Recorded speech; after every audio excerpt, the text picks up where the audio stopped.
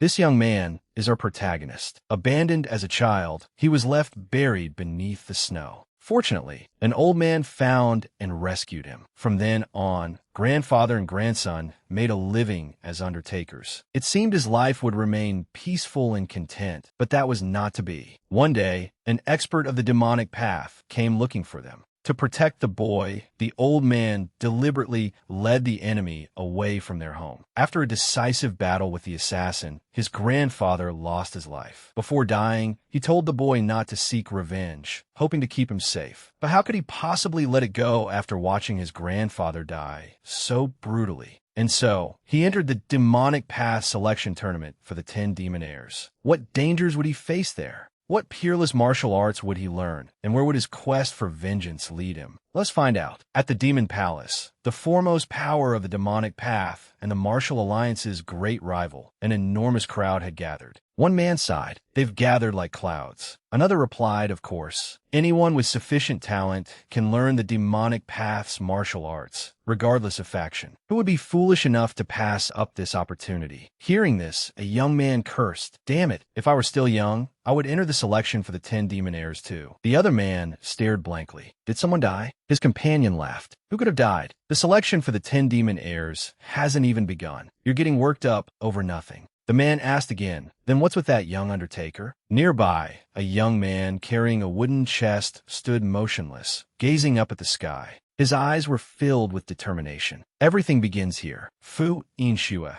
The name came from the day he was abandoned and found hidden beneath the snow in a desolate wilderness. His beloved grandfather found and rescued him, then bestowed that precious name upon him. The old man was an undertaker, so Inshua followed in his footsteps and learned the trade. It was arduous work, and undertakers were scorned by society, but he endured it without complaint. One day, while they were examining a corpse, Inshua said, "This man was an expert in the earthline swift sword." The old man exclaimed in surprise, "What makes you so sure?" Inshua explained, "An expert in kicking techniques would have developed muscles in the buttocks and front of the thighs to strengthen his kicks. But this man's left calf is the most developed. That proves he practiced the earthline swift sword." The old man rubbed his head approvingly. "You have sharp eyes. Inshua, you were born to be an undertaker." The reason Inshua never complained about the work was simple. No matter how difficult life became, being with his grandfather was enough. That remained true until that fateful day. One night, while Inshua was asleep, fierce winds howled through the bamboo outside. The old man narrowed his eyes and glanced outside. Then he sighed. No friendly guest would come at this hour. Whoever has come bears ill intent. He shook Inshua awake. "Let's play the corpse game again." Still groggy, Inshua looked utterly confused. "In the middle of the night?" The old man nodded. "That's right. If you succeed this time, I'll buy you a ritual robe and that peachwood sword you've been begging for." Inshua's eyes immediately lit up with excitement. The old man then told him to climb inside the coffin. "All right, Inshua, this corpse game will be a little different. You must not come out under any circumstances until sunrise." Inshua was puzzled. "Until sunrise?"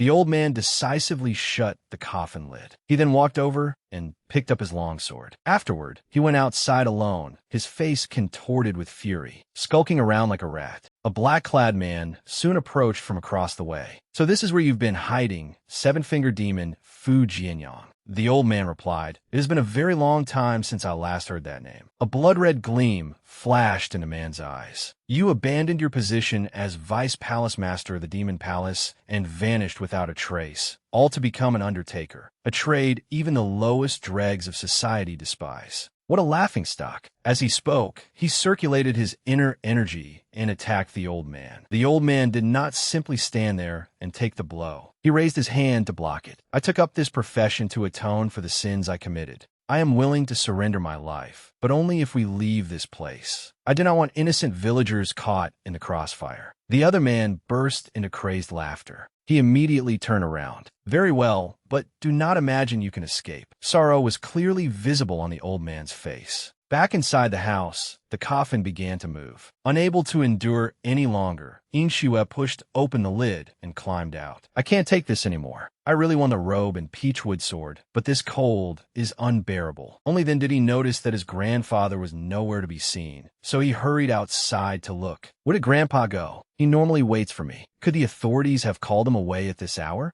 They truly don't treat undertakers like human beings. But he soon realized that something was wrong. The ground in front of the house had been devastated. Sensing that something terrible had happened, he quickly ran off. A moment later, he stopped dead in his tracks. His grandfather lay before him, horribly mutilated and covered in blood. Unable to believe his eyes, Inshue screamed, "Grandpa, how did this happen?" With only a faint breath remaining, the old man replied, "Is that you, Inshue?" Inshue wept. "Yes, Grandpa, it's me. What happened?" The old man sighed. "I'm afraid it is time for me to leave. Once I am gone, abandon the undertaking trade." Fu Inshue, listen carefully to my final words. Do not even think about seeking revenge. Inshue gritted his teeth and cried out in anguish, "No, I will never forgive the person who did this to you. I would rather follow you. You always said the world of the dead is no different from the world of the living. If you're no longer in this world, I would rather choose the next one." The old man sighed. "I always thought I would be able to depart peacefully. Inshue, this is my final request. After I die, go far away. The time I spent with you truly made me happy." After saying those words, the old man collapsed and departed from the mortal world. Inshue's eyes widened in utter horror. He still could not accept that his grandfather was gone. Afterward, he personally prepared his grandfather's body for burial. "You told me not to seek revenge because you wanted to protect me, didn't you? But I truly cannot obey that final request."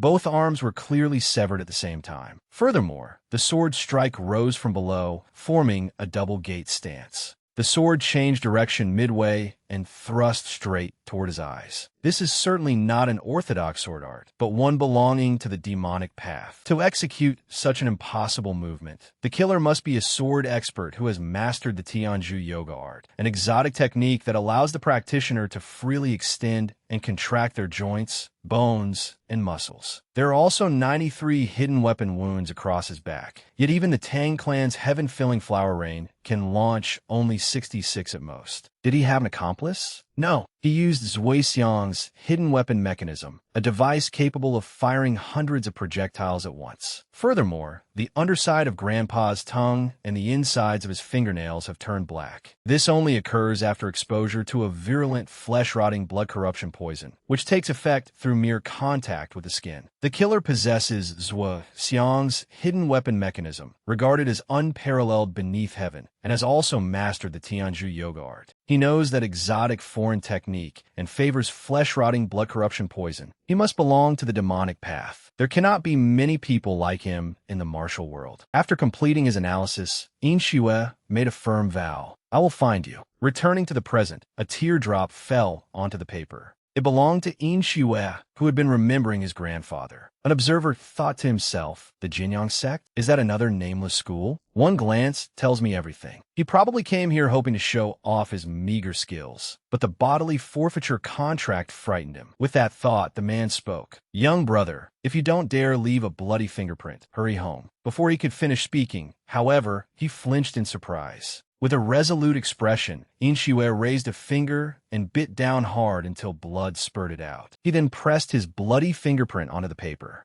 "The moment Grandpa died, my life collapsed. The only path remaining to me is vengeance. This tournament will be the first step down that path." The conflict between the orthodox and unorthodox factions, the two great powers ruling the martial world, had continued for generations. Led by the Martial Alliance, the orthodox faction upheld righteousness as its guiding principle. The unorthodox faction gathered around the Demon Palace and worshipped absolute strength alone. The two powers had long maintained a balance, but the orthodox faction sought to break it. This led to the creation of the 18 champions of the Martial Alliance, representatives of the Orthodox faction who were honored as the champions of righteousness. Feeling threatened by the Martial Alliance's growing pressure, the Demon Palace also sought to strengthen its forces. It immediately launched the 10 Demon Heirs plan. Regardless of their origins, the 10 most talented candidates will be taught all the Demon Palace's supreme combat arts. This bold offer promised to teach the Demon Palace's martial arts without regard for sect or faction. It attracted countless young martial artists to the Demon Palace.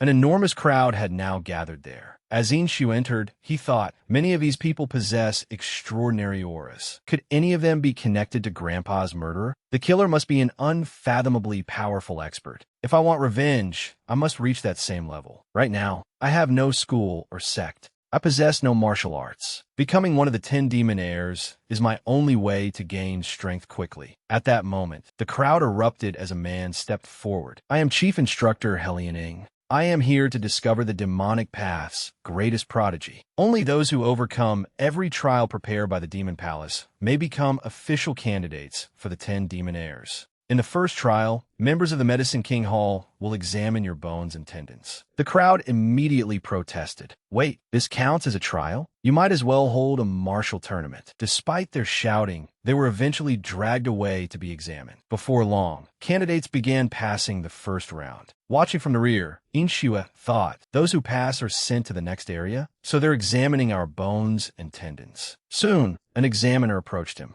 The examiner squeezed and felt Inshua's shoulders. The moment he touched him, he recoiled in shock. Impossible. His bones and tendons are utterly ruined. It is astonishing that he was even able to enter the tournament. However, few could rival this killing intent. After standing dazed for a moment, the examiner coughed and turned away. Even so, he could not allow Inshua to pass. Watching the man leave, Inshua thought, all I have ever learned is how to wash corpses. That cannot help me pass this trial, but I cannot let things end here. Soon, an announcement rang out that the first trial had concluded. One of the rejected candidates roared furiously. What kind of rule is this? If the 10 demon heirs are chosen solely by their bones and tendons, then why even hold this tournament? This is unfair. Helian Ing sneered. Fair? Physical aptitude is the most important requirement for learning martial arts. That is precisely why the Demon Palace organized this gathering to recruit talented people from every corner of the land. Yet someone who fails to satisfy even that most basic requirement dares speak of fairness? The candidate stubbornly replied, but you should at least give us a chance to. Before he could finish, golden light flashed in Helian Ying's eyes, and the overwhelming pressure rendered the young man speechless. Do not worry. In the second trial, I will select prodigies whose bodies are weak, but who may still excel in martial arts. The second trial will begin immediately. From this moment onward, kill one another and fight for the right to be the sole survivor. His words instantly threw the crowd into confusion. You want us to kill each other? We all belong to the demonic path. What kind of ridiculous trial is this? The young man who had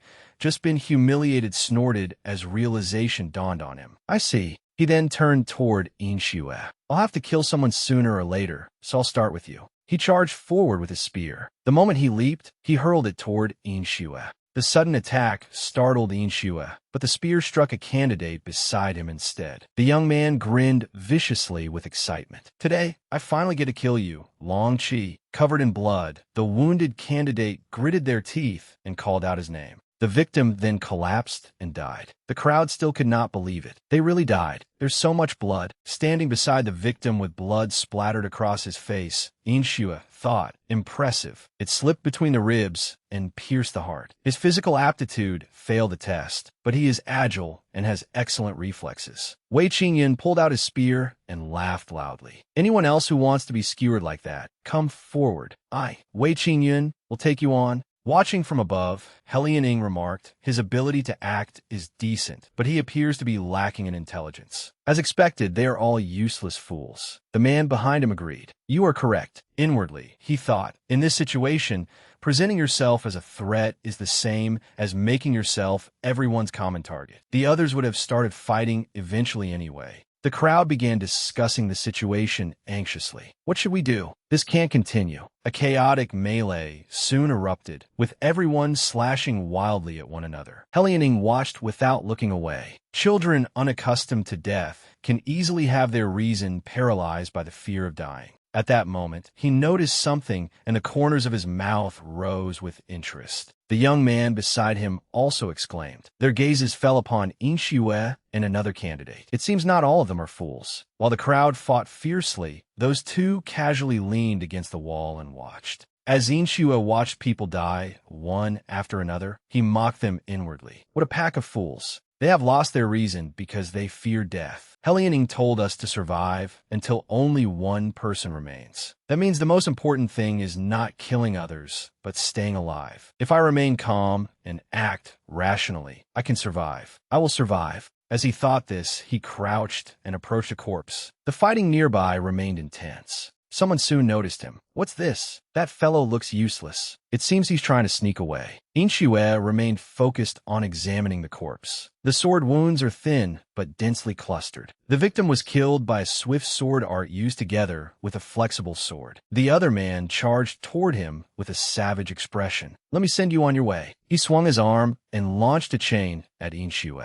Inshue narrowly ducked his head and avoided it, but the wooden chest on his back was smashed apart. The young man sneered triumphantly. What is this? Are you some kind of ritual robe merchant? Inshue sat there with a grim expression, recalling old memories. A ritual robe and a short sword had been placed on the table, along with a birthday letter from his grandfather. Murderous intent now shone clearly in his eyes. He slowly rose to his feet. The young man remained fearless, laughing loudly as he swung his chain. What is this? What could you possibly do with that sword? He was so focused on Inshue that he failed to notice someone appearing behind him. His fate was to take a saber strike head-on and die. Inshue froze in mid-motion. The newcomer smiled at him. No need to thank me. With a useless fool like you drawing his attention, it was much easier for me to act. Inshue ignored him and continued what he was doing. Seeing this, the young man chuckled and said, You do have a keen eye, but it looks like you have never learned martial arts. I can kill a worthless cripple like you whenever I please. At that moment, someone attacked him from behind. Inshue noticed and glanced back slightly. Helianing stroked his beard thoughtfully. That brat is holding the star-severing saber. Who is he, and how did he obtain Mo Hun's relic? Mo Hun had once been hailed as the greatest wandering saber master. The young man beside him explained, His name is Ling Yungang. I heard he found the manual and saber Mo Hun left behind in a remote mountain wilderness. However, because he taught himself the saber art from the manual, his techniques are not particularly polished. Still, he inherited Mo Hun's true teachings, so he can be considered the man's disciple. Although his physique is somewhat lacking, he is still a strong candidate to become one of the 10 demon heirs. I believe that child is the most outstanding one here. Helian Ing continued, The brat is not even worthy of the star-severing saber's hilt, but at least there is probably no one here stronger than him. The young man agreed. Indeed, unless some unexpected variable appears, he will be the final survivor. Meanwhile, Inshue was still examining and analyzing a corpse. The cuts on this body are rather crude. Before long, Ling Yungang's saber was drenched in fresh blood. He narrowed his eyes at the figure ahead. As expected, you survived until the very end. Now, I only need to kill you, and I will become a candidate for the 10 demon heirs. Come at me, brat. Inshue stared seriously at his opponent and thought, He is the strongest person on this training ground, but I have already discovered his weakness. I can definitely win. With that thought, he gripped his weapon and advanced. Ling Yungang continued to smile mockingly. Let me see what you are capable of. He then launched himself forward.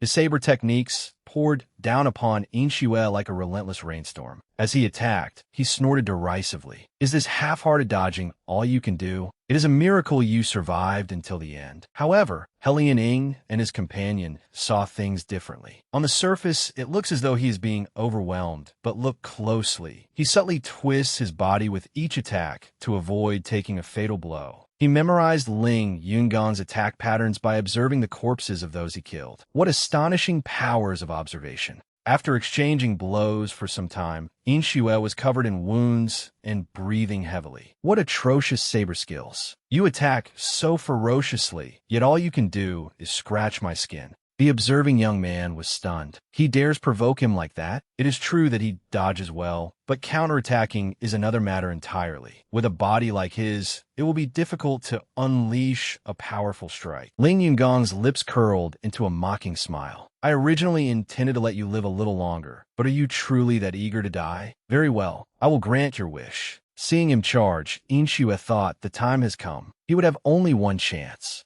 Based on what he had learned from examining the corpses of Ling Yungang's victims, the man's techniques always targeted his opponent's weak points, the heart and the head. Thus, whenever Ling Yungang revealed his killing intent, his saber usually aimed at the opponent's upper body. If so, all Inshue had to do was duck. Just as his analysis predicted, he avoided the saber strike. He thrust toward his opponent's throat. His grandfather's words echoed in his mind. Inshue, the Tiento acupoint is an area that even masters of external arts find difficult to train. Even a child striking it with all their strength can knock an adult unconscious. Following his grandfather's teaching, Inshue drove his sword forward. Fresh blood immediately poured down like rain. Inshue's blade had pierced Ling Yungong's throat. The final survivor was Inshue.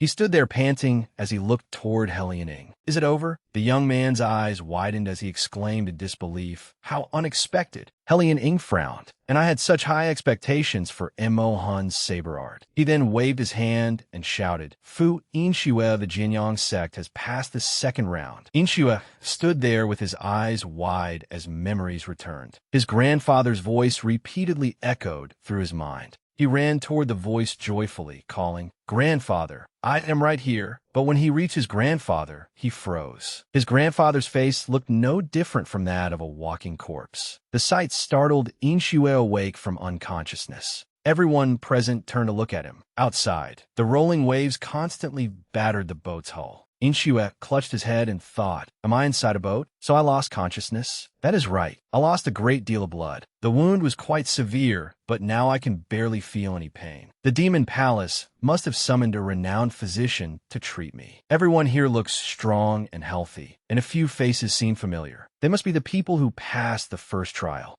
They observed him briefly before curling their lips in a mocking smiles. Inshue was not surprised. Contempt was the obvious reaction. Just then, someone approached from above and ordered them off the boat. Your next trial will take place here on Hell Island. The young man jumped down first. This is Hell Island. Everyone, follow me. The group followed him onto the island. After leading them to a cliff, he stopped and gave his instructions. This will be your living area. You must surrender all the clothes and weapons you brought. Change into the outfits provided, take the prepared swords, and come back outside. You are free to choose, so select whichever cave you want and enter. Inshue frowned and observed the area for a moment before beginning to move. The others had already started fighting over the caves. I noticed this place first. How unreasonable. I clearly arrived first. Inshue passed by them and thought, these people have no idea what happened during the second trial. They are not cautious in the slightest. Come to think of it, many of those who passed the first trial wore luxurious and expensive clothing. Could most of them be descendants of prestigious families? I see. The second trial was meant to eliminate those whose deaths would not matter. While Inshue was lost in thought, someone behind him asked, have you still not chosen? You have been unusually slow this whole time. This is no time to dawdle. Inshue turned and saw that it was the instructor who had guided them here. The instructor narrowed his eyes and analyzed him. His eyes made me suspicious from the beginning, but I never expected him to truly survive the second trial. Let us see what he chooses this time. He spoke again. You do not have much time, so make your decision. Inshue immediately pointed to the cave ahead. Then I choose that one. It was a tiny cave, and something was even oozing from within. Everyone was surprised. What is he thinking? He actually chose that place. A shabby cave certainly suits his ragged appearance. The instructor's lips curled into a smile of admiration. Fu Inshue truly is an exceptional talent. At first glance, it looks like a cramped and filthy cave, but that is merely its entrance. The interior is spacious enough for martial arts training, while the narrow opening helps prevent surprise attacks. Most people look only at the entrance and disregard it, but he examined it thoroughly. The young man then turned and left. Very well, go and prepare. A short while later, Inshue emerged in his new clothes. Standing above them, the instructor explained, I will now tell you what you must do from this point forward. 10 training halls have been established on Hell Island. Each teaches the martial arts of one of the 10 great demonic schools. You may learn from all of them or study only one. The choice is entirely yours, as is your schedule. You may sleep, watch stories on the Hugo Review channel, study martial arts, or train by yourselves. Everything depends on your own decisions. Inshue frowned in confusion. How strange. These people devised a vicious plan to make the candidates slaughter one another. So why would they allow us to cultivate peacefully? The others did not think as deeply as he did and excitedly discussed their plans. Where should we go? The Fire Rain Sword sect, of course. I heard it is the strongest. Let us hurry. Inshue stood there and silently reasoned. Most people are heading toward the same place, the Fire Rain Sword sect. It seems to be the strongest of the 10 great demonic schools. Learning powerful martial arts would certainly be useful. However, for someone like me, who has never trained before, what I need right now is not an advanced martial art. I need something else. With that thought, he headed alone in the opposite direction from the crowd. He soon arrived outside a thatched hut. Is this truly a martial arts hall? The Wild Wolf Pavilion now barely retained its place among the 10 great demonic schools. It had maintained its status only because it had produced several peerless masters throughout its history. Grandfather once told me stories about the martial world and gave me his advice. Therefore, I will stay here. At that moment, the ground trembled and caught his attention. Someone's head suddenly emerged from beneath the earth. What is this? Have you come here because you wish to become one of the 10 demon heirs? This man was Xiaoyu of the Wild Wolf Pavilion's secret transmission hall. His bizarre appearance left Inshue momentarily speechless. After a moment, Inshue regained his senses and cupped his hands respectfully. Yes, sir. I came to learn the Wild Wolf Pavilion's martial arts. Xiaoyu looked him over from head to toe. Stop courting death and go back. I have no intention of teaching martial arts, especially not to a paper-thin weakling like you. Inshue continued. I heard that cultivating the Wild Wolf Pavilion's martial arts can grant someone the greatest vitality in the world. Xiaoyu nodded. You are surprisingly knowledgeable about this declining martial art. However, even the greatest geniuses in the world struggle to master our pavilion's arts. Our martial arts begin by remolding the body. With your physique, I fear you would die in less than a day.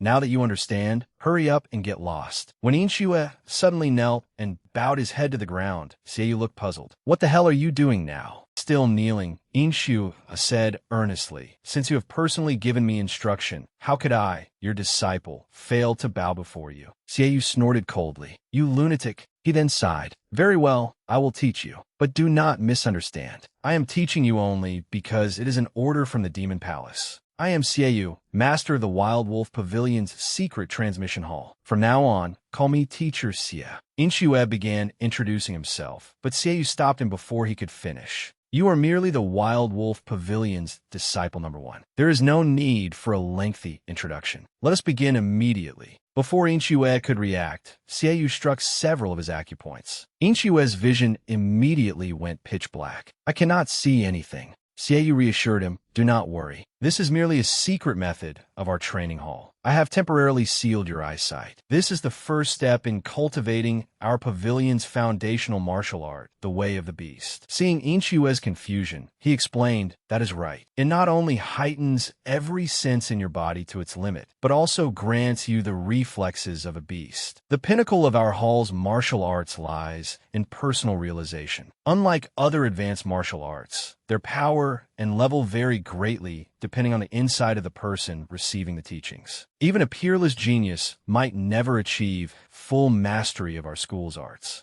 That is why fewer people dare to attempt them with each passing day, resulting in our present decline. But if you master them, you will obtain exactly what I described. You will gain the senses of a true wild beast. Unfortunately, most people die before reaching that realm. It should take you about an hour to grow accustomed to this darkness. I will return then. After speaking, Xiaoyu left Inshue standing there alone. Inshue thought, I heard that when someone loses their sight, their other senses become sharper, but that does not seem to be true. According to Teacher Xia, it normally takes about an hour to adjust, but that is far too slow. I must adapt more quickly. Countless martial artists aspiring to become 10 demon heirs are watching one another for an opening. What would happen if I were assassinated in this state? At that moment, he sensed someone behind him. He hurriedly turned around, but failed to notice his legs crossing over each other. He immediately tripped and fell. Only then did he realize something. I see. When eyesight is lost, the first thing one needs is a sense of balance. It was late at night when Xiaoyu finally emerged from the house, yawning repeatedly. He should still be stumbling around. However, when he saw Inshue's movements, he was startled. He truly is a lunatic. When people lose their sight, they normally sit or lie down calmly and wait for their other senses to recover. But he kept moving without pause. He even confronted an imaginary enemy to regain his balance. That must be why he adapted so quickly. Inshue was now moving with agile, practiced ease, no differently than when he could see. This greatly intrigued Seiyu. I see. You've already grasped it? Then from now on, try dodging my sword. Thus began the next stage of training. Time passed swiftly, and 3 days soon went by. Bruised and battered, Inshue collapsed onto the ground. Seiyu stood proudly opposite him. The moment Inshue struggled back to his feet, Seiyu thrust his sword at him again. Inshue was struck once more and fell backward. Seiyu observed him thoughtfully. Today marks exactly 3 days. You should have begun doubting this training method by now. Yet this brat has silently endured every blow. Seeing Inshue use his sword to push himself upright again, Seiyu asked, "Why have you not asked me anything? Are you simply going to stand there and take my attacks? Are you not curious about how to dodge?" Inshue replied with a question. "Did you not say that the essence of the Wild Wolf Pavilion's arts lies in personal realization? I assumed you had a reason for striking me without explaining anything." Seiyu burst out laughing. "Well said. Then let us continue." The two resumed their training beneath the rain. Suddenly, Inshue flinched as he sensed something. "I can feel it. I can do more than sense the path of the sword. I can see it, but seeing it alone is not enough. I still cannot dodge. If I cannot dodge, then I will block it." Gritting his teeth, he decisively raised his sword to intercept Seiyu's attack. This greatly surprised Seiyu. Did he just block my sword technique by instinct, without even seeing it? After only 3 days, Inshue was then sent flying backward. Being able to sense it, but not dodge it is truly frustrating. Seiyu tossed something to him and told him to drink it. Inshue stared blankly for a moment and thanked him. Without hesitation, he opened the bamboo tube and poured its contents into his mouth. Moments later, he realized something. This was not water. Suddenly, vital energy flooded his body, and his lost blood seemed to be replenishing itself. What in the world was this? Seiyu narrowed his eyes and watched him thoughtfully. "I spent my entire life saving this polar spring spirit water, but it was worth it. After all, I have also waited my entire life to meet the greatest prodigy under heaven." In the days that followed, Inshue continued training at an intense pace. Seiyu was extremely pleased with this disciple. Try blocking one more strike. When Inshue evaded him, he immediately swung his sword again. "I'm not finished yet." In the blink of an eye, he appeared behind Inshue. Sensing him, Inshue thrust his sword behind his back to block. When Seiyu suddenly stopped, Inshue asked in confusion, "Are you not going to continue?" Seiyu clutched his head and laughed. "The genius I have searched everywhere for was right before my eyes." Inshue was startled to realize that he could see the light again. Seiyu walked over and patted him on the shoulder. "Fu Inshue,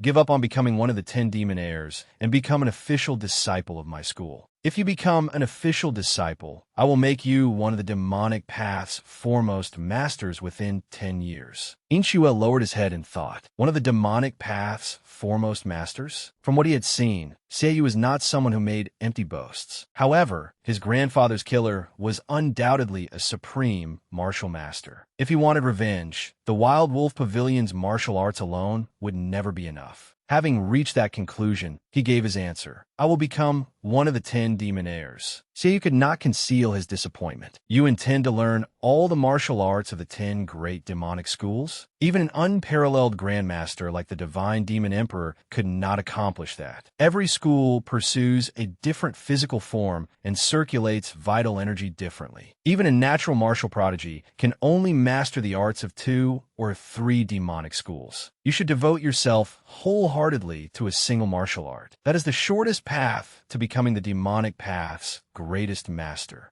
Inshue remained firm and shook his head. "I am sorry, sir." Seeing his determination, Seiyu sighed inwardly. "Then there is nothing else to be done." He then turned around and dismissed him. "Go and study another martial art now." Inshue was confused. "But I have only learned the basics. The Wild Wolf Pavilion's martial arts have not yet." Seiyu interrupted him. "Our school's martial arts are not passed down through oral formulas or cultivation methods." As he spoke, he suddenly swung his hand and attacked. When Inshue blocked it, he smiled. "Besides, you have already mastered our school's way of the beast." Inshue instantly understood. So that was it. The sword strikes aimed at him throughout the past 2 weeks had all been techniques of the way of the beast. Inshue clasped his hands respectfully. "Thank you, master." Seiyu reminded him. "I already told you there is no need to thank me. I only taught you under the Demon Palace's orders." Remembering the bamboo tube, Inshue replied, "But you used your precious spirit medicine on me. I will never forget your kindness, master." Seiyu told him to forget about it. That That is simply the way of the martial world. Whether it is kindness or hatred, forgetting it is always best if you can. His words made Inshua pause.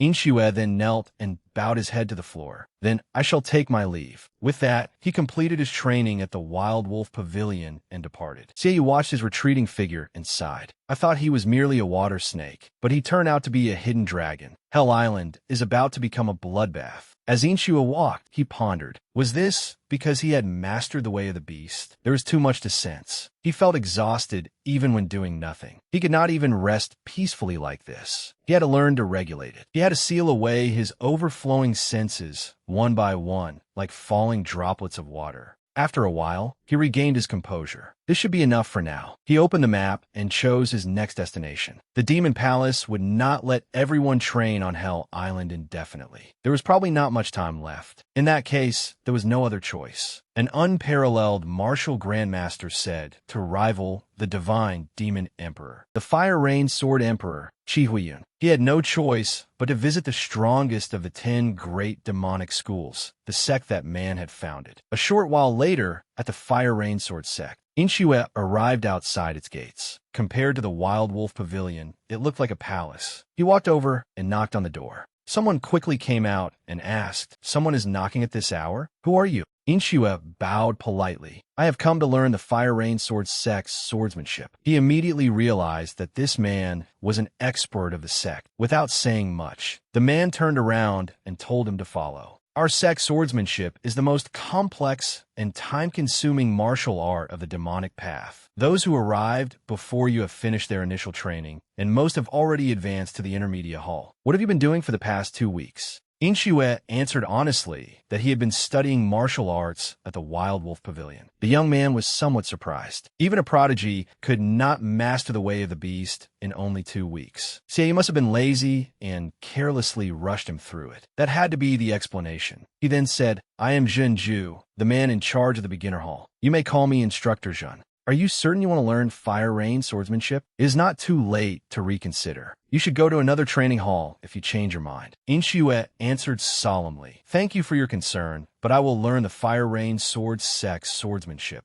Zhenju did not try to dissuade him further. "Very well, let's begin." He then stamped hard on the floor. These are the techniques and practical applications of the 13 forms of Fire Rain. First, study these illustrations and practice the sword. Inshua stared blankly at the scroll before him. "What do you mean, sir?" Zhen Ju frowned. "What? You do not know how to read a sword manual?" To his astonishment, Inshua genuinely did not know. "Before coming here, I had never practiced swordsmanship." Zhenju's eyes widened in disbelief. "You mean you have never learned anything at all?" Only then did he remember that Inshua's record listed him merely as an undertaker. He had not used any swordsmanship during the second trial either. Still, being unable to read even the simplest sword manual was terrible. But viewed another way, he had displayed extraordinary reflexes and observational ability during the second trial. He had even demonstrated remarkable insight when choosing a cave for shelter. He had achieved so much despite being a blank slate. If he received proper instruction, then perhaps. Growing excited, the young man pointed to the scroll. "Even if you cannot read a sword manual, you can still read words, correct? Try reading this." Inshua hesitantly read aloud. "Relax the entire body. Let suppleness flow as one." Zhenju explained, "First is relax the entire body. It means that when using swordsmanship, you must relax your entire body and move fluidly. In particular, release all tension from your abdomen and waist." Inshua slouched and asked, "Like this?" Zhenju thought helplessly that he had never expected to teach such basic fundamentals during the selection of the 10 demon heirs. He walked over and corrected Inshua's posture. "First, stand up straight. You must control your mind and relax. When your body tenses, strength gathers in your abdomen. When your abdomen tightens, your entire body becomes stiff. As for let suppleness flow as one." A short while later, Inshua assumed a remarkably stable stance. Zhenju was inwardly astonished. He had corrected the posture of his chest immediately. Had he understood after hearing it only once? Zhenju smiled with open delight. "Correct. Keep doing that. Now I will teach you the 13 forms of Fire Rain."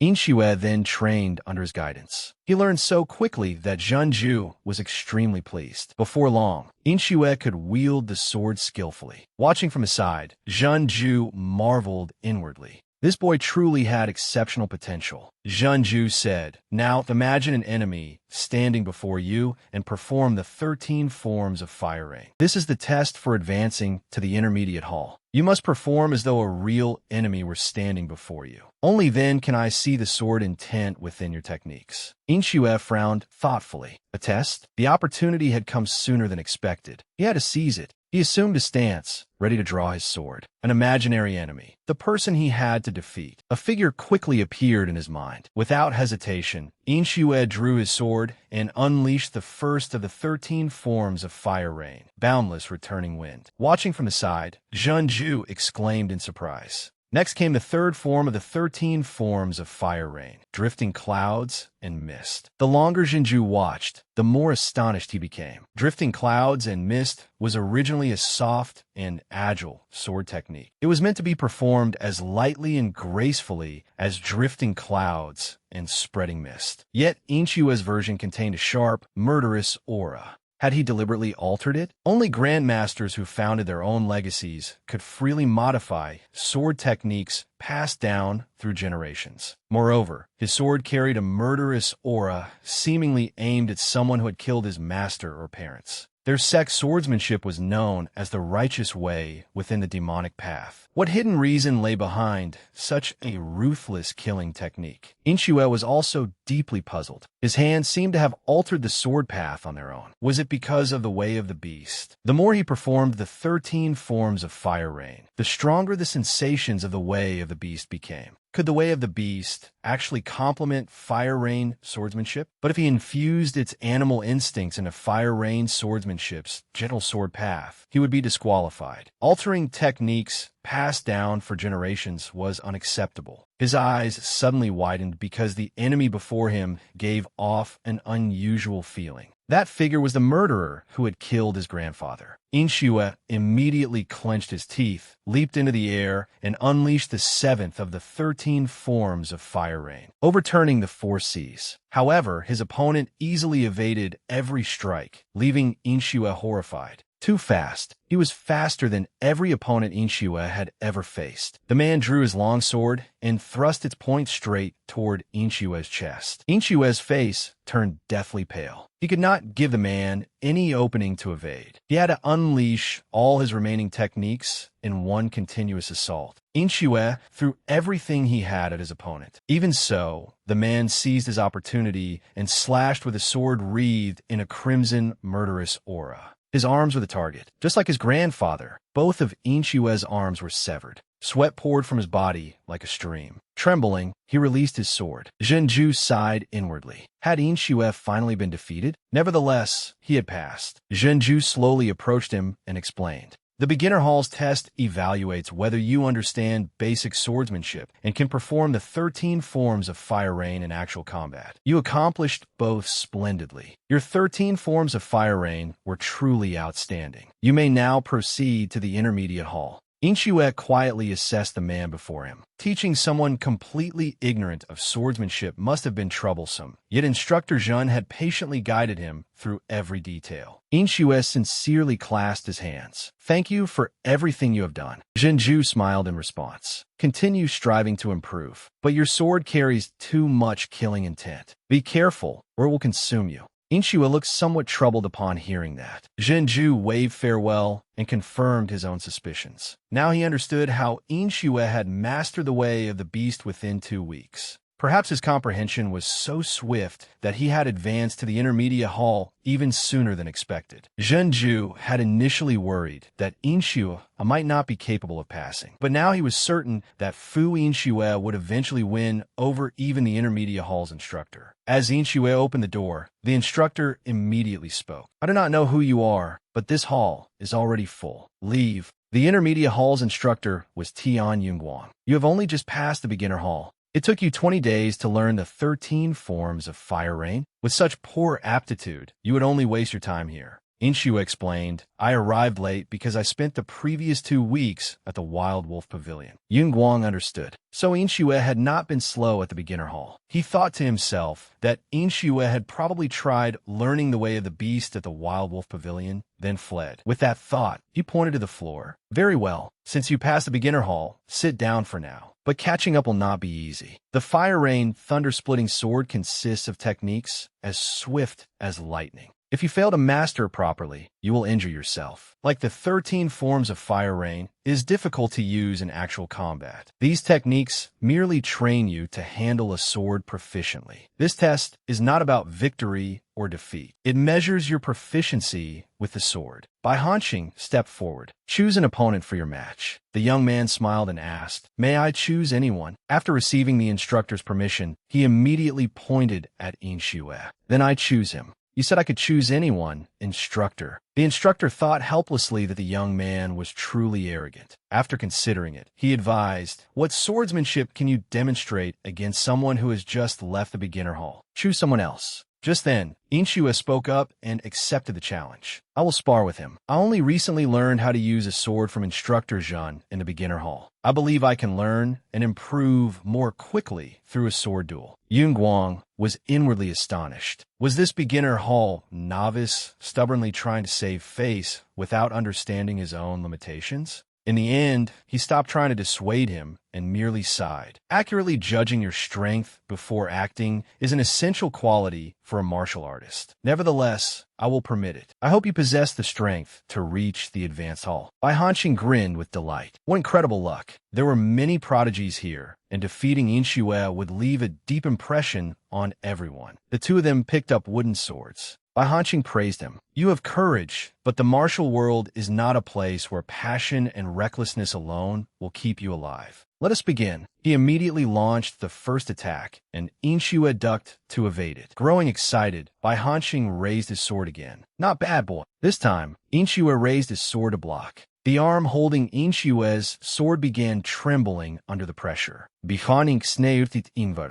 thought Inshue's calm attitude meant he possessed some remarkable skill, but he was clearly only a novice. How clumsy. Now faced the techniques of the Fire Rain Thunder-Splitting Sword. He immediately unleashed the Fire Rain Thunder-Splitting Sword and attacked. Unexpectedly, Inshue easily evaded every strike. Bai Hanqing could hardly believe it. Yunguang watched and shook his head inwardly. Bai Hanqing was pathetic. As for that boy, he moved with incredible speed, evading every sword technique as though he had predicted its path. Could he have mastered the way of the beast? No, that cannot be right. At the Wild Wolf Pavilion, the way of the beast was considered only a foundational martial art. But in truth, it was an extreme martial art that only seasoned veterans who had repeatedly faced death could master. Even an unparalleled genius could not master it in half a month. Thinking this, he stomped the ground and shouted, If all you do is dodge, I cannot evaluate you. I told you to compete with swords, not show off your exceptional eyesight and reflexes. Hearing this, Inshue stopped and raised his sword. He then took the initiative and attacked, greatly surprising everyone watching. Those are the 13 forms of Fire Rain. Bai Hanqing sneered and dodged. The 13 forms of Fire Rain. One of the students seemed to notice something. No, there's something different about this technique. Bai Hanqing scoffed. A technique I could avoid even with my eyes closed. Before he could finish, the sword struck his shoulder. How can this be? Are these really the 13 forms of Fire Rain? This bastard deliberately concealed his abilities and bizarrely altered the 13 forms of Fire Rain to humiliate me. Is he trying to make himself stand out before entering the advance hall? Since it has come to this, I will reduce you to a pool of blood and enter the advanced hall myself. I am the one who will enter the advanced hall. He then unleashed the illusion-shattering form of the Azura sword art. Watching from the side, Yin Guang pondered, is that a killing move of the Azura sword sect? There is no rule forbidding it, so no one can complain if he uses another martial art. Yet that boy remains completely composed amid this chaos, and his feet are still firmly balanced. It seems that boy truly has mastered the way of the beast. Growing increasingly furious as his attacks continued to miss, Bai Hanqing roared, All you know how to do is dodge. But this is as far as you go. He leaped into the air and unleashed blood wind guarding the moon. Inshue rapidly spun his sword. Before the crowd's astonished eyes, he performed the final move of the 13 forms of fire rain, boundless infinity, and thrust straight into his opponent's chest. Fresh blood sprayed from Bai Hanqing's mouth, and he collapsed heavily to the ground. Every student broke out in a cold sweat at the sight, because Bai Hanqing was dead. Inshue walked over and returned the sword to its original place. Yin Guang stood there, staring thoughtfully at Bai Hanqing's corpse. He is dead. The blade struck directly through the Danzhong acupoint. He then asked Inshue, "Were you originally a disciple of the Wild Wolf Pavilion?" Inshue immediately shook his head. "No." Yin Guang asked again. "Then you mastered the way of the beast in half a month?" Inshue explained, "I have only learned the basics." Yin Guang sneered. "The basics? It seems the Wild Wolf Pavilion has recently begun teaching its disciples to lie before anything else. There is no need to make excuses. Remove this man's corpse first." Only then did the students below cry out in alarm. "He killed someone during an ordinary match. How can this be allowed? Should he not be punished?" Yin Guang swept a cold gaze over them. "Do you truly think this is merely a martial hall because we call it one? This is Hell Island. Once you unleash a killing move, you must accept the possibility of dying to counterattack. Resume the test." The students immediately began taking turns fighting. After some time, they were all exhausted and drenched in sweat. Yin Guang approached one group and announced, "You have been eliminated. Leave immediately and find another martial hall." One person stepped forward and pleaded, "We only failed once. Please give us another chance." Yin Guang flatly refused. "No, you possess strong bones and tendons, so you could easily pass through the beginner hall. But practicing the fire rain sword requires more than a good physique. It demands extraordinary aptitude, the aptitude of an unparalleled martial genius. One must be capable of surpassing one's limits through absolute effort. Those who are complacent and lazy will never master the fire rain sword. Now, get out." Before long, Inshue was the only one left, leaving Yin Guang somewhat puzzled. "Why are you standing there instead of leaving?" Inshue asked. "Do I have to leave as well?" Yin Guang explained, "You possess sufficient strength and have passed the examination. Go to the advanced hall now." Inshue replied, "I have not yet learned the martial arts taught in the intermediate hall. The only sword art I know is the 13 forms of fire rain. I want to learn the sword art taught here." Yin Guang snapped. "You mastered the way of the beast and even broke through the Azure Sword sect's chaotic sword attacks at close range. Yet you claim you know only the 13 forms of fire rain?" Inshue bluntly replied, "That is correct."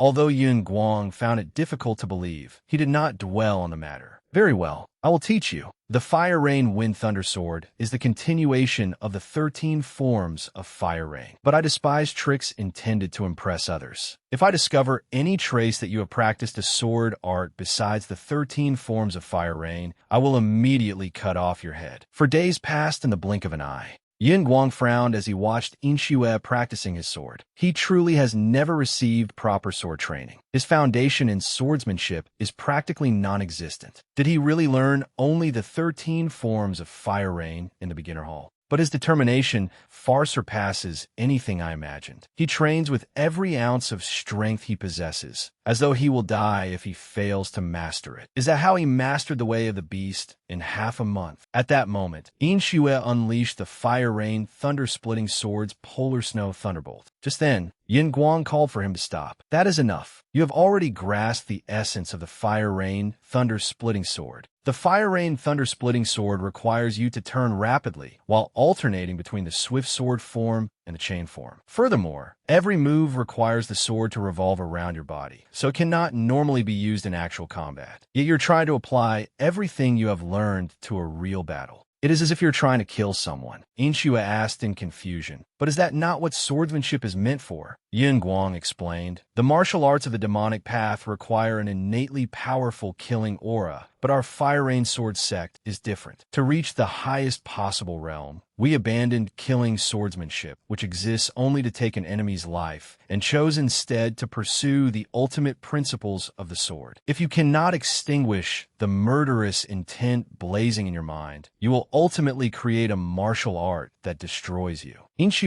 sighed inwardly. What he is saying is similar to Instructor Xie's teachings. Yin Guang's voice continued, carrying echoes of his own past. "No, even now, I still live by the killing sword. I fear nothing, and anything that displeases me must be cut down. Because of that, my position, reputation, and martial arts all fell into an inferior realm. The killing sword may seem as if it will carry you to a higher realm, but in truth, it is an obstacle blocking your endless path forward. From this moment onward, abandon your murderous intent. His words unconsciously reminded Inshue of something his grandfather had taught him as a child. Inshue, the passive martial artists who live by the sword, are always stained with sorrow and misfortune. That is why people of the martial world hate speaking about their pasts. Inshue then asked Yinguang, "Why are you telling me this?" Yinguang replied solemnly, "I already told you. I, too, once carried the killing sword within me. What is your name?" Inshue answered truthfully. Yinguang crossed his arms. "I heard there was a survivor from the second trial. So it was you. You have a serious problem. Your martial foundation is far too weak. Your opponents are all geniuses who have trained since childhood. The gap will become even greater in the advanced hall. To close that gap, you must quickly master a superior martial art and lay the groundwork for learning the Fire Rain sword art. From now on, I will teach you Peerless Thunder and Lightning. This is an exclusive sword art that I created myself. However, because I failed while practicing Peerless Thunder and Lightning, every nerve in my fingers was severed. If you fail to master Peerless Thunder and Lightning, all 10 of your fingers may be torn off. Not only will you fail to reach the advanced hall, but you may become a cripple incapable of using either hand. Do you still wish to learn Peerless Thunder and Lightning from me?" Inshue told himself, "To destroy the murderer who brutally killed my grandfather, I would gladly offer up my very soul." With that thought, he cupped his hands and agreed without hesitation. "It has been a month since I mastered Peerless Thunder and Lightning and left the intermediate hall. The instructor said I was fast, but it still took longer than I expected. After learning basic swordsmanship in the beginner hall and then a superior sword art in the intermediate hall, it is finally time for the next step." While everyone was studying, Inshue suddenly pushed open the door and entered. The students and even the instructor silently turned to look at him. Inshue observed inwardly. As expected, the advanced hall is different, beginning with its atmosphere. The disciples here also possess a completely different presence from those in the intermediate hall. They no longer look at me with contempt. That must be because I killed by haunching. When I washed and prepared corpses, people pointed fingers at me. Yet when a martial artist kills someone, he earns respect and admiration. A moment later, the instructor smiled and spoke. "You must be Fu Inshue. I have heard what happened. Sit down. I was just about to begin. Since we have a new trainee, I will explain the mnemonic verses and 7 teachings of the Fire Rain sword once more." As Inshue listened to his explanation, realization dawned on him. As expected, there would be no way to understand any of this without studying martial theory and superior swordsmanship in the intermediate hall. After a while, the old man stopped. "That concludes today's explanation of the cultivation method. Fu Inshue, come with me." Inshue followed him outside. Once they reached the garden, the old man explained, "No sword defeats the sword" means exactly what its name suggests. It is the realm in which one can defeat a swordsman even while unarmed. Put simply, it is a state in which the execution of swordsmanship is no longer restricted by whether or not one possesses a sword. After speaking, he snapped off a branch and struck at Inshue.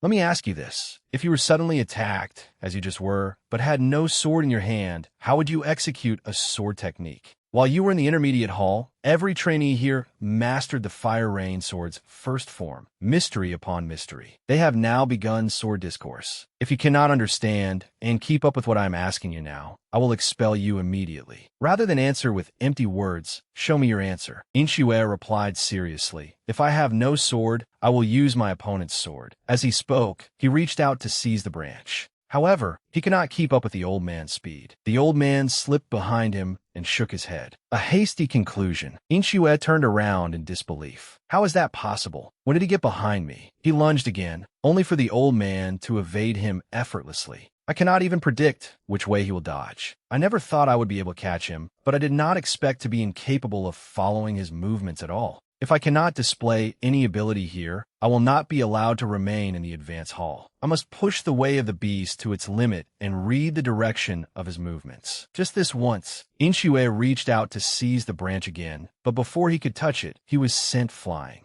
like a kite with a severed string. He flew backward and crashed to the ground. Just then, the old man approached, patted him on the shoulder, and smiled kindly. "You pass." Inshue stared blankly, utterly confused. "I passed. I did not even touch the branch. So how did I pass?" The old man offered no explanation and merely instructed him. "Beginning tomorrow, you will study mystery upon mystery. Report to the training ground at 7 in the morning." Although Inshue remained deeply puzzled, he stood, cupped his hands, and accepted the order. He then turned and left. Only then did the old man raise the branch and examine it while recalling the instant Inshue had lunged at him. A wolf cub is still a wolf. He is certainly worth looking forward to. Meanwhile, Inshue pondered as he walked. Today's lesson is over. I could rest or circulate my energy, but I want to explore Hell Island some more. Just as in the second trial, bloodshed could erupt here at any moment. Just then, he sensed people behind him. He closed his eyes and silently counted their presences. He ultimately confirmed that there were 5 of them. They snorted coldly at him. "Fu Inshue, you have been far too arrogant ever since the Intermediate Hall. Today, we will put you in your place. You were the first to kill someone, so do not complain about injustice. Even before coming here, the 5 of us were geniuses among geniuses, known as the 5 Peak Swords. Prepare yourself." Inshue narrowed his eyes thoughtfully. "No, there's one more person." Seeing that he was about to act, the group grabbed their sword hilts. "You bastard, you truly have a death wish." The moment he finished speaking, someone struck him from behind, sending blood spraying from his mouth. The others were horrified. They hurriedly turned around and saw that the attacker was Sujinxia. Ignoring them completely, she looked coldly at Inshue and called out, "Fu Inshue, come speak with me." The others asked in confusion, "Sujinxia, why did you suddenly attack him?" She offered no explanation and merely shouted coldly, "Get lost. Worthless trash like you are unworthy." Although they were furious, none dared make another move. Carrying their wounded companion, they immediately fled like beaten dogs. "Just you wait." Inshue's expression grew tense. "This woman is extremely powerful." Sujinxia snorted and sheathed her sword. "What a pathetic lot." She looked at him again. "I will ask you directly, Fu Inshue. Which faction do you belong to?" Her question and the sword pointed at him left Inshue momentarily stunned. He involuntarily recalled that day's lesson, when the instructor had said, "You have now learned the first form, mystery upon mystery, but it can only be called mastered once you have transformed it into knowledge of your own. Now it is time for me to see the drops of fire rain you have each created. Fu ying sue, demonstrate, mysteri apo mysteri." Inshue raised no objection and immediately stepped forward with his sword. He closed his eyes, inhaled deeply, and then exhaled. When he opened his eyes again, they shone with determination. He then began swinging his sword with wild intensity. Every stroke was sharp and powerful. Before long, the floor was covered in sword marks. The old man marveled inwardly. Mystery upon mystery may be called one of the most dignified and refined techniques of the demonic path. Yet Fu Inshue's version is unrestrained and unpredictable, and every movement contains a sharp current of murderous intent. He then told Inshue to return to his place. Next is Sujinxia. She stepped forward, passing Inshue. The sword technique Su Zhanxia displayed at that time was specifically designed to counter his mystery upon mystery. It was as if she had been warning him. Recalling everything, Inshue asked in confusion, "What do you mean by asking which faction I belong to?" She snapped angrily, "Stop pretending you do not understand. Do you think everyone gathered here truly wants to become one of the 10 demon heirs?" Realization immediately dawned on Inshue. Of course, this is an excellent opportunity to learn the martial arts of the 10 great demonic schools. Yet the admission process is unbelievably lax. If so, this excellent opportunity must also be an enormous trap intended to catch someone. Reaching that conclusion, he asked, "You mean there are spies here?" She closely observed and analyzed his every gesture. That expression and tone are not feigned. She then exhaled with a cold snort. "You're not a spy, and here I thought this might become interesting. From now on, stop causing trouble in the martial hall and learn to restrain yourself. If you continue to offend my eyes, I will cut you down." With that, she decisively turned and left. Inshue stood there in a daze, pondering. Spies? Are there many things I still do not know? That makes sense. I have focused solely on learning the martial arts of the Wild Wolf Pavilion and the Fire Rain Sword sect, but it does not matter. Spies and demonic path martial artists alike are enemies I must confront. It will begin soon. Elsewhere, a plump little mouse was searching for food. Suddenly, a set of talons seized it, and it became a hawk's dinner. Inside the building, a man struck the table and exhaled. Today's training sessions have now concluded. I imagine many of you found studying these principles rather tedious. However, even experts who have experienced countless real battles set aside time to study the principles of superior martial arts. Knowing a martial art does not mean you can perform it, and being able to perform it does not necessarily mean you truly understand it. I believe my explanations will greatly benefit you during your coming journey through the martial world. Finally, I wish you good fortune on your martial path. Just then, an unusual sound rang out from outside. The students immediately descended into panic. What is that? Why is the bell ringing? The old man waved his hand and ordered, "The time has come. Proceed to the rocky mountain at the center of the island." Before long, everyone had assembled there. Zhanju reported to Helianing, "Everyone is present, sir." Helianing stood smiling as he looked at them. The third trial will now begin. The crowd was bewildered. The third trial? Was that not the second? Only the experienced Inshue showed no surprise. The life and death battle I went through was the second trial, although most of the people here do not know that. Zhanju suddenly shouted, "The cavern will soon be sealed. From this moment onward, retrieve every weapon and essential item stored in your quarters. You will not be permitted to return until the 10 demon heirs have been selected." Someone raised a hand and asked uncertainly, "How will the 10 demon heirs be selected?" Zhanju was about to answer when Helian Ing interrupted him. "You fools! How can demonic path martial artists be so ignorant? Kill one another until the 10 demon heirs have been chosen. Do not stop until I give the order. Kill each other. Is that understood?" Everyone reacted differently upon hearing this. Helianing continued, "Of course, you are free to hide or avoid fighting, but you will never be able to do so forever. As time passes, the areas where you can hide will be restricted. Anyone who remains inside a restricted area will be eliminated by the slaughter demons." Inshua broke out in a cold sweat. Their killing intent reaches all the way over here. Sujin's expression also tightened. They are clearly supreme experts. Just then, someone asked, "Are we forbidden from attacking those slaughter demons?"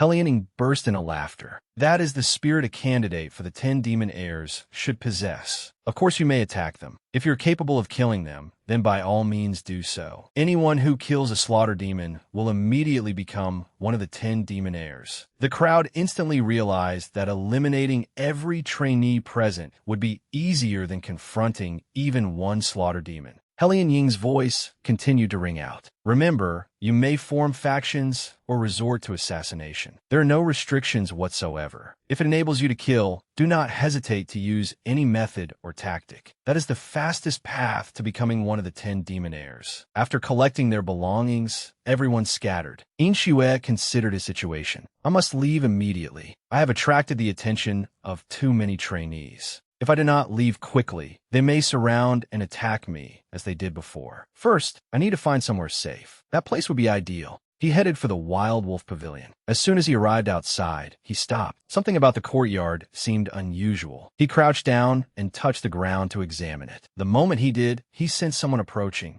A man burst from the bushes and shouted, "Help me! A group of people is coming to kill me." Inshue crouched low, ready to draw his sword. The man stumbled out of the bushes, panting, "Please save me. I swear I will repay you." Inshue remained extremely wary. Is this a trap? His wounds are real. 3 pursuers are traveling together. I do not want to become involved, but it will be troublesome if this man exposes my location. The man continued staring at him pitifully. Inshue quickly dug a coffin-shaped hole in the ground. The pursuers soon arrived, passing directly above the 2 hidden men without noticing them. He definitely came this way. Could he have already escaped this area? That bastard. I swear I will kill him. He cannot possibly have run that fast. He must be hiding somewhere nearby. The 3 quickly departed to continue their search, and silence returned. Only then did Inshue and the young man climb out. The young man thanked him enthusiastically. "Thank you. I survived because of you. If you had not been here, I would have. Inshue ignored him and stroked his chin thoughtfully. That hole was not merely meant to conceal me. Master Xie, you must have prepared this for my sake. While underground, the senses granted by the way of the beast became even sharper. Heavy stomps against the earth, the forceful footwork of someone executing sword techniques. The vibrations conveyed vivid information, as though I were seeing everything with my own eyes. The way of the beast can use vibrations to extend the range of my senses. Master did not merely create a hiding place. He wanted to teach me another application of the way of the beast. Inshue then turned toward the young man. Seeing Inshue look at him, the man introduced himself. Oh, that's right. I am Jin Jing of the Blood Sect. May I ask your name? When Inshue turned to leave, he hurried after him. Wait, let us travel together. I hid in the forest as soon as the third trial began, but they kept hunting me as if I were their sworn enemy. If it is not too much trouble, may I accompany you? You helped conceal me just now, so I believe you are trustworthy. Inshue did not answer and continued walking. Zhiying cheerfully followed him. Then I will take that as a yes. His face was filled with innocent delight, without the slightest hint of killing intent. Sometime later, near a mountain peak, after surveying the area, Inshue said, "We need to take another route. A battle is taking place ahead." Zhiying exclaimed from behind him, "You can sense the vibrations? That is incredible. Could you teach me?" Inshue had just turned to leave when he suddenly heard an unusual voice. "Even if I must sell my soul, even if I must become a demon, I will have my revenge on all of you." Those words made Inshue stop, reminding him of his own purpose. Revenge? The scent of such resentment is so familiar. Noticing his reaction, Zhiying asked, "Why did you suddenly stop?" Inshue decisively turned toward the battlefield. "The plan has changed. I am joining this battle." The two quietly approached the battlefield. Just then, a man sprang down from a tree branch. Without the slightest surprise, Inshue raised his sword and blocked the attack. His opponent was astonished. "You saw through my sect's forbidden ultimate concealment art? Are you also an assassin?" Inshue said nothing and swung his sword. Before his opponent could react, he died beneath Inshue's blade. Inshue glanced at the corpse and reflected. Without the way of the beast, I probably would not have detected these assassins' concealment art. Behind him, Zhiying was panicking at the smell of blood. Inshue ignored him and continued sensing the distant area. The battle over there is still underway. He narrowed his eyes and thought, if I help him eliminate those assassins, will I be able to experience what it feels like to complete one's revenge? Meanwhile, the assassins had beaten the other young man until he collapsed helplessly to his knees. "It is over. Accept your death, kid. Out of respect, I will make it quick." Just then, Inshue appeared without warning. His surprise attack astonished them. Who is this man? Do they still have another fighter? One assassin silently appeared behind Inshue and attempted a sneak attack. "Then I will kill you too." Inshue ducked in time to evade it. The assassin's sword struck one of his own companions instead. The others charged forward simultaneously. Inshue gritted his teeth and swung his sword. Another assassin suddenly sprayed blood without understanding why. Inshue then raised his sword to block the remaining man's attack. His opponent gave him no chance to rest and charged relentlessly. Before the man could do anything, however, blood erupted and splattered across Inshue's face. Inshue was taken aback. The one who had struck was the young man the assassins had been hunting. After cutting down his enemy, he burst into crazed laughter. "I finally avenged myself." Immediately afterward, he lost consciousness and collapsed. Only then did Jing poke his head out of the bushes. "Is it over? Your skills truly are impressive, Inshue, but you should not let your guard down like that." As he spoke, his expression turned vicious, and he raised his sword to assassinate Inshue. Inshue was no easy prey, however, and effortlessly blocked his attack. Zhiying could not believe it. How is this possible? Inshue knocked him back with his sword and shouted, "This is all your fault. Because of you, I was unable to ask him one final question." Zhiying tightened his grip on his sword, baffled. "What nonsense are you spouting, bastard? When did you discover the truth?" Inshue calmly answered, "From the very beginning. When we hid underground, I noticed the concealed weapons hidden all over your body. Carrying objects around your waist stiffens the movement of your bones. It was not difficult to notice. I kept you around despite knowing, because I was curious about your methods. I thought studying how deceivers operate would prove useful in future battles." Zhiying clenched his teeth and roared furiously, "Absurd. My performance was flawless. He flicked his hand and launched a concealed weapon. Inshue showed no concern, merely shifting aside to evade it. Zhu thought, I began to suspect something while following him. Can he predict my movements? Inshue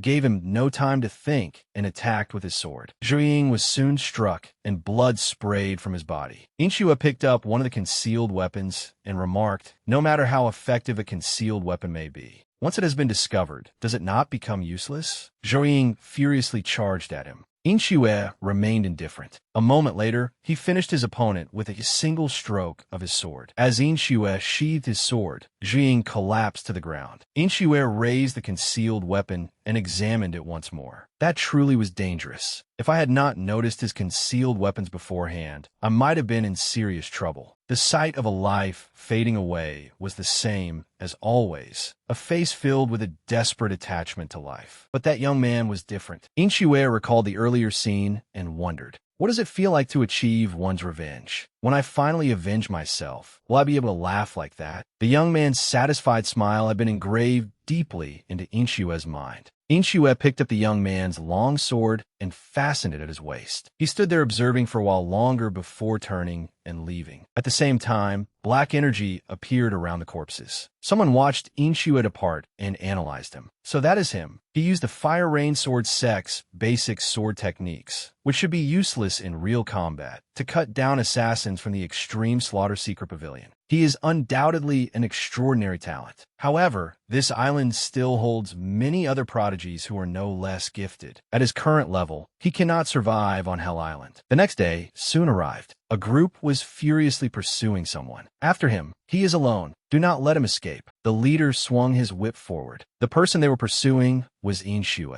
Despite doing his best to evade them, their weapons eventually struck him. He grew increasingly frustrated. They cling like leeches. If this continues, I will die a meaningless death. I need to find another way. Two men were watching from a mountain peak. Helianing asked, what is the current situation? Jinju answered from behind him. Of the 86 trainees, 41 remain alive. Helianing stroked his beard thoughtfully. 3 days have passed, yet 41 still remain. Inshue was struggling under his opponent's relentless attacks. After contemplating the situation, Helianing smiled. Still, this means that only the truly talented youngsters remain. It is time for them to display their abilities. Give me the map. Meanwhile, Inshue's opponent wrapped a whip around his sword and tore it from his hand. Inshue did not care. He immediately released the sword, turned, and ran. Given the nature of their weapons, fighting them in an open area puts me at a severe disadvantage. For now, I should run. After examining the map, Helianing smiled. Restrict access to this area. Deploy the Slaughter Demons to the Fire Rain Sword Sect's training hall. Coincidentally, Inshue was heading toward that very place.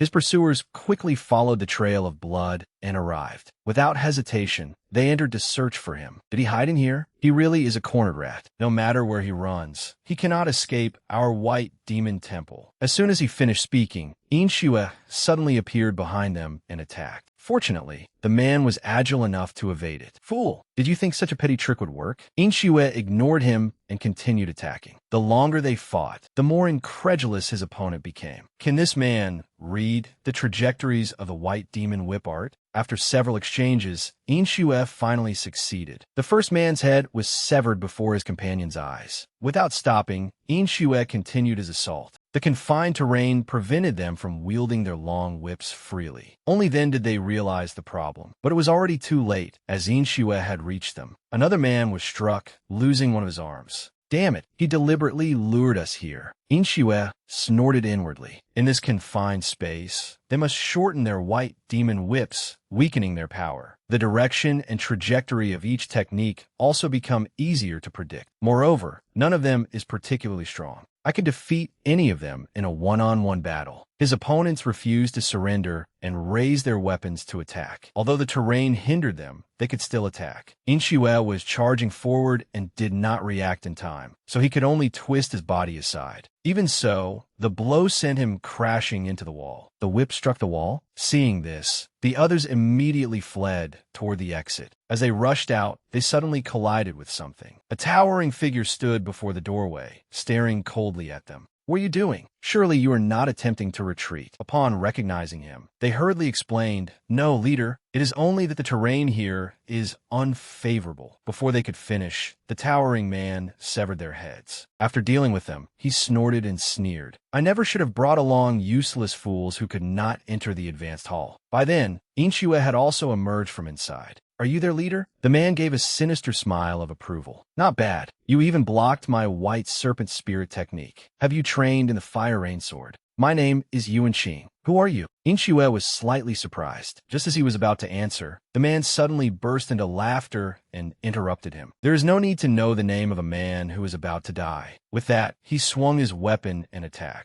Inshue watched in horror as his longsword was ensnared. A moment later, its blade was shattered to pieces. "I heard that the Fire Rain Sword sect only teaches a single defensive sword technique in the advanced hall. Is that right?" Inshue tossed the broken sword aside and wondered, does he know about mystery beyond mystery? How could he know? Does he have an intelligence network I know nothing about? While Inshue was distracted, his opponent prepared to strike again. "What are you thinking about in the middle of a fight?" The man immediately swung his weapon. Inshue dodged aside while analyzing the situation. Anything it touched, whether wall or ceiling, was utterly destroyed. Fighting someone like him in such a confined space puts me at too great a disadvantage. With that thought, Inshue turned to look behind him. But before he could escape, something blocked his path. Unable to get out, he could only spring backward. His opponent slowly approached and mocked him. How disappointing! With such pathetic swordsmanship, you cannot stand against the white demon whip art. With that, he lashed out with his whip again.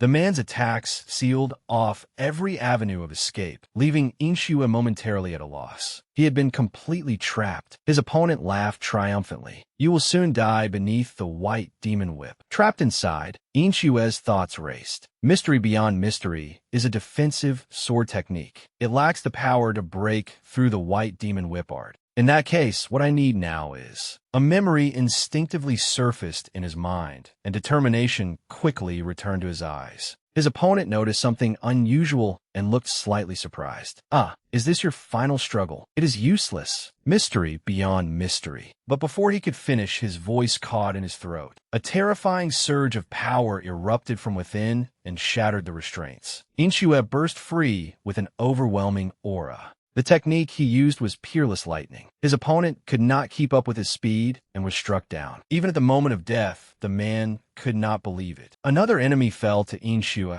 dying with his eyes wide open. Only then did Inshue stop, panting heavily. Peerless lightning is exactly as the instructor described. It truly is a killing sword technique of terrifying power, but it is far too exceptional in advanced sword art. At my current level, I cannot use it freely. Still, this was a good outcome, but I have wasted too much time here. The restricted zone will soon shift, so I must. Just then, his eyes widened in alarm. He hurriedly turned around. Impossible. Why is he here? At some point, the slaughter demon had appeared behind him. Inshue raised his sword and assumed a fighting stance. Did this place become a restricted zone while we were fighting? But I did not come here to hide. What if I quietly leave this restricted zone? He slowly moved 1 foot, testing the other man's reaction. The slaughter demon remained silent and motionless. Inshue relaxed slightly. Good. No reaction. That means I should leave immediately. Without hesitation, he swiftly passed the man. Running beside him felt like passing a ferocious, monstrous serpent. At that moment, Inshue sensed something. A sword slash swept out, nearly severing his head from his neck. Fortunately, he ducked in time. I sensed no aura from that sword strike. If not for the way of the beast, I would be dead. He quickly turned around and stopped running, holding his sword as he stared solemnly at his opponent. I cannot be deceived by that posture. He conceals his aura and attacks the instant I move. Seiyu's teachings surfaced in his mind. Have you ever seen a predator hunt a grazing animal? Predators run faster, yet fleeing prey is not easily caught. Do you know why?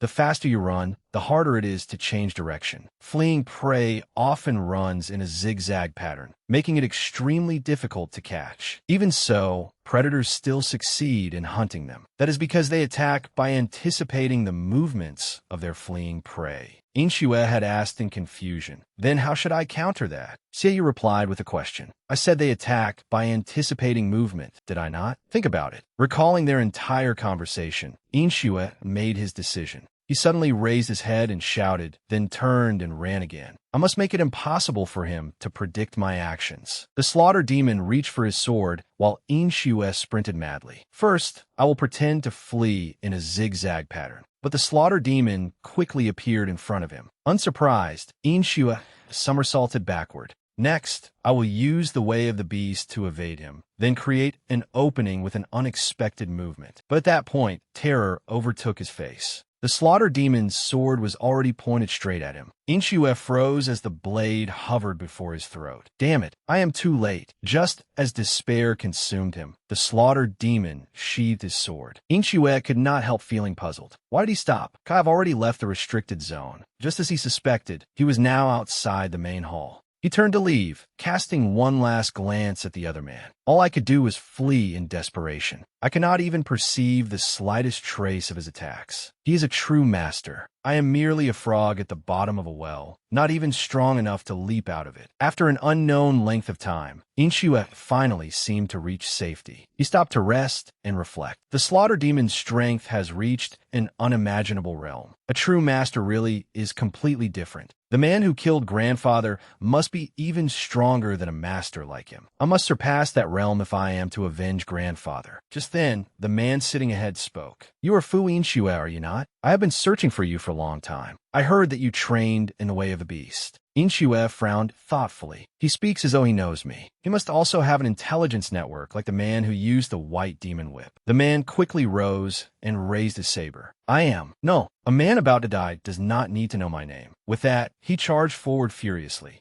Inshue remained calm and easily dodged aside. His opponent grew excited. Impressive. Thanks to the way of the beast, you sensed and anticipated the path of my saber, as expected of someone with the potential to become one of the 10 demon heirs. In that case, I shall eradicate this future scourge of the demonic path right here. Inshue parried while thinking. His saber technique changed. But what does he mean by a scourge of the demonic path? The words Su Jinha had spoken earlier surfaced in his mind. Could this man be? Before he had time to think further, his opponent attacked again. Inshue gritted his teeth and blocked, telling himself to cast aside all distractions. His sword arm began to tremble. Wait, this sensation. The longer they fought, the more confused he became. What is this strange pulling force? He instinctively recalled something from when his grandfather was still alive. This man died at the hands of an expert from the Hebei Pang clan. He has no external wounds, yet every bone in his body is fractured. This is the mark left by the Hebei Pang clan's 5 Tigers Gate-severing saber. Experts from the Hebei Pang clan rarely appear in the martial world. This man must have committed a grave offense. Inshue blurted out, the 5 Tigers Gate-severing saber. You are from the Hebei Pang clan.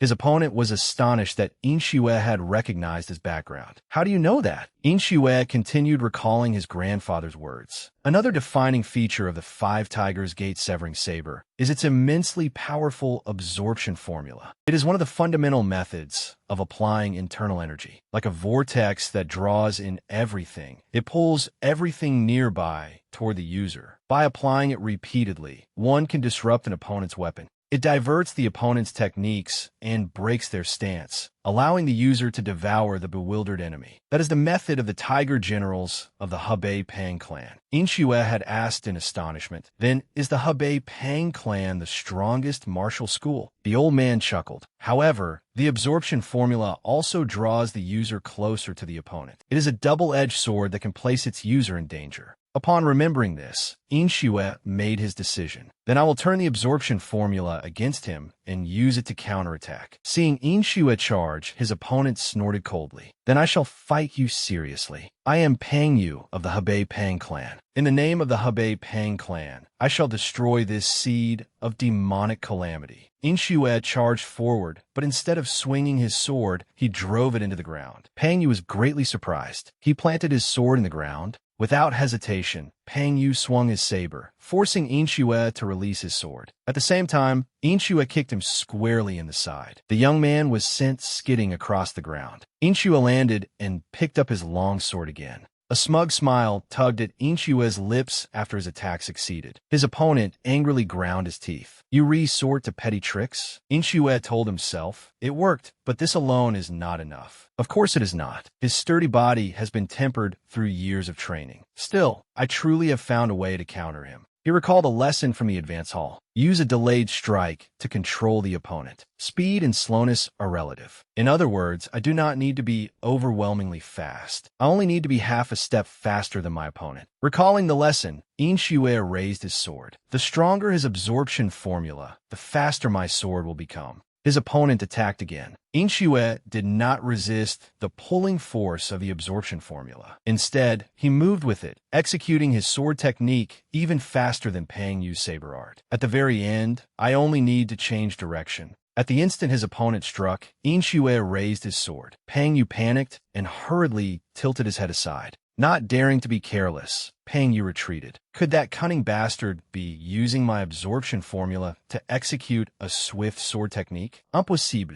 The absorption formula of the Five Tigers gate-severing saber can pull in a boulder from 90 feet away. Even master swordsmen would struggle to exploit such tremendous force with precision. That brat could never do it. Still underestimating his opponent, Pang Yu attacked again. Inshue snorted inwardly. It is useless. The stronger your absorption formula becomes, the faster my sword moves compared to your saber. Once again, he struck swiftly and slashed Pang Yu's body. Pang Yu roared furiously. How long do you think that petty trick will keep working? Inshue dodged his blade. That strike did not use the absorption formula. Pang Yu snorted furiously. I do not need the absorption formula against someone like you. Take this. Inshue stood still, narrowing his eyes as he waited. Then he circulated his energy and executed the first technique of the Fire Rain Sword. Mystery beyond mystery was unleashed. After their attacks passed, they stood with their backs to each other. It was unclear who had won. Several wounds had appeared on Inshue's body. His opponent looked far less injured. But then a long gash appeared across Pang Yu's shoulder, and blood sprayed like rain. He collapsed to his knees and asked the name of the sword technique. Inshue did not conceal it and calmly answered, "That is right. The first technique of the Fire Rain Sword. Mystery beyond mystery." Inwardly, he exhaled in relief. That was too close. To transform mystery beyond mystery, a set of deadly sword forms, into an offensive strike, I had to accept the sacrifice of directing every sword form toward myself. Pang Yu sighed. I never expected you to evolve it in such a way. That possibility never occurred to me. Are you really going to leave just like that? Inshue calmly turned and walked away. You have nothing to do with my vendetta. Pang Yu laughed. Someone like you exists within the demonic path. How interesting. Inshue glanced back at him, then turned away again. Let us never meet again. Although Pang Yu had been defeated, Inshue ultimately spared his life. Pang Yu had barely sat down when someone approached from behind. Unsurprised, he calmly asked, "Have you come to kill me?" The Slaughter Demon drew his sword and coldly replied, "Pang Yu of the Hebei Pang clan, you are a rather useful member of the Orthodox faction. What a shame." Pang Yu laughed bitterly. "You knew from the beginning?" The Slaughter Demon replied, "You underestimated the Demon Palace." With that, he raised his sword to finish Pang Yu, and blood sprayed like rain. Elsewhere, someone was fleeing for her life. Hidden weapons were still lodged in her body. This person was none other than Su Jinhe. Someone soon stepped into her path. You are truly unfortunate. You were struck by Pan Sheng's specially crafted golden tail needles. Without the antidote, you'll die right there. She ground her teeth and cursed inwardly. Damn it, I never expected such a well-organized group of hidden weapon and poison art users. Fighting alone truly has its limitations. The enemy approached with a smile. Do you plan to fight for your life with a left-handed sword? Even a martial arts genius who normally uses a sword in the right hand cannot suddenly wield one skillfully with the left. So give up. They charged forward to finish Jinhe. All manner of hidden weapons flew toward her at once. Despite being covered in wounds, Jinhe stubbornly defended herself. She was soon struck by another hidden weapon. Damn it, another poison needle. If I did not take the antidote within 15 minutes, I am finished. Her opponents charged at her again. Helpless, Jinhe closed her eyes. Is this the end? But when she opened her eyes, she was startled. One of the people charging at her had suddenly been killed. The attacker was none other than Inshue. Taking advantage of their disordered formation, he continued his assault. One after another, they fell beneath his sword. Leaning against a tree, Jinhe stared in stunned silence. In the blink of an eye, Inshue had slain them all. Only then did he glance toward her. Seeing him approach, she quickly lowered her sword and explained, "Wait, I mean you no harm." But Inshue walked over to the leader's corpse. A moment later, he retrieved a gourd. This appears to be the antidote. It should make dealing with the people of Hellblood Fortress easier from now on. When Jinhe saw him preparing to leave, she called out loudly, "I've been poisoned. In less than 8 minutes, it will spread throughout my body." Inshue replied, "You seem to have misunderstood something. I came here to kill everyone, including you. You're still alive only because I saw no need to attack you." She nodded. "You're right. Even if you do nothing, I'll still die. Ultimately, I'm also a rival you need to eliminate. How about this? Give me the antidote, and I'll join your side." Inshue stared at her in confusion. "Why would I do that?"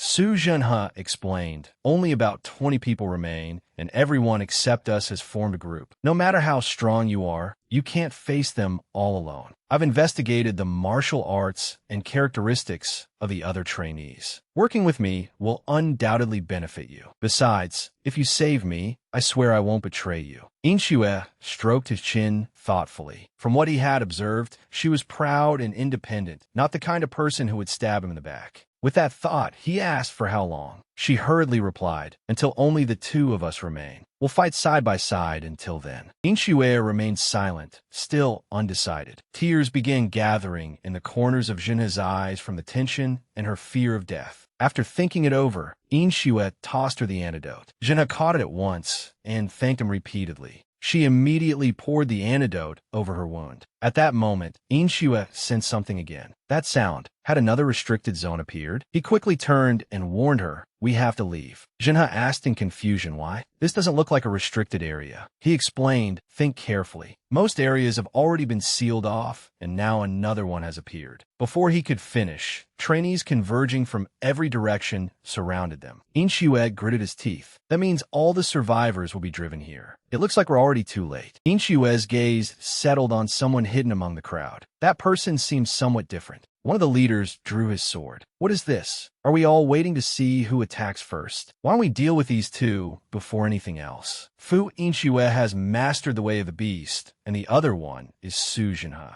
Her swordsmanship is exceptional, and she investigated the other trainees' backgrounds in advance, so she can't be underestimated. "I thought those two hadn't joined any group, so they teamed up after all?" Inshue sighed inwardly. As expected, both he and Su Zhenhe had been thoroughly investigated. They exchanged a glance to signal their intentions. Zhenhe slightly raised her sleeve, revealing a gourd-shaped bottle. Inshue immediately understood her plan. That gourd contained the medicinal powder from earlier. "I understand." She raised the gourd. "Fu Inshue, I'll release the intoxicating acid. Take advantage of the opportunity." The two of them immediately turned and fled. Instead of pursuing, the crowd hurriedly covered their noses. Is that intoxicating acid from the Blood Prison Citadel? However, someone quickly realized the truth. "Wait, that's not intoxicating acid. It isn't poison at all. We've been tricked. Hurry and catch them." As she ran, Jinhe secretly congratulated herself. That powder produced a great deal of smoke and was perfect for causing confusion. Open ground put them at too much of a disadvantage. They needed rocky terrain with caves. With that thought, she said to Inshue, "You're thinking the same thing, aren't you? We need to find a suitable cave immediately." Inshue replied, "I know a place. It's a cave with a narrow entrance and a long passage." Jinhe was secretly astonished. Had he anticipated even that? Mastering the way of the beast was already unbelievable enough. Just who was this man? The group behind them continued their relentless pursuit. Before long, the two reached a rocky cliff. However, an unexpected change had occurred ahead. Jinhe frowned in confusion. "Why is there fog here?" Inshue warned, "Something is strange."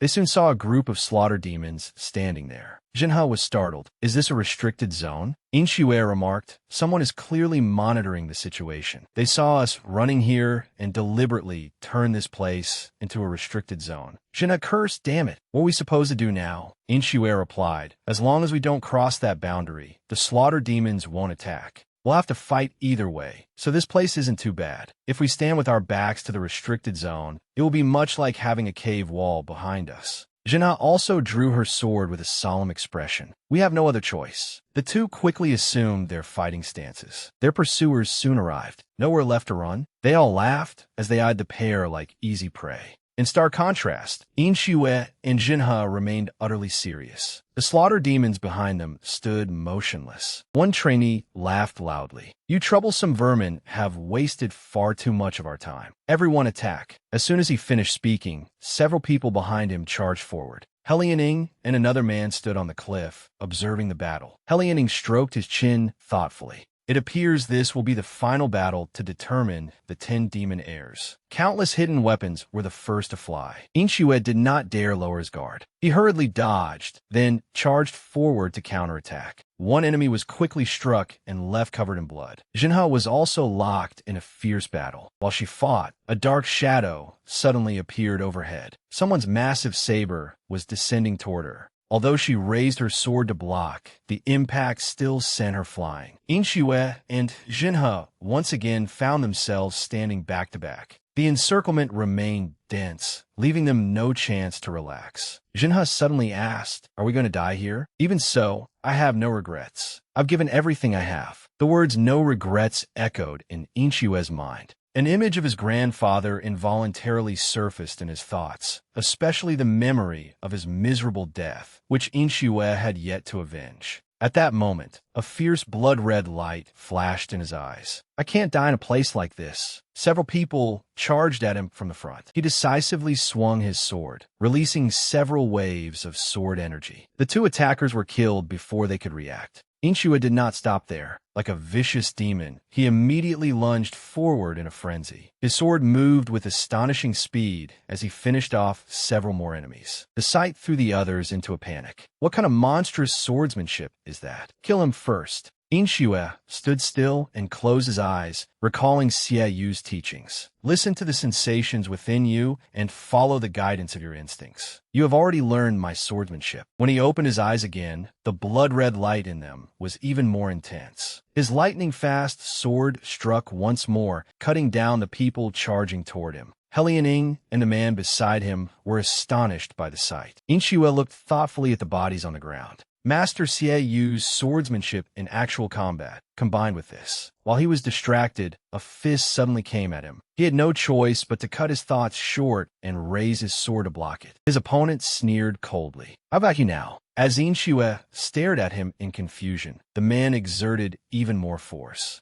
Inshue's long sword shattered beneath the punch, and the impact sent him flying. Jinha cried out anxiously when she saw this. Her opponent mocked her. "Too bad. That man is as good as dead." Jinha shouted, "Fu Inshue, get up. That's the restricted zone." Inshue raised his head in shock. A slaughter demon stood directly before him. Without hesitation, the man raised his hand. All Inshue could see reflected in his pupils were the man's approaching claws. Just then, a loud voice shouted, "Slaughter demon, stop." Everyone present was startled by the shout. The hand that had nearly reached Inshue's face stopped. Xie Yu appeared and placed his sword against the slaughter demon's neck. Inshue stared blankly at the man who had come to save him. His vision blurred, and he lost consciousness. At the same time, Helianing leaped down from the cliff. Summon the mad physician immediately before this boy dies. Zhenju followed behind and warned, "Chief Instructor, if you stop the third trial now." Helianing waved a hand to silence him. "I will bear full responsibility." Helianing thought to himself, "I've finally found it." Reflexes, murderous intent, and an unshakable mind. A perfect, uncut gem, lacking nothing and possessing nothing in excess. A prodigy who will become a true 10 demon heir. Sometime later, in another location, someone demanded, "Chief Instructor, what exactly are you thinking?" 10 people were to join the 10 great demonic schools, while 2 prodigies recommended by the master of the secret Shadow Pavilion would become the eyes and ears of the 10 demon heirs. 12 was the predetermined final number. The one questioning him was Hua Weiming, an elder of the Demon Palace. 2 extra candidates remained, yet you ended the examination. You will undoubtedly face punishment. Helianing sneered. Of course I know that. Seeing his attitude, while Wei Ming sighed helplessly. The envoys of the 10 great demonic schools will arrive soon. Who knows how they will react to this altered decision?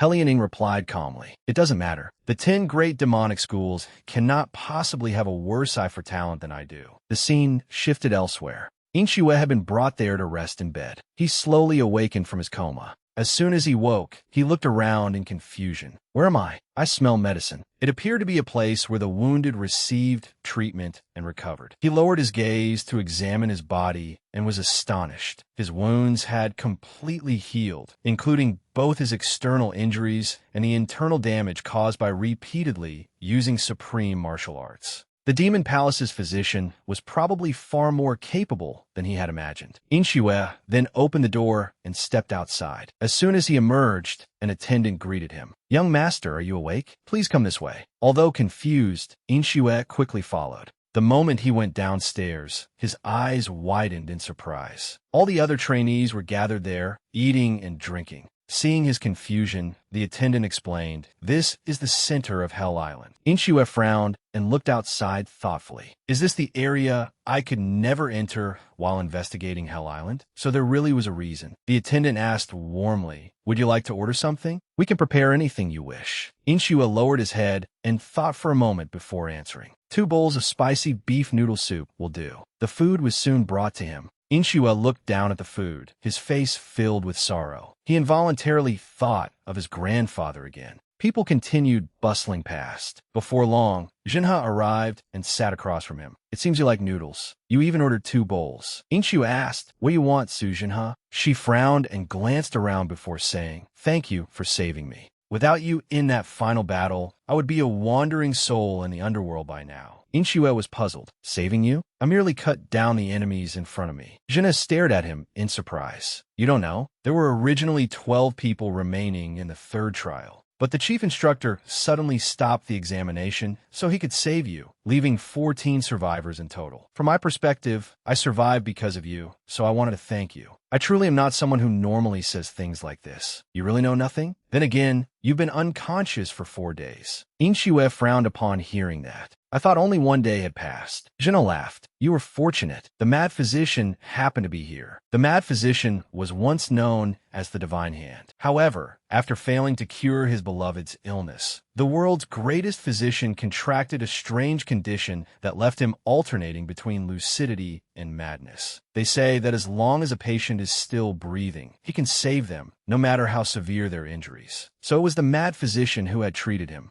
If grandfather could have met him before he died, perhaps. While Inshue was lost in thought, Jinha continued, "Let me tell you a few more things. Consider it a gesture of goodwill from a former comrade." Inshue looked displeased as she eagerly devoured his noodles, but he said nothing. Jinha continued, "The slaughter demons we faced were all experts sent by the 10 great demonic schools. I heard that the schools will choose their heirs based on those experts' evaluations." Inshue suddenly understood. So that explains why the slaughter demon's martial arts were on par with the instructors. "Do you know why the chief instructor saved me?" Jinha replied, "That's what I wanted to ask you. He clearly wants to make you one of the 10 demon heirs. Does it have something to do with your sect? Or are you acquainted with the chief instructor?" Inshue shook his head. "I have no connection to him whatsoever." Jinha continued, "That makes it even harder to understand. The chief instructor received severe punishment for what he did. I heard he resigned from his position and returned to the Demon Palace." Inshue frowned thoughtfully. None of it made sense. Why would someone with no connection to him accept punishment to save him? Just then, a bell rang. Jinha immediately stood. "It seems the time has come. Get up." That bell is summoning everyone who remains on Hell Island. That means the leaders of the 10 great demonic schools have arrived. A large compound hidden deep in the mountains stood in utter silence.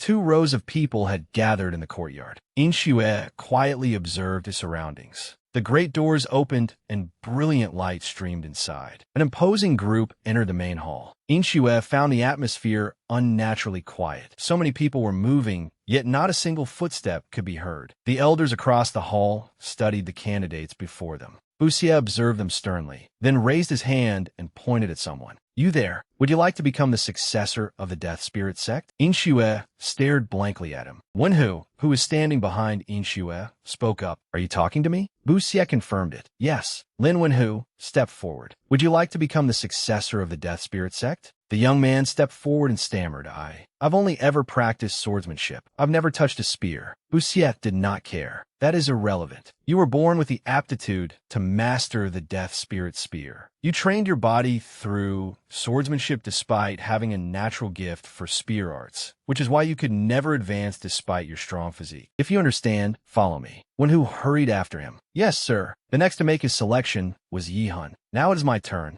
He was the vice citadel master of the blood prison citadel, Qi Yihun, the myriad poison venerable. Iae Mekiyun. Inshue had long heard of him. The myriad poison venerable, Qi Yihun, was a poison master who could wipe out every living thing within a 100-yard radius with a single wave of his hand. Yihun pointed in one direction and called out, Jinhe, would you like to become the successor of the blood prison citadel? She was stunned to have been chosen by him. Jinhe thought, I've been called a swordsmanship prodigy since childhood, yet now I'm being asked to join the Blood Prison Citadel, a school devoted to poison. Yihun spoke. The most terrifying poison in the world is the poison of the heart. Before you opened the third door, you intended to use the woman in the training hall to kill all the other candidates, didn't you? Jinhe retorted. She approached me first, and she was also the one who attacked me first. Calling it a massacre seems rather excessive. He replied, I do not blame you. The fact that you can take a life without hesitation to achieve your goal is enough to prove that your disposition is suited to the poison arts of the Hellblood Citadel. I even admire you. But do you think you are a swordsmanship prodigy? That alone is not enough to stand at the pinnacle of the martial world. Only the chosen can carve their way through the martial world with sword and saber. Your aptitude for poison arts is even greater than your aptitude for swordsmanship. Jinhe gradually found himself persuaded by those words. He contemplated the phrase, the chosen. You said you only began learning the sword after entering the 10th Demon Heir selection, yet your swordsmanship already rivals what I spent 10 years honing. Jinhe clenched his fist. If that is so, he made his decision. I will join the Hellblood Citadel. Yihun grinned, delighted that he had successfully recruited him. He led Jinhe away. Follow me. The third representative stepped forward. Now is our sect's turn. This man was the demonic path's foremost swordsman, the sword demon of the Fire Rain Sword sect, Wei Hejuan. He introduced himself. I am Wei Hejuan of the Fire Rain Sword sect. Hejuan swept his gaze across those below. The candidates grew eager. He is the true disciple of the Fire Rain Sword sect's former sect master, the foremost sword demon. Who will he choose? Please, let it be me. Hejuan quickly found the person he sought. You. He called the young man out by name. You are Inshue, correct? Both Hall Master Jun and Elder Dan have praised you. You also inherited Hall Master Tian's true teachings, did you not? Yes. Hejuan instructed him. I look forward to your future achievements. Our sect's swordsmanship is unfathomably profound, so cultivate diligently. Inshue glanced to one side. The person on his mind was Xieyu. Inshue made his decision. I do not wish to join the Fire Rain Sword sect. Hejuan could scarcely believe it. What? His voice carried murderous intent. What did you just say? You dare refuse the offer to become our sect's successor. Dense murderous intent surged toward Inshue. He struggled to speak. I heard that we were allowed to refuse. Hejuan demanded a clear answer. You would reject our sect to choose somewhere else? Where do you intend to go? Inshue remained silent, his expression solemn. After a moment, he said, I want to join the Wild Wolf Pavilion. Hejuan demanded furiously, the Wild Wolf Pavilion? What did you just say? To Hejuan, this was an insult. Of all the places you could choose, you picked the most declining one, the Wild Wolf Pavilion? You dare humiliate our sect. Murderous intent engulfed the entire chamber. Inshue gritted his teeth and endured it. The pressure of the man's aura alone made him feel as though his body would shatter. So this is the foremost sword demon, Wei Hejuan. Xieyu stepped forward and shielded Inshue. Everyone in the great hall was stunned. Hejuan's voice rang out, a mere deputy hall master. You dare stand in my way? Gritting his teeth, Xieyu slowly began drawing his sword. Those present were horrified. He dares draw his sword before the sword demon? As he lost his mind, Inshue looked up. Senior Xie, Hejuan challenged him. Do you think your friendship with Hall Master Jin will protect you? Inshue thought, if the sword demon goes berserk, the other candidates will be dragged into this and killed as well. I must stop them. Just as the sword was about to leave its sheath, a surge of inner power struck its hilt and forced it back inside. The sword slipped from Xieyu's hand. "Dan King interfered. Come now, everyone. There is no need to make things so tense." He restrained Hejuan. "Let us stop here, shall we?" The great hall fell deathly silent. The sword had been forced back into its sheath. Hejuan restrained himself so fiercely that veins bulged on his forehead. The newcomer was Dan Xing, Deputy Pavilion Master of the Wild Wolf Pavilion. "For my sake, could you spare this boy?" The other elders agreed. "Very well. The Wild Wolf Pavilion must take at least one person with them anyway, correct?" Hejuan cast them a cold glance. He looked toward Inshue and Xieu, then exhaled and let the matter go. Hejuan turned away. "Since you have chosen him, take him away before my sword accidentally slips out." Dan Xing replied, "Thank you for your leniency." Dan Xing turned back with a smile. Inshue wiped the sweat from his face. Dan Xing led them away. "Let's go as well." Inshue obediently answered, "Yes." He understood perfectly that the murderous intent just now had been directed straight at him.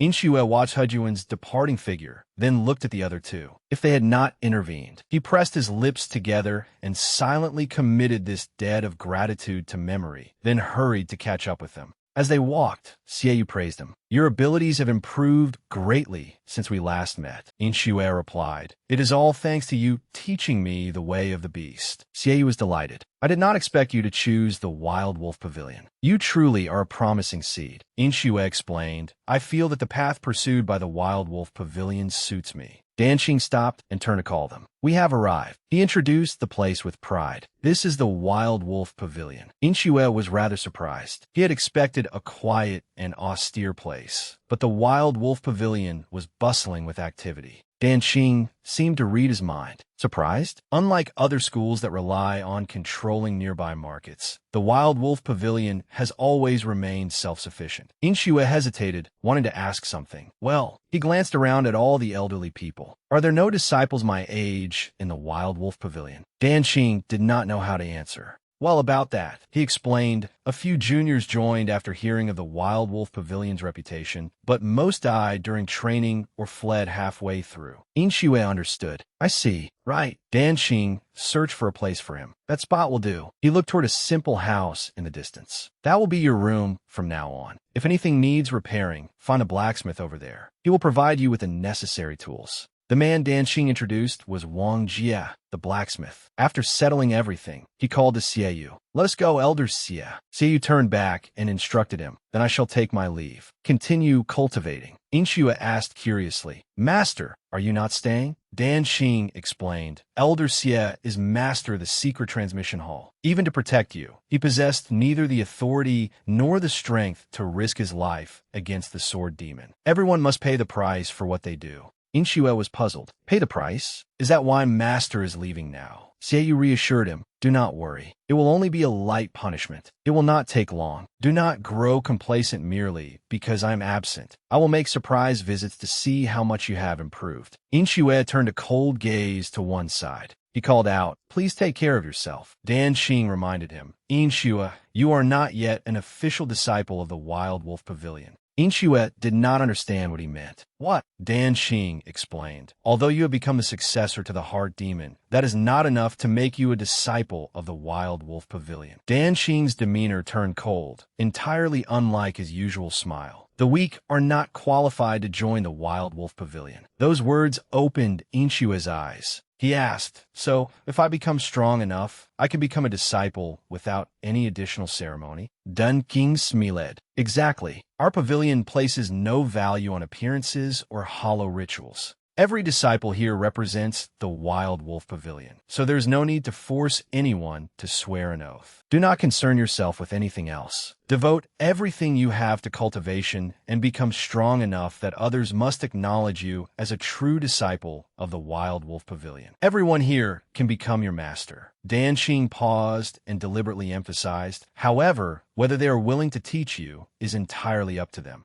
Amid the towering rocky ranges of Iron Staff Peak, Inshue panted heavily with exhaustion. Beads of sweat rolled down his cheeks as he struggled along the treacherous mountain path. He told himself, "I only need to cross this summit to arrive." Yingshu recalled Don King's instructions. "Tomorrow, climb Iron Staff Peak. A great master there will teach you a superior inner cultivation art. He was about to step onto the level summit. At last, Inshue successfully reached the top. Just then, someone spoke. So you are the one chosen to become the Wild Wolf Pavilion's heart demon successor. Before him stood the back of a monk. Inshue answered respectfully, yes. I came under the orders of Deputy Pavilion Master Dan Qing. The monk asked, you came to learn inner cultivation, correct? You have already developed inner power on your own, yet you seek to ascend to a higher realm? I can sense the energy emanating from you, and it is not rudimentary. It has been systematically accumulated since childhood. Inshue was astonished. I have lived my entire life as a cremation attendant. I have never cultivated inner power. The monk reached a conclusion. Then there are only two possibilities. Either you are the greatest liar under heaven, or you learned inner cultivation in your dreams. Inshue swore, I swear I am not deceiving you. You may examine me yourself. The monk fell silent, seemingly contemplating something. He lifted Inshue's arm and asked, then may I destroy all the inner energy within you? Inshue agreed without hesitation. Of course. The answer stunned the monk, and astonishment appeared in his eyes. The monk sensed that the boy's body was filled with true energy, yet that energy was not circulating at all. In other words, inner energy had blindly accumulated in his energy center without cultivation or circulation. Under normal circumstances, that was impossible. The monk suddenly yanked his arm upward and demanded, who exactly are you? Who taught you to accumulate inner energy this way? Faced with the monk's unusually agitated behavior, Inshue stared blankly for a moment. He asked in surprise, true energy? Is this called an energy gathering method? The monk asked curiously, have you never learned any secret for calming the mind or any breathing and energy circulation method? Inshue recalled, if you mean a breathing formula, my grandfather taught me one. The monk ordered, demonstrate it. Inshue closed his eyes and began demonstrating it. He opened his mouth and inhaled deeply. A sphere of light emerged within his abdomen. The monk was shocked. He can cultivate while standing? Does that not mean he can circulate the art in any posture? And this breathing method? He ordered stop. Inshue opened his eyes. The monk asked again, your grandfather taught you this breathing formula? Inshue replied, yes. When grandfather and I played dead, he taught me how to breathe more easily inside a coffin. The monk explained, this is no mere breathing formula. It is an energy circulation breathing method that stores true energy within the energy center to develop immense inner power. It differs from an inner cultivation method that allows one to freely wield the true energy nurtured within the body. Your energy center has already accumulated the inner power that an ordinary martial artist would need more than a decade of arduous cultivation to attain. What is your esteemed late grandfather's name? Inshue answered, my grandfather's surname was Fu, and his given name was Jianyang. The monk froze. Jianyang? To this humble monk's knowledge, only one person in the martial world bears that name. He was known as the demonic path's foremost saber wielder, the former vice palace master of the demon palace, the seven-fingered demon saber, Fu Jianyang. Those words shook Inshue to his core. He could not believe it. Grandfather was the demon palace's vice palace master? No, that is impossible. Why would a vice palace master of the demon palace work as an undertaker, preparing the bodies of nameless people who died by the roadside? The monk continued, however, the breathing formula you have practiced all these years is actually a secret art of the Shaolin Temple. Inshue thought, Shaolin belongs to the Orthodox faction. If so, grandfather must originally have been an Orthodox master. If the demon palace discovered that truth, he would not merely lose his place among the 10 demonaires. His life itself would be in grave danger.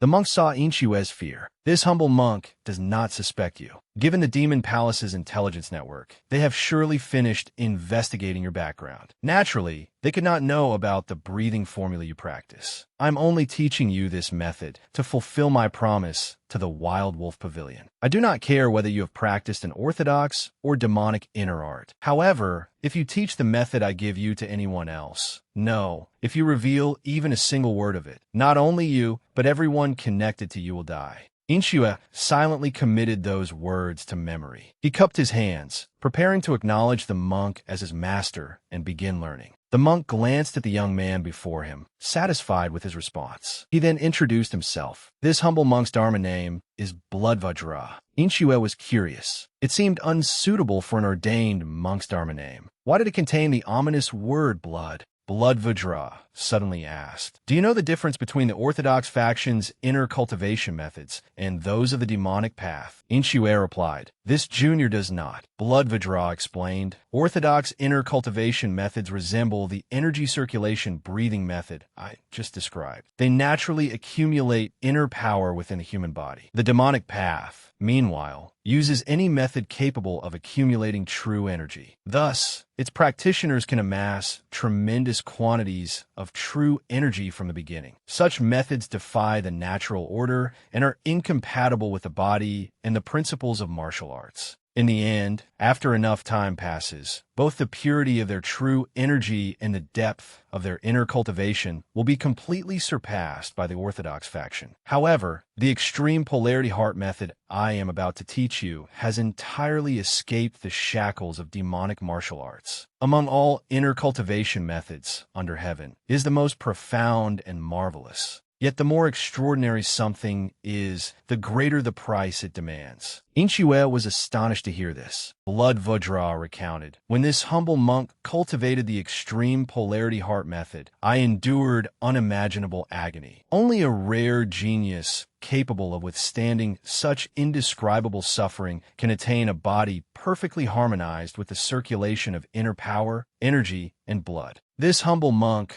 was once a master of Heavenly Dragon Temple in Yunnan. However, I was framed by villains and accused of violating the precept against killing. All my inner power was destroyed, and I was expelled from my sect. Later, while restoring my inner power, I received aid from the Wild Wolf Pavilion. To repay that debt, I promised to pass on an inner cultivation method. If you cannot cultivate the extreme polarity heart method, I will have broken that promise. Therefore, I shall give you a trial. From this moment onward, you will use extreme polarity true energy to open all 365 acupoints in your body simultaneously. To cultivate the extreme polarity heart method, your energy and blood must not contain even the slightest impurity. Ordinarily, each acupoint must be opened gradually. Opening them all at once will subject you to excruciating pain. If you lack confidence, give up now. Inshue agreed immediately. I will do it. Bloodvajra grinned, satisfied with his response. He released his inner power. Good. Do not regret it. He then directed it toward Inshue's body. Inner power radiated around them, releasing an incredibly mighty force. Bloodvajra continuously channeled inner power into Inshue's body. When true energy forces open your acupoints, you will feel as though knives are scraping your bones. Seeing Inshue's confidence, he wondered how long the boy could endure and could not help admiring him. Not even a cry, nor the slightest change in expression. Moreover, while his acupoints were being opened, his sweat carried no foul odor whatsoever. The Bloodvajra formed a bold conjecture. Could this boy possibly? His hand slowly drew away from Inshue.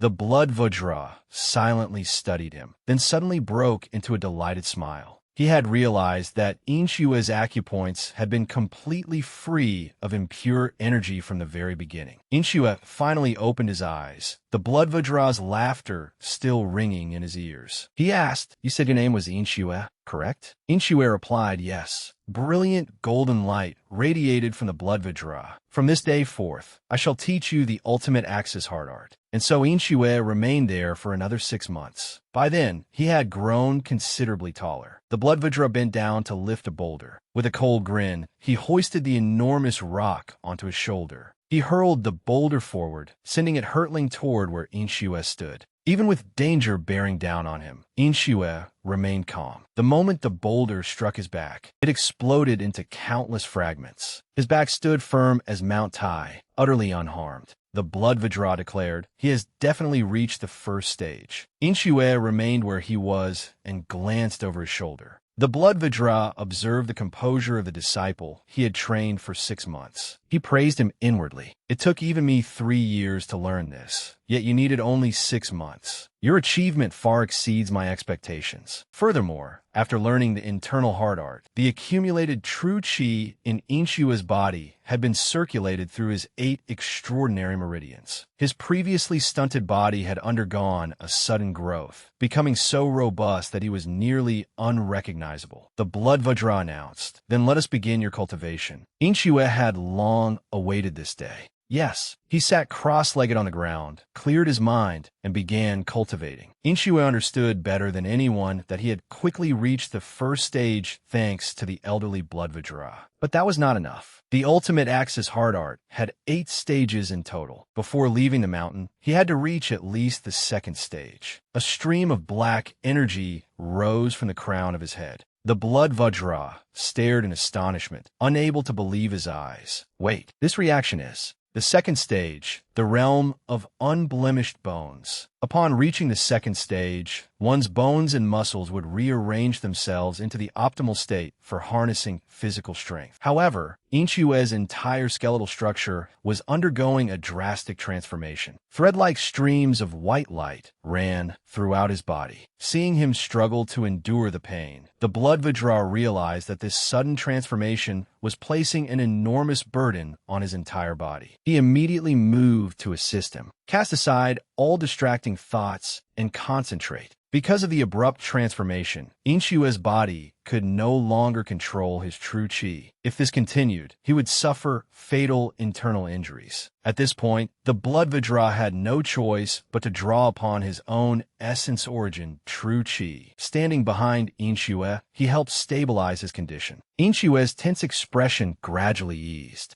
He became more relaxed, then suddenly opened his eyes and let out a shout. Inshua stared blankly at the aura surrounding his body. He frowned. What exactly is this energy? When he turned and saw the blood Vajra on the verge of collapse, Inshua cried out in alarm. "Old master, did you transfer your true qi to me? Why would you go this far for my sake?" The blood Vajra reassured him, "Pay it no mind. If a brat like you cannot master the ultimate Axis heart art, this humble monk will never be able to leave the Wild Wolf Pavilion." During their time together, Inshua had come to understand that although the old man's voice and appearance were frightening, he was actually a deeply compassionate person. Inshua engraved this kindness upon his heart. "I will never forget this favor." But the blood Vajra flatly refused. "No, forget that this humble monk ever existed." Just as Sieyu had once told him, forget it, whether kindness or resentment. If you can forget it, then forgetting is best. Inshua could not understand. Why did everyone say the same thing? The old man had only one request. "If you wish to repay me, then one day comprehend the 8th stage and attain the great origin realm. That will be how you repay this humble monk. My aptitude is poor, so I was only able to reach the culmination of the 5th stage." Those words seemed to awaken something within Inshua.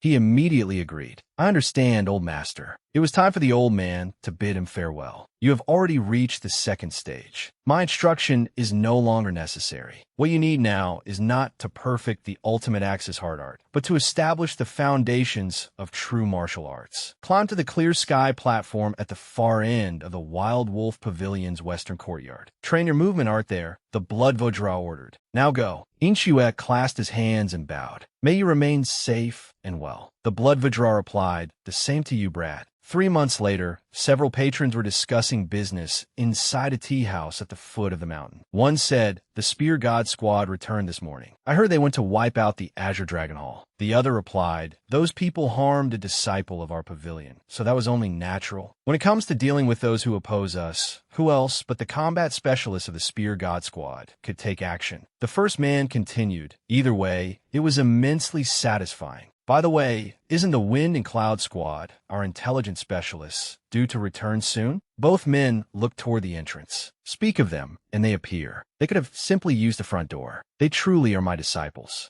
A group of disciples returned, their faces concealed behind veils as they used lightness arts to soar over the rooftops. One of them landed atop a roof and stood there alone, his robes billowing in the wind. Someone gazed at his back and remarked, "Honestly, he stands there as though he wants someone to paint his portrait. If he has returned, he should go straight to the Clear Breeze Lodge. Why stand in such a miserable place?" He was Bai Yin, captain of the Wild Wolf Pavilion's Wind and Cloud Squad. Removing his face covering, he called out, "Vice Pavilion Master, Dun King Smiled Brichtli. I told you that when it is just the two of us, you may call me by my name." Bai Yin sternly replied, "Please retract that absurd suggestion. I cannot allow our pavilion's already lax rules to descend into further disorder." "Very well. I was just about to look for you. I heard that the Vice Pavilion Master brought back the most gifted heir candidate from Hell Island. You opposed the heir selection plan. So why did you bring to our pavilion a prodigy who was originally expected to join the Fire Rain Sword sect?" Dan Qing replied, "It is not exactly that I brought him here. The boy made the choice himself. He even firmly rejected the Fire Rain Sword sect's offer." Bai Yin found that difficult to believe. A man hailed as an unparalleled prodigy chose our pavilion? Dong King was equally puzzled. "I thought the same. Because of him, I nearly had to fight that disagreeable old sword demon. Still, voluntarily joining our pavilion is worthy of praise." Bai Yin frowned, unable to understand the boy's motives. Bai Yin revealed, because of that incident, the Fire Rain Sword sect ultimately chose no heir. Even its sword master expressed regret. Dong King was surprised. That happened? His indifferent attitude angered Bai Yin. "You know perfectly well that our pavilion has long been suppressed by the Demon Palace. That is why we've been treated like wandering ghosts whom no one notices."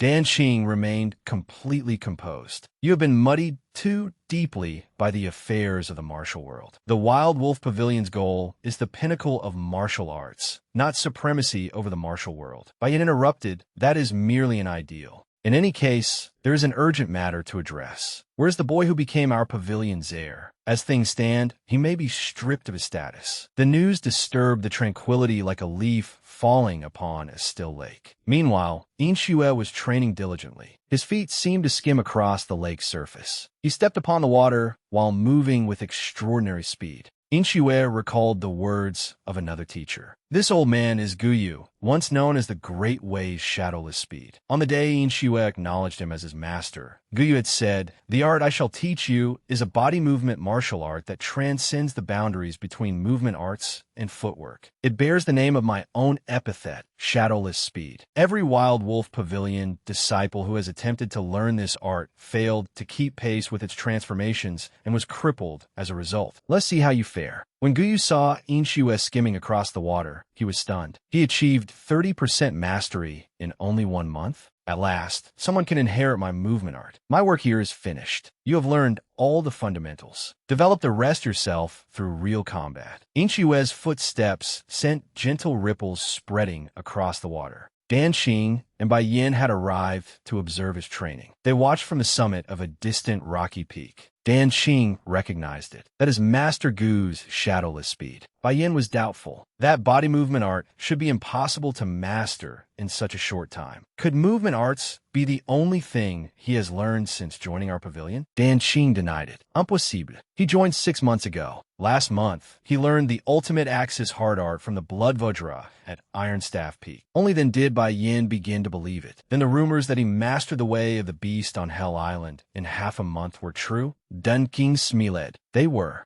That was because Elder Xie gave him all the supreme heavenly spirit water he possessed, awakening the boy's extraordinary nervous system ahead of time. But how could that alone have enabled him to master the way of the beast? There were originally only 12 10 demon heirs, yet because of him, the number rose to 14. It makes no sense. Bai Yin continued. Does the pavilion master still have no intention of appearing? Because of that, I must handle all these trivial matters alone. The 10 demon heirs plan was originally initiated by the Demon Palace. You must know that the 10 great demonic schools are extremely dissatisfied. Dong King had reservations. Unlike our Wild Wolf Pavilion, all of them have already chosen their successors. It is only natural that they would be troubled when asked to teach their martial arts to the 10 demon heirs. But was the 10 demon heirs plan not created to produce puppets who could kill the Demon Palace's enemies? Bai Yin replied, "You know that Vice Pavilion Master but some among the 10 great demonic schools apparently still have not realized it. They sent their own disciples into the 10 demon heirs contest like fighting cocks. Dan Qing considered it. That is not a bad idea. If their successors possess exceptional talent, they would be chosen as 10 demon heirs regardless of where they trained. Bai Yin acknowledged, under normal circumstances, yes. But that boy killed Jiang Yuluan, the only son and sole blood heir of the White Horse Society master. Was the third trial not approved by the 10 great demonic schools? His son's death is regrettable, but it could not be helped. Bai Yin replied, the White Horse Society master is not the only one displeased with the boy. The Fire Rain Sword sect considers the peerless lightning guiding art a serious issue. Someone who is not a disciple of the Fire Rain Sword sect has learned one of its supreme sword arts. The sword demon, Wei Hejuan, is fiercely demanding punishment. Tian Yingguang has already been stripped of his position as Hall Master and is facing a wall in penance. Dan Qing felt a headache coming on. They punished the one who taught it, so now they also want to punish the one who learned it? How petty. What exactly do the White Horse Society and the Fire Rain Sword sect demand? Bai Yin answered, they want the boy summoned to the Demon Palace to be tested on whether he is qualified to remain one of the 10 demon heirs. They also demand that he never use a sword again. Dan Qing refused. Absurd. Reject them outright. That boy is already one of the 10 demon heirs and a disciple of the Wild Wolf Pavilion. They demand that a disciple of our pavilion be forbidden from using a sword? Ridiculous. He narrowed his eyes and looked down. Below them, Inshue was looking up at the two men. He resumed his training and shot across the water. Inshue soon arrived before them. Vice Pavilion Master, did you see everything? Dan Qing replied, yes. It seems you have mastered the movement art. Bai Yin asked from beside him, are you our pavilion's 10 demon heir? Dan Qing introduced the man beside him. This is Bai Yin, captain of our pavilion's wind and cloud squad. You may call him Captain Bai. Inshue clasped his hands and bowed. Inshue greets the captain. Bai Yin said, you arrived at the perfect time. There is something I must tell you. Danin interrupted. No.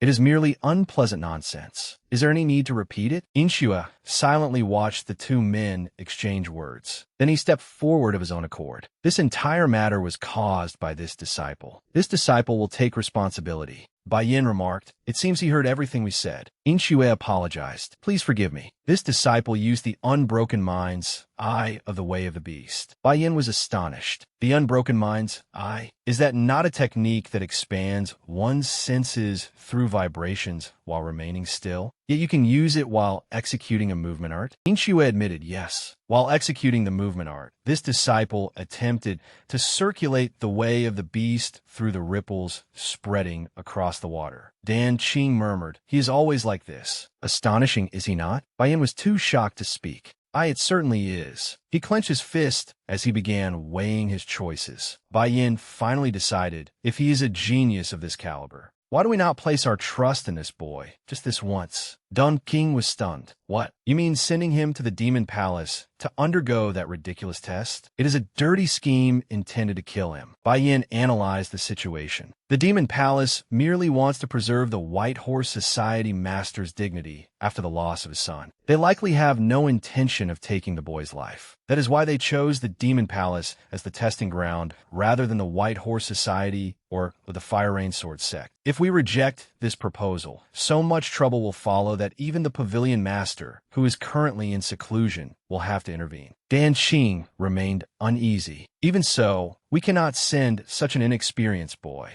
Inshue did not want to place them in a difficult position. This disciple will go. Dan Qing had to ask again, you will? Inshue confirmed. This disciple will go to the Demon Palace. As the captain said, what they want is to preserve their dignity. If they killed an inexperienced junior like me, would they not lose even more face? Moreover, as a disciple of the Wild Wolf Pavilion, I do not wish to flee from a battle that has come looking for me. Bai Yin replied, you are correct. This was bound to happen sooner or later. We should accept their demand this time, so they will have no grounds to cause further trouble. Dan Qing reminded him, if you pass the test, make them promise that neither the White Horse Society Master nor the Fire Rain Sword sect will pursue this matter any further. On the condition that they make that promise, I permit Inshue, disciple of the Wild Wolf Pavilion, to undergo the test. Inshue took his words to heart. This disciple understands. He was immediately escorted to the Demon Palace. Inshue could not help reflecting. The first time I came to the Demon Palace, I was an undertaker who knew no martial arts. but now I have come to the Demon Palace as the heir of the Wild Wolf Pavilion. His guide stopped before a room. This is the Hall of Myriad Knowledge, known as the brain of the Demon Palace. Once you enter, someone from the hall will guide you. The Hall of Myriad Knowledge was comparable to the Martial Alliance's Central Strategy Hall. It was responsible for the Demon Palace's operations and strategy. Here, Inshue would learn what kind of test awaited him. He placed both hands against the door and gently pushed it open. Upon seeing the scene inside, he froze in surprise. What is this? Two people were waiting inside. The person standing beside by Tian announced, "Young Hero Fu of the Wild Wolf Pavilion has arrived." Inshue politely clasped his hands in greeting. Inshue of the Wild Wolf Pavilion greets the master of the Hall of Myriad Knowledge. The man courteously introduced himself. "I am by Tian. Your bearing is even more impressive than the rumors suggest." By Tian, master of the Demon Palace's Hall of Myriad Knowledge, continued, "You have heard the full story, have you not? This incident has placed our Demon Palace in a difficult position. We cannot continue ignoring the demands of the 10 great demonic schools." This surprised Inshue. Are the Demon Palace and the 10 great demonic schools separate from one another? Tian continued. "Has no one even told you about the 10 demon heirs? The Wild Wolf Pavilion truly remains indifferent to the affairs of the martial world. The Demon Palace was jointly established by the 10 great demonic schools as an alliance of demonic path factions. The two are inseparable, but they cannot be considered one and the same. Ordinarily, the position of Demon Palace Master is held by someone from one of the 10 great demonic schools. However, the current Palace Master does not come from any of them. Furthermore, not every demonic path faction is favorably disposed toward the Demon Palace." Inshue finally understood. The Demon Palace Master and the 10 great demonic schools merely maintained a cooperative relationship. Many demonic path factions must harbor resentment toward the Demon Palace. Tian continued. "To put it bluntly, the 10 demon heirs are heirs in name only. This is not a selection of successors to the 10 great demonic schools. It is merely a plan to forge 10 blades capable of eliminating the champions of righteousness. In other words, the 10 demon heirs tournament was created by the Demon Palace to oppose the Martial Alliance's champions of righteousness. The 10 great demonic schools initially refused to participate, but the Demon Palace kept pressing them, so they eventually sent their disciples. However, during the 10 Demon Heirs tournament, a descendant of one of those schools was killed. His voice sank. By your hand. For numerous reasons, the Demon Palace currently cannot afford to offend the 10 great demonic schools. That is why they summoned you here, young Hero Fu. They intend to punish you under the guise of a test. Did you come despite knowing that?" Inshue replied calmly. "I knew." Tian regarded him with interest. "It seems you have already prepared yourself. Are you ready?" "Yes. No matter what the test is, it will not be a problem." Inshue's composure improved Tian's opinion of him. "Very good. This explanation has gone on long enough. Let's get to the point. For this test, the Fire Rain Sword Sect and the White Horse Temple have granted you a special privilege. 1 full day of access to the Demon Palace's Martial Repository, the Myriad Demons' Hidden Truth Repository. He took out a command token. This is a gold-rimmed command token that will grant you entry to the Myriad Demons' Hidden Truth Repository. It has 3 floors, but you may only enter the first. Although it contains the lowest ranked material, the first floor alone holds more than 25,000 extraordinary demonic path martial arts. This is an immense favor, even for you, young Hero Fu." In other words, they believed young Hero Fu had virtually no chance of passing the test. They were merely pretending to be generous, so no one could criticize them afterward. The test they demanded was, you must withstand 5 moves from an expert chosen by the White Horse Temple. That is their requested test. During the 10 Demon Heirs tournament, the chief instructor even staked his position as a hall master to allow you to participate. I repeatedly asked why he made that decision, but he only replied, "You will understand soon enough." He placed the token in Inshue's palm. "I hope I will finally learn the reason this time." As Inshue left, he encountered a familiar face in the corridor. He turned toward the approaching man. "Greetings, Instructor Zhen." Zhenju was equally surprised. "Inshue," he asked, "I heard the rumors. It appears you came to receive instructions regarding your test." Inshue replied, "Yes, instructor. What brings you here?" Zhenju explained, "Home Master Wan and I are close personal friends. I assisted the chief instructor on Hell Island because I was filling in for Home Master Wan during his absence." Inshue now understood their relationship. "I see." Zhenju glanced at the token in his hand. "You're going to the Myriad Demon's Hidden Truth Repository because of the test, correct?" Inshue confirmed, "Yes, that is right." Zhenju warned him, "Since fate once made us teacher and student, allow me to offer you some advice. The martial world is treacherous. No one grants another person a favor without reason. If someone does, then a scheme must lie behind it. Their decision to grant you access to the Myriad Demon's Hidden Truth Repository is no exception. But within that place, you may be able to turn danger into opportunity. Branches ultimately grow from their roots. Remember those words and do your utmost." Inshue engraved the advice in his heart. "Thank you for your guidance," Zhenju said hopefully. "I pray you achieve a favorable result." Inshue now stood before the gates of the Myriad Demon's Hidden Truth Repository beneath the Rocky Mountain. Inshue knew that the repository contained 10,000 years of history. Its massive stone doors opened, releasing a dazzling radiance. He stepped inside. Rows of cabinets stretched all the way to the ceiling on both sides. Inshue's mouth fell open in amazement as he looked around. This was no ordinary library. Were all those densely packed volumes really martial arts manuals? Inshue began searching. "Let me see." He pulled out a nearby book and carefully read through it page by page. Soon, Inshue was holding an entire stack of books. He put them down. It really is a trap. No matter how extraordinary these manuals are, none of them can be mastered in a single day. If I greedily reach for one after another, I may learn nothing and merely waste my time. They must have devised this with my impending life-or-death battle in mind. The Fire Rain Sword sect and the White Horse Temple are using an extremely subtle method to divide my attention. I cannot allow myself to be shaken. I must find an opportunity within the danger, he reminded himself. Branches grow from their roots. Inshue lowered his gaze. "My roots?" Surprise flashed in his eyes. Could it be? Inshue's steps quickened as he rapidly scanned the books on the shelves. No, he skimmed several volumes. Not this one. Next. This is not it either. After searching for some time, he finally stopped. Here it is. Inshue pulled a book from the cabinet. He stared intently at its title, joy rising within him. A singular account of the Wild Wolf Pavilion. As expected, this repository also contains the pavilion's martial arts.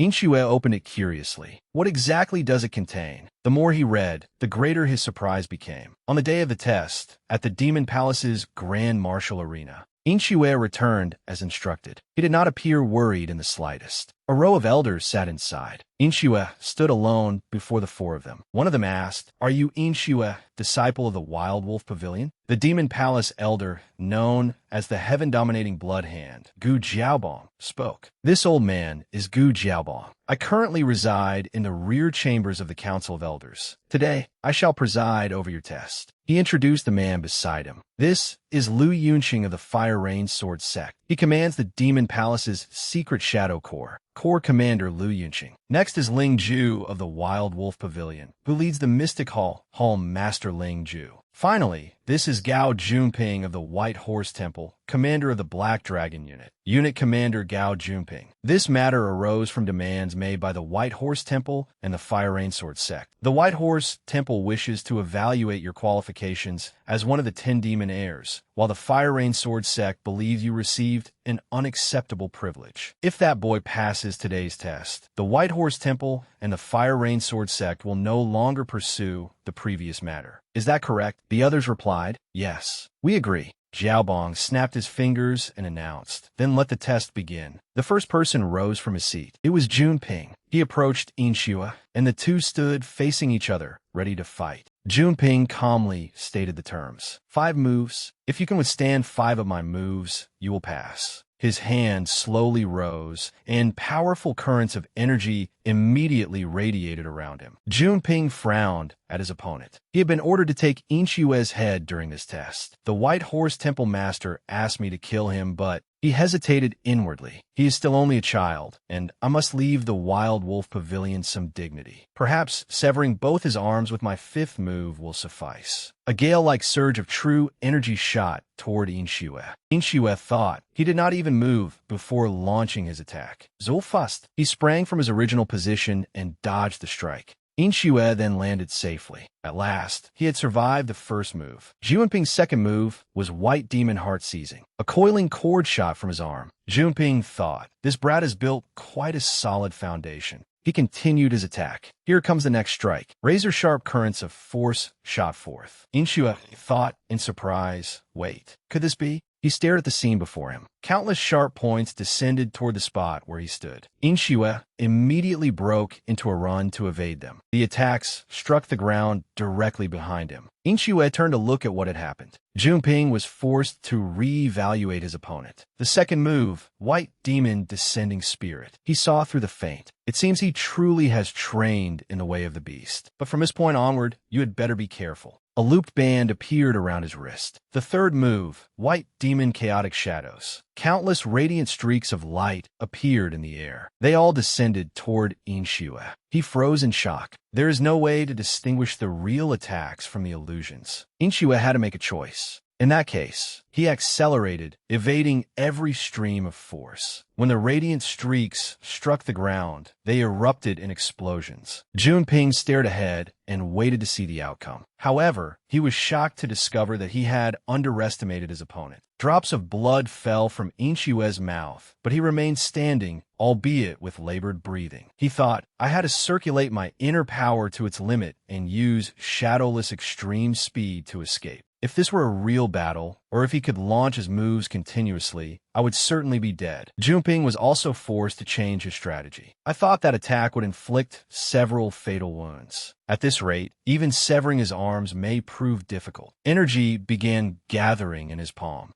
I have no choice. Streams of white energy shot toward Inshue. It was Junping's fourth move. His expression had turned as dark as ink. White Demon Heart Strike. Inshue raised his guard. I cannot read this move. If I cannot sense it, I will die. Inshue remembered the book he had read, a singular account of the Wild Wolf Pavilion. Does this not consist entirely of insults against the Wild Wolf Pavilion? It said, those fools from the Wild Wolf Pavilion act as though they possess 10 lives. From the beginning, they teach martial arts with no concern for life or death, especially the way of the beast, which they stubbornly insist is merely a foundational art. Inshue had wondered, what exactly is this? Then he suddenly noticed a difference. Unlike the opening section, the latter half contained a detailed description of the way of the beast's weaknesses. Could the author have deliberately placed those insults at the beginning so that only disciples of the Wild Wolf Pavilion would continue reading? Let me see. The way of the beast is not omnipotent. Moving by instinct alone is the behavior of a wild animal. A martial expert must also think. Instinct is merely something to amplify when necessary. The aura surrounding Inshue changed. A small vortex appeared before him.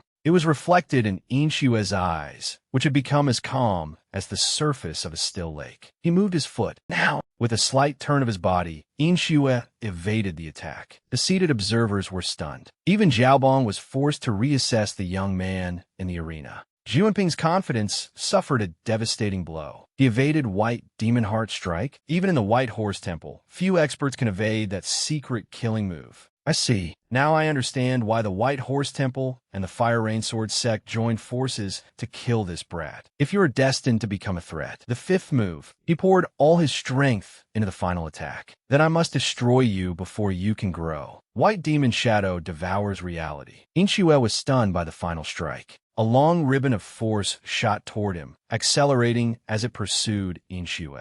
He was shocked as he sensed the imminent danger. Only then did Inshue realize, impossible, is that attack actually following me? The attack closed in on his chest. Inshue knew that the White Demon Spirit Shadow would not stop until it tasted blood. It was only a matter of time before his neck was severed. He turned to face it. I cannot dodge. Golden true energy blazed from Inshue's sword. Since it has come to this, as the attack swept toward his face, Inshue gathered his strength and unleashed a sword strike. An explosion erupted, releasing blinding light. His sword blade blocked the incoming attack. Inshue struggled to keep himself from being driven backward. Gritting his teeth, he exerted all his strength. Even after pushing peerless lightning conduction to its limit, I can barely stop it. At this rate, the attack ground against the sword like sharpened metal. Cracks appeared, and the blade soon shattered into fragments. Panic flashed in Inshue's eyes. The attack tore straight through one of his shoulders. Inshue was sent flying backward. His body crashed heavily to the ground. He spat out a mouthful of blood, then struggled back to his feet, refusing to concede defeat. One arm hung limply at his side, unable to move, but his other hand still clutched the sword hilt. Using the broken sword as support, Inshue endured the pain and forced himself upright. A terrifyingly grim aura now surrounded him, leaving Junping stunned. Junping thought, his sword is broken and his right arm is severely injured, yet his fighting spirit has not diminished at all. Who exactly is this brat? If I fail to eliminate him today, he will undoubtedly become a grave threat to my school in the future. I must kill him here. The moment Junping's killing intent surged, Ling Ju stepped down to stop him. Hero Gao.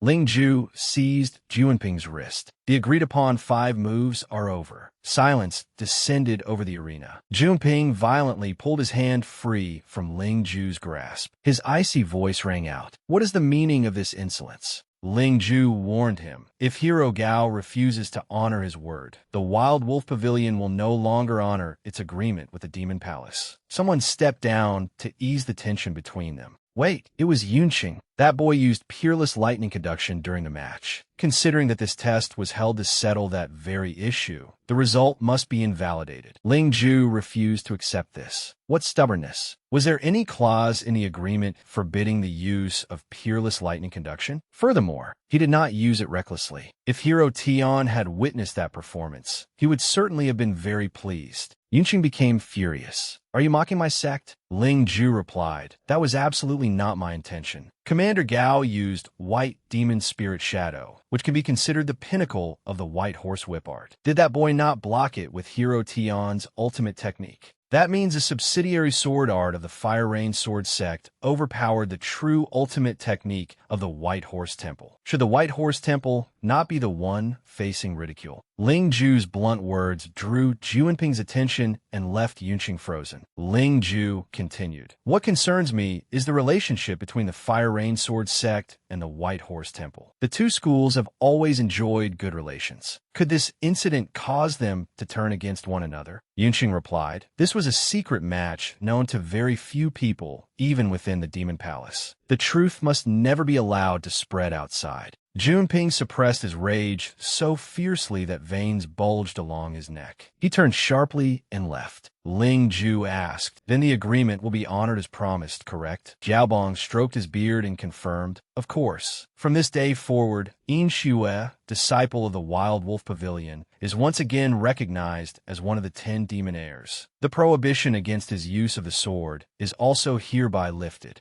The corners of Ling Ju's lips curved upward slightly. He turned to Inshue and said, did you hear that? You've worked hard. You have truly proven yourself worthy of being a disciple of the Wild Wolf Pavilion. Ling Ju's gaze rested on him. Inshue was still holding his sword aloft. His entire face darkened and fresh blood trickling from the corner of his mouth. Ling Ju reminded him, everything is over now. You can collapse now. Ling Ju then caught him in his arms. When Inshue awoke from a nightmare, he bolted upright in bed. His hands were completely wrapped in bandages, and he froze upon seeing his surroundings. Where am I? Why is it that every time I pass out, I wake up in an even more luxurious room? What happened in the contest? I think I managed to endure it, but I can't remember the final moment. I don't even know how much time has passed. If I failed, what will become of me? It seems I won't find out immediately. While I wait, I should circulate my energy and regulate my breathing. A radiant aura flared around Inshue's body. He sensed something. This is a powerful stream of true energy has formed inside me. There is a swirling sphere of light within him. Vidra had once told him, your energy setter has accumulated more internal power than most martial artists can gain in over a decade. Furthermore, it exists as pure, true energy. If your latent acupoint is activated, your power will increase instantly. Inshue wondered, could this ordeal have activated my latent acupoint?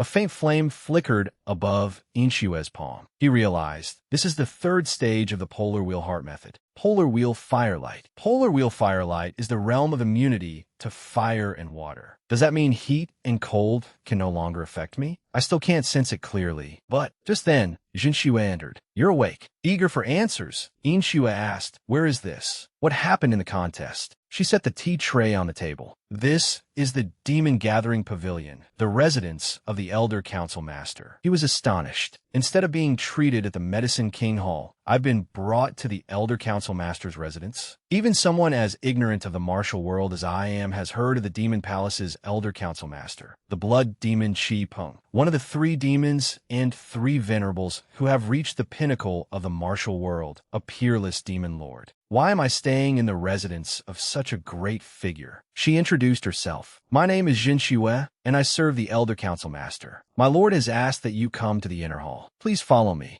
Inshue looked up and asked, the inner hall? Jinshue smiled gently and said, yes, that is where the Elder Council Master is waiting. As Inshue walked, he surveyed his surroundings. What an enormous garden. It's like wandering into an otherworldly paradise. Jinshue turned and informed him, we have arrived. An old man sat in a pavilion at the center of the garden. Sensing their arrival, Chi Peng turned to look at them. When Inshue sat across from him, Chi Peng slowly poured him a cup of tea. I heard you passed the trials of the Fire Rain Sword Sect and White Horse Temple. Congratulations. Inshue accepted the cup. Thank you, sir. He secretly breathed a sigh of relief. Thank goodness I passed. He raised the cup to his lips and took a sip. Chi Peng asked, how does the tea taste? Inshue replied, I cannot say, senior. My knowledge of the art of tea is still shallow. Only then did Chi Peng remember. Come to think of it, you used to work as an undertaker. It was thoughtless of me to ask. I am Chi Peng, master of the Demon Palace's Elder Council.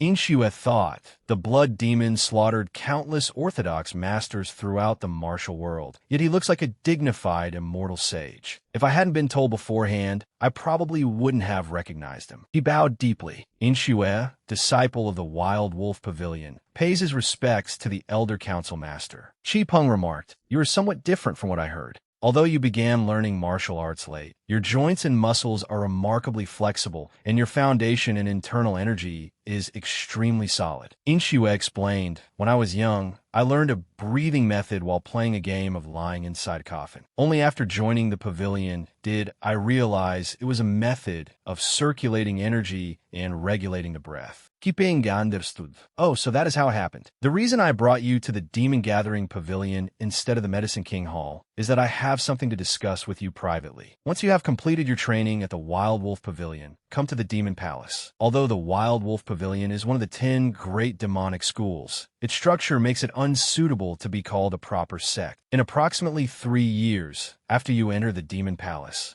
I will report to the Demon Palace Master and recommend you for the Dark Heaven Unit. Inshue was stunned. The Dark Heaven Unit? Alongside Heaven Slayer and Soul Destroyer. It is one of the Demon Palace's foremost elite forces. That will give you the best opportunity to join the Demon Palace's leadership. Chi Peng awaited his answer. Well, what do you say? Inshue made his decision. However, I must respectfully decline. Chi Peng's expression instantly turned cold. Why? Inshue explained, learning the martial arts of the Wild Wolf Pavilion requires me to wager my life. If such a position were guaranteed before I even began training, I would grow complacent and never achieve mastery of the Wild Wolf Pavilion's martial arts. The satisfactory answer pleased Chi Peng. Excellent. Chi Peng could not restrain his booming laughter, which echoed throughout the pavilion. He praised Inshue's attitude. Excellent. Such is the incomparable spirit of a true martial artist. The force of his aura made Inshue grit his teeth until they bled as he struggled to endure it. What terrifying power! The internal energy carried in his laughter alone is enough to shake my organs. Chi Peng withdrew his internal energy. I shall watch closely to see how far you have grown in 3 years. That will be the day we meet again. Inshue perceptively understood. He's dismissing me. He immediately cupped his hands in farewell. Then I shall take my leave. Chi Peng glanced at the departing young man. Someone behind him spoke. That is the first time I have seen anyone reject your offer so directly, my lord, though he does appear capable enough. Chi Peng decided, for now, we shall observe him and see which side he ultimately chooses. Inshue tried to look untroubled as he left, but his leisurely steps soon quickened into a run. Once he was far enough away, Inshue dropped to his knees and gasped for breath. I nearly lost my life. I thought the trials of White Horse Temple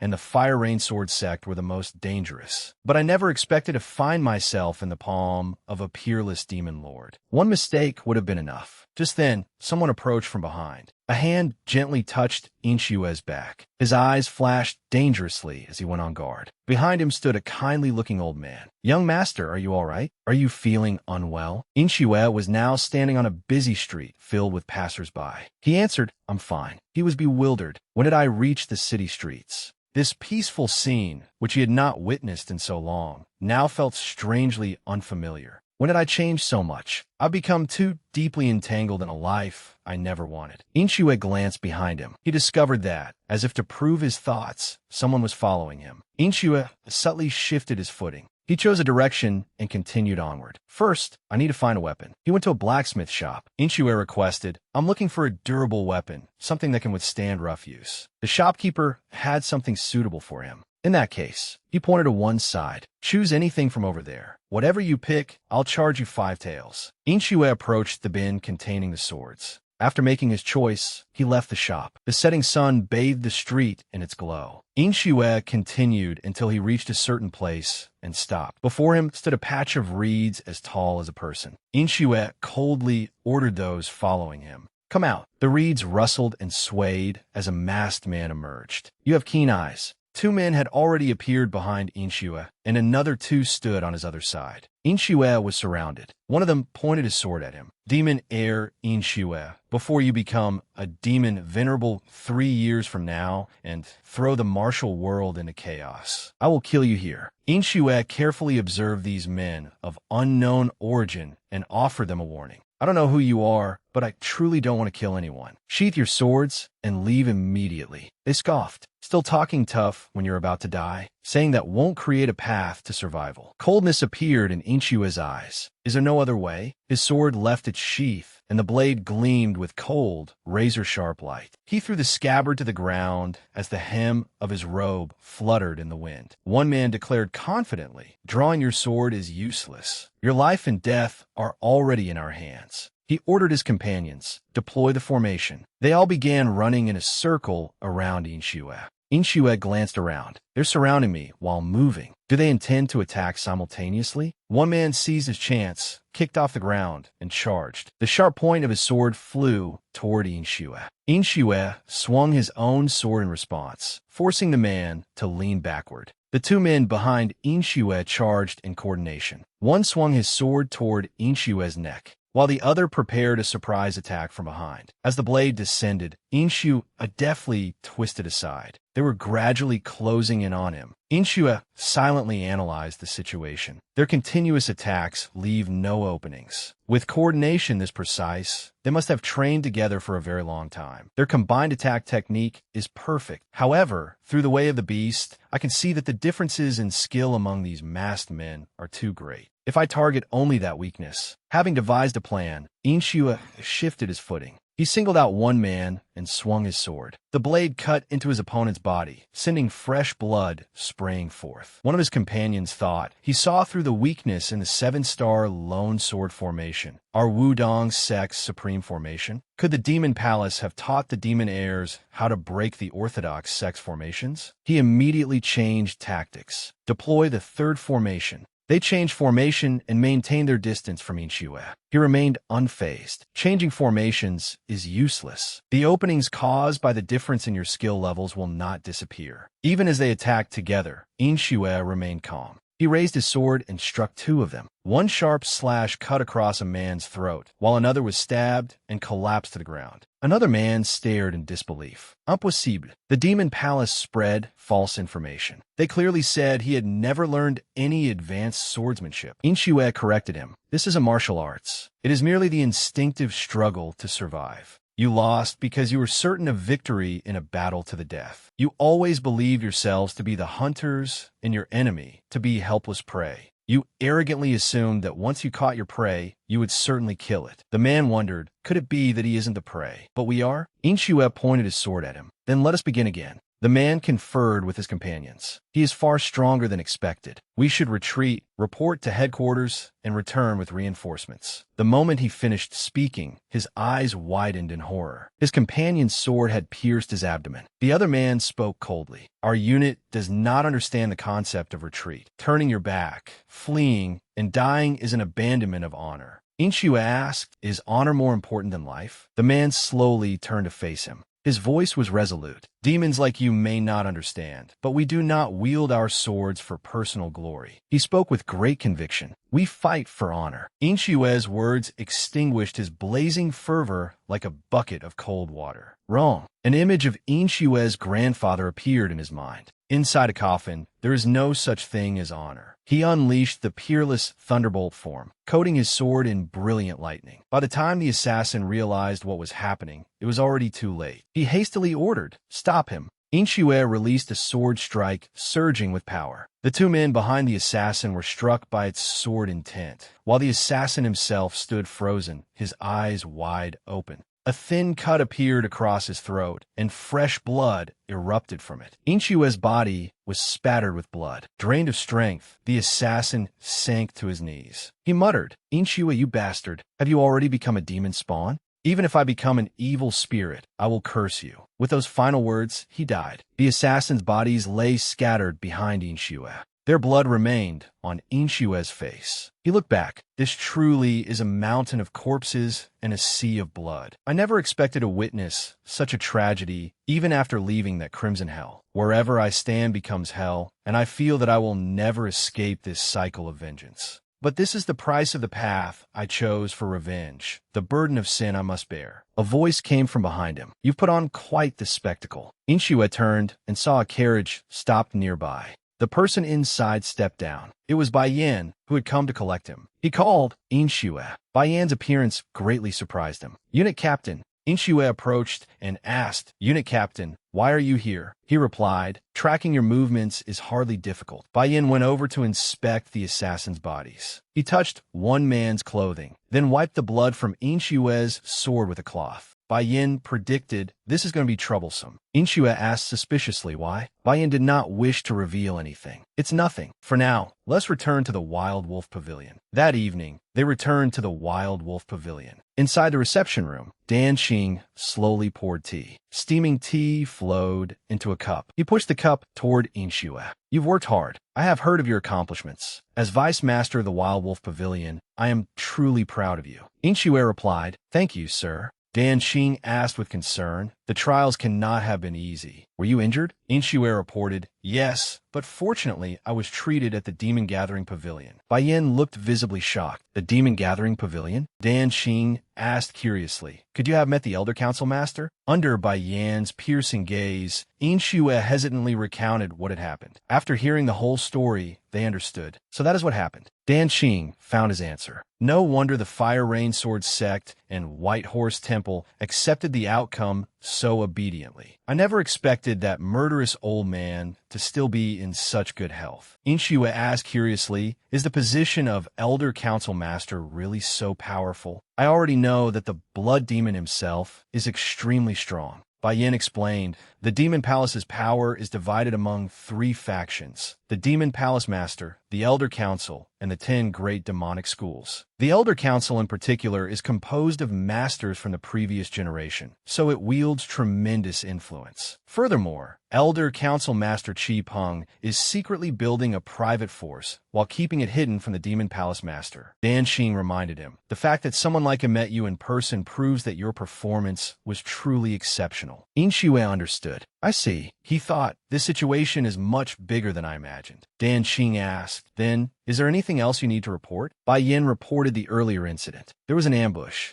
Dan Xing slammed the cup in his hand onto the table. "What?" Inshue felt the cup in his own hand tremble. Killing intent radiated from Dan Xing. "Who dares attack a disciple of this pavilion?" Bai Yin revealed. It was the Martial Alliance. Judging by their weapons and equipment, they belonged to a combat squad under the Martial Alliance's General Directorate. It appears either the Windward Squad or the Flying Cloud Squad was responsible. Dun King Siget. So that is what happened. If the matter came to light, they intended to blame everything on the General Director's unilateral actions. But why deliberately target a child who just joined the Wild Wolf Pavilion? Bai Yin speculated. Perhaps it was because of the rumors about his extraordinary talent. They feared he would soon become a grave threat, so they wanted to uproot him before he could grow stronger. Dan Qing was troubled by this. His martial arts are not even fully developed, yet the 10 great demonic schools, the Elder Hall, and even the Martial Alliance have already taken notice of him. It cannot be helped. Heroes are forged by the times. We can only trust that this experience will make the boy stronger. Inshue spoke up. In that regard, I have a request. I have heard of the Spear God Squad, an armed combat unit that deals with those who harm or provoke our pavilion.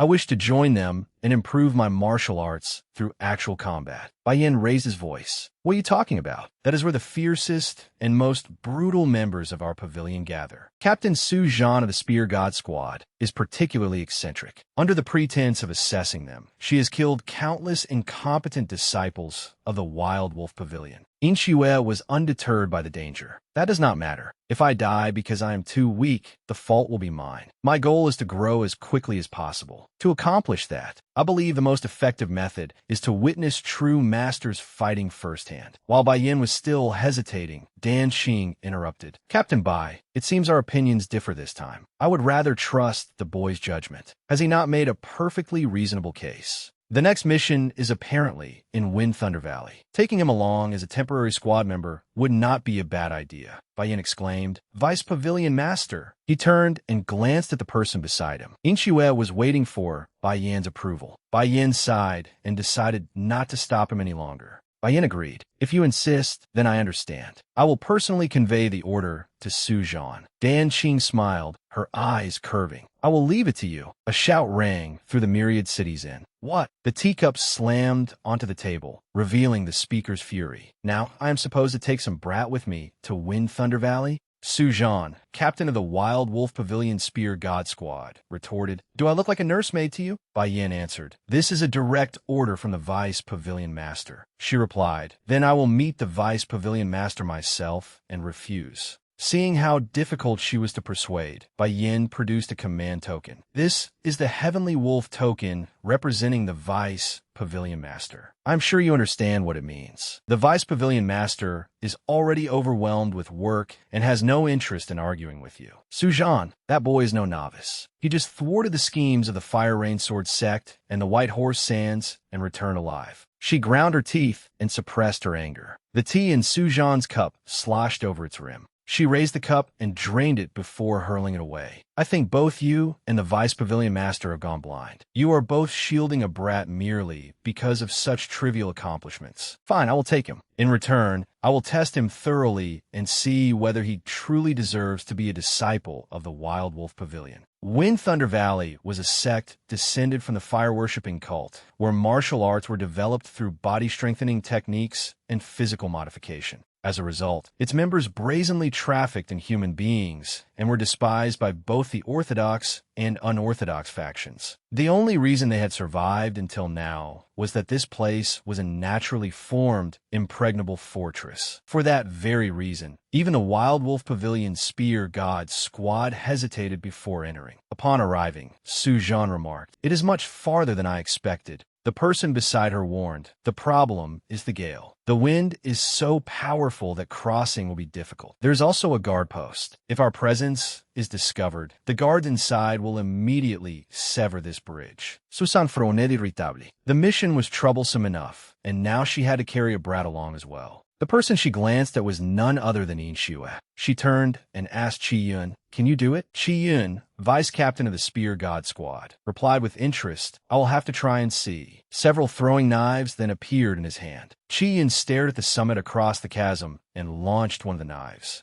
It whistled through the air. There was a small building on the summit opposite them, and the knife flew straight through one of its windows. Afterward, there was no movement. Inshue thought. What he just used looked simple, but was undoubtedly Mind Blade Unity, learned from the Fire Rain Sword Sect Supreme Hall. He truly is a formidable master. Su-Zhan impatiently called out, "Are you finished?" Chi-Yun turned and reported, "The guard post appears to be cleared, but further inspection may be necessary. There could still be hidden mechanisms on the bridge." Her gaze shifted toward Inshue.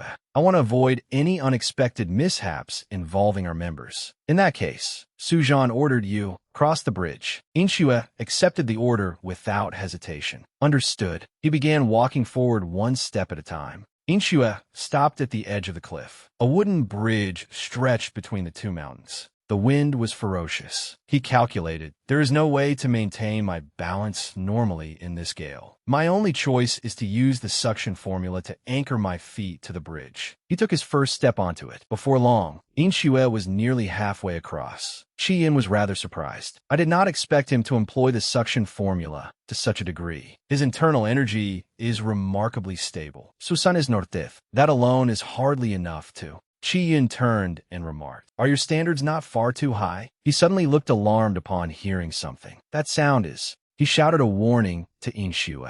"Careful, there is a trap. You are in danger." Directly ahead of Inshue, a mechanism opened within the mountainside. The concealed weapons inside shot outward, sending a dense rain of arrows toward Inshue. Faced with the crisis, he frowned and thought quickly. Inshue raised himself onto his toes. He accelerated to escape the rain of arrows. The mechanism behind him immediately launched a second volley. Sharp projectiles flew relentlessly toward Inshue's back. Sensing the danger, he glanced behind him and brought the tips of his feet together, successfully trapping one of the projectiles. He then sprang high into the air and evaded the next attack. Chi-Yun's mouth fell open in astonishment. The heaven ascending ladder. It is a movement technique that lets him step on the instep of his own foot and leap a second time in midair. I cannot believe he used it to overcome a trap specifically designed to catch those who jump upward to evade it. Chi-Yun understood what had happened, but that alone was still not enough. The moment Inshue landed on the bridge, the wooden structure sagged sharply. The powerful wind swept over him, sending his hair flying wildly. Inshue's eyes widened in alarm.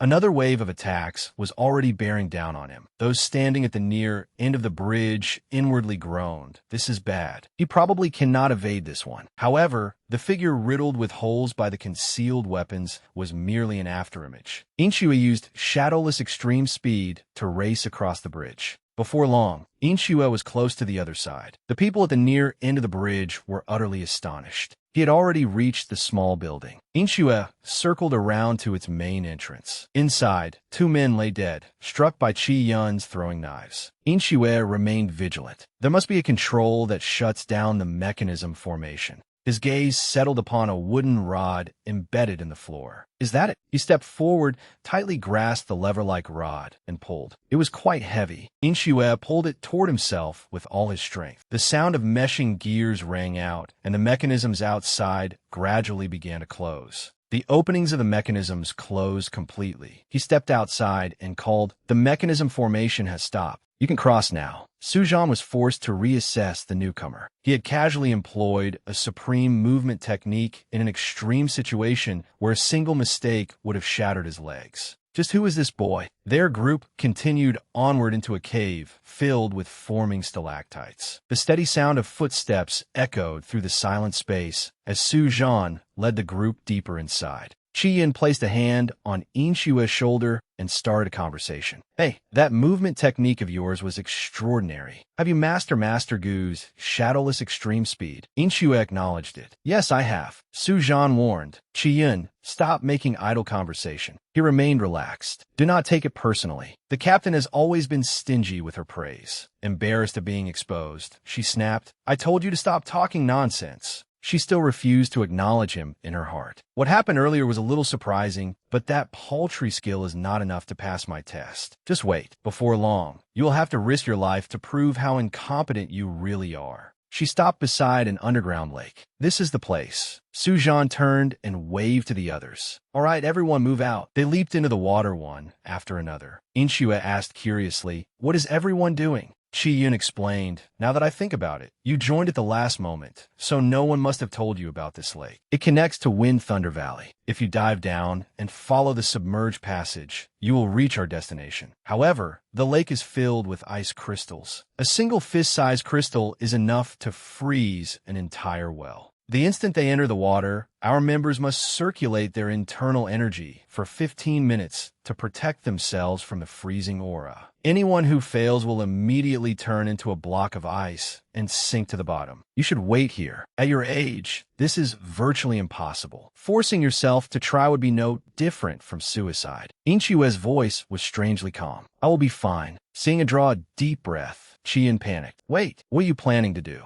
Inchue thought resolutely. If fear of death could stop me from jumping, I would never have come here. Inchue leaped in without hesitation. His body sank beneath the water, and he opened his eyes. He began surveying his surroundings. There are so many enormous ice crystals. Are these the ice crystals he mentioned? However, he soon noticed something unusual. Something feels very strange. The other members are clearly suffering from the ice crystal's effects. Yet for some reason, even though I'm not circulating my internal energy, I cannot feel the freezing aura at all. Inchue raised a hand and glanced at the energy emanating from his palm. Could it be because I recently attained the impervious to water and fire realm, preventing the freezing aura from entering my body? I never considered it at the time. I did not expect it to prove useful in this way. His gaze settled upon an area nearby, and Inchue gradually swam toward it. He then surfaced. As soon as he emerged, he saw everyone seated ahead of him.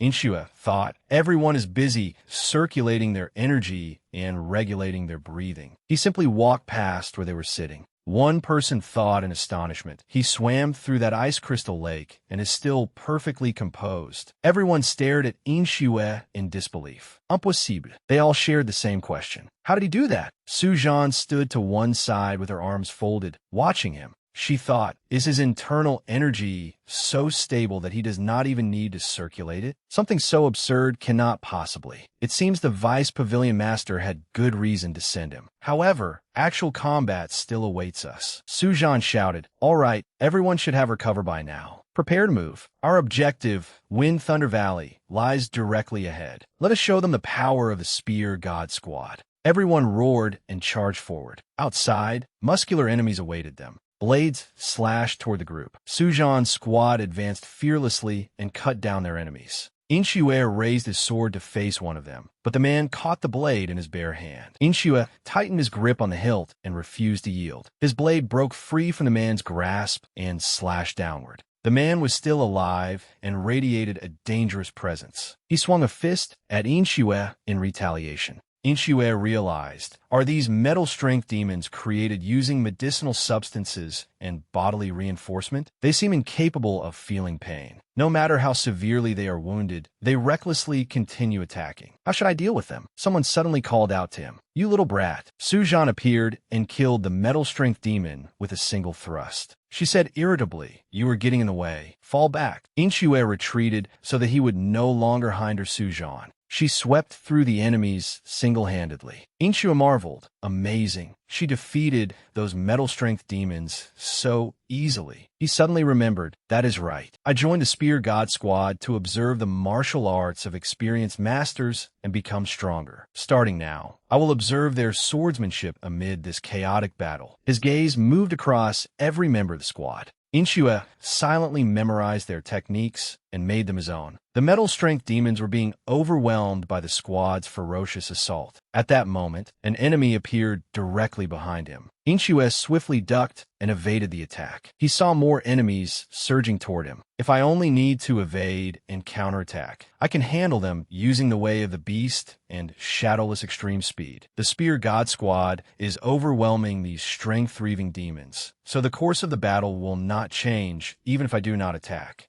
I will use this opportunity to observe how the Spear God squad members fight and learn from them. Sujan drove her saber straight into an opponent's abdomen with a single strike. 3 others charged at her simultaneously. She swept her saber horizontally, and their bodies were torn into pieces. Deeply impressed, Inshue thought that saber technique dealt multiple wounds to her opponents with a single move. How'd she do it? It differs from ordinary saber techniques and feels more like swordsmanship, with numerous thrusting and twisting movements. He attempted to imitate her and swung his sword. However, Inshue immediately realized, no, that is not it. I need to study her a little longer. He carefully observed how Su Zhan handled her saber. Inshue copied her movements precisely. At last, his sword slashed horizontally across a metal-strength demon's body. He realized, I understand now. It is not a fixed saber style. It is a form of improvisation that counters the enemy's attacks. Once swordsmanship reaches a certain realm, it is no longer constrained by forms and techniques. At that level, one can create exquisite swordsmanship from nothing more than the stance used to hold the blade. The captain is not using any specific saber technique. She merely focuses on the strength-reaving demon's openings and adapts her attacks to the situation. A single attack contains as many as 9 shifting sword paths. If I apply what I have just learned, having finished off her enemies, Su Zhan turned toward Inshue and realized he has been watching me for some time. What is that boy planning? Just before a metal-strength demon could charge in and attack him, Inshue swung his sword. Time seemed to freeze at that instant. 2 slash wounds appeared across the metal-strength demon's body, and blood erupted from them. Inshue noted, at present, I can create only 2 sword paths at most. Seeing this, Su Zhan could not conceal her astonishment.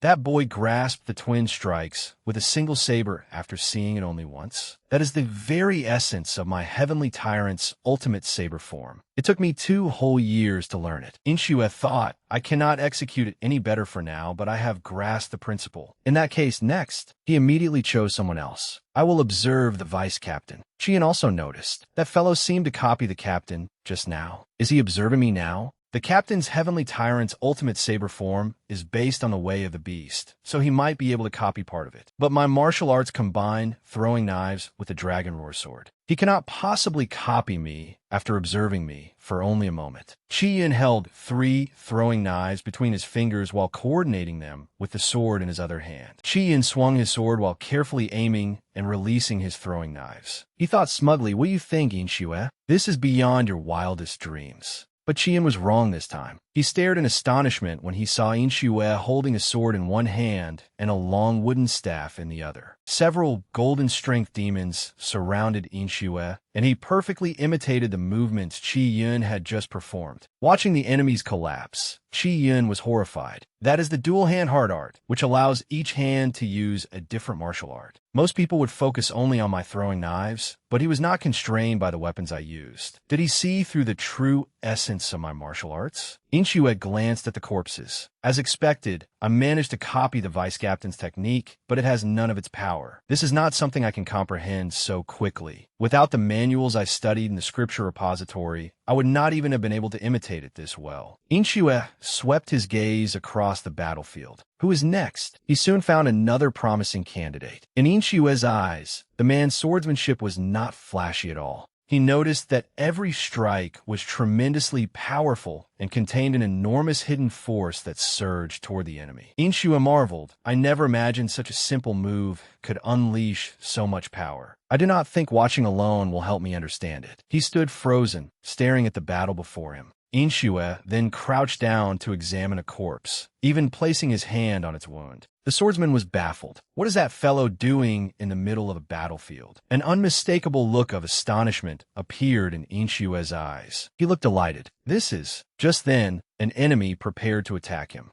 Inshue thrust his sword straight into the man's body. The golden strength demon coughed up blood, his entire body stiffening like a log from the pain. The sword strike carried a powerful force that struck him in the abdomen. The swordsman's eyes widened in surprise. Inshue had already grasped it. I understand now. At the instant he makes contact with the enemy, he channels true chi into his sword to maximize its power. I have observed everyone I needed to observe. A furious roar rang out. Wild Wolf Pavilion, you animals, how dare you do this to us? I will tear every last one of you into 100 pieces. Qian looked up. There he is. The newcomer was the master of Wind Thunder Valley. The saber tyrant gathered a mass of inner power in his palm and let out a furious shout. The inner power shot toward them like an explosive shell. Caught completely off guard, they could only raise both hands to block it. They immediately became vigilant. It is the poison palm. Sujan quickly stepped forward. Stand back. The two charged toward each other for a fight to the death. The saber tyrant launched a palm strike. Sujan calmly swung the saber in her hand. Razor-sharp saber intent surged forth like a raging gale. The poisonous palm force was sliced apart, and those currents of power also tore across the saber tyrant's body. Sujan was still paying attention to Inshue. Inshue, you have been observing us throughout this battle. In such a short time, you grasped the essentials of our martial arts and reproduced them perfectly. I do not want to admit it. I try to deny that someone who knew nothing about martial arts until recently could do this, but now I have no choice but to acknowledge it. Seeing her attitude, the saber tyrant ground his teeth in anger. He felt insulted. You bastard! How dare you let your attention wander while fighting me? Poisonous force once again gathered in the saber tyrant's palm. Do not get arrogant. Sujan pursed her lips and sighed. She warned him, have you still not realized the difference in our strength? He caught the tip of Sujan's saber with his bare hand. Only then did the saber tyrant truly feel his opponent's strength. She continued her assault with another saber strike. A tremendous force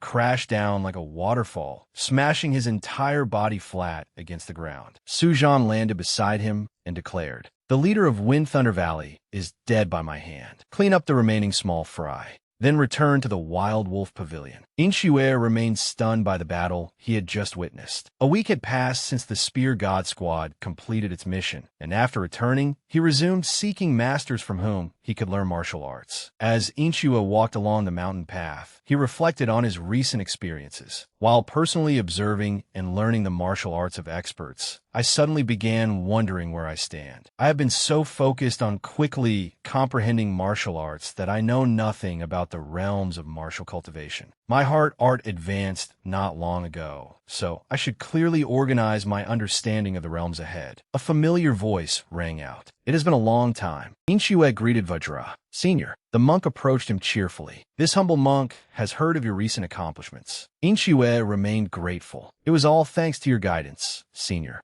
He laughed as he examined the student he had taught for the past 6 months. Vajra immediately guessed the reason for his visit. One look tells me you came because you have questions about inner power and the heart art, correct? Inshue was surprised. How did you know? Vajra exposed the truth. Was your foundation not originally non-existent? It was about time you encountered this barrier. When I taught you, I expected it to take 3 years for you to reach the 3rd level. Vajra smiled broadly. I never imagined my prediction would prove so spectacularly wrong. Inshue quietly listened to him. Vajra checked his pulse. Let me examine your inner power. It already exceeds 60 years' worth. The pure, true chi created through breathing cultivation is transforming into polar extremity true chi as your latent acupoints awaken. Inshue thought, as expected, what I felt back then was not mistaken. Vajra came straight to the point. You wish to learn about the realms of martial cultivation, correct? The apex realm lies beyond the first-rate level, when both the body and inner power have reached their limits. Breaking through those limits and reaching the pinnacle of martial arts is known as the transcendent apex realm. Beyond that lies the ultimate heaven realm. Upon reaching the ultimate heaven realm, one can freely control both body and spirit,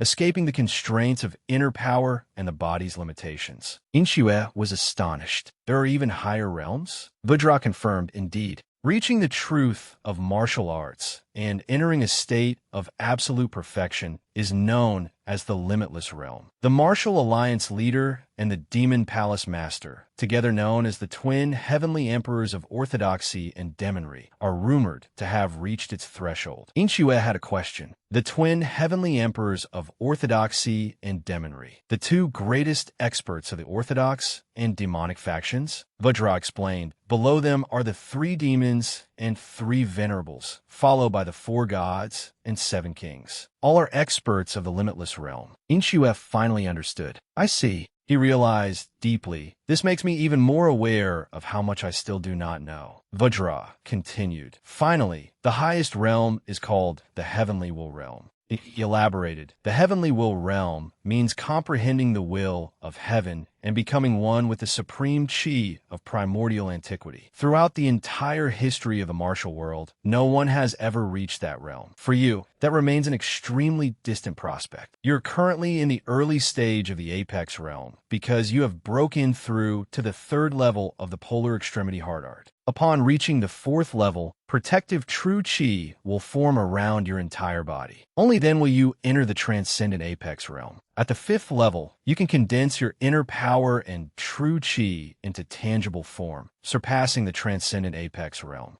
Vajra paused there, then continued. At the sixth level, your inner power will circulate without end and permeate your body. At the seventh level, you will escape the constraints of the physical form. At the eighth and final level, you will gain the power of nature itself and be able to interfere with the creation and destruction of all things. Inshue was curious. Interfere with the creation and destruction of all things? This junior cannot comprehend that at all. Vajra replied, "Regrettably, I cannot explain it in detail either, for this humble monk has only reached the final threshold of the fifth level. By the way, are you asking about these realms because you have decided to enter the martial world?" Inshue wondered, "How did you know?" Vajra responded with a question of his own. "Otherwise, why would you go to the trouble of finding this humble monk and asking so many questions?" Inshue confirmed it. "That is true. Through my experiences with the Spear God Squad, I realized that actual combat is the fastest path to strength. Therefore, I wish to leave the mountain and travel through the martial world." He thought, to find information about the assassin who killed grandfather. Traveling throughout the martial world will be more useful than remaining in the demon palace. Vajra smiled upon hearing his decision.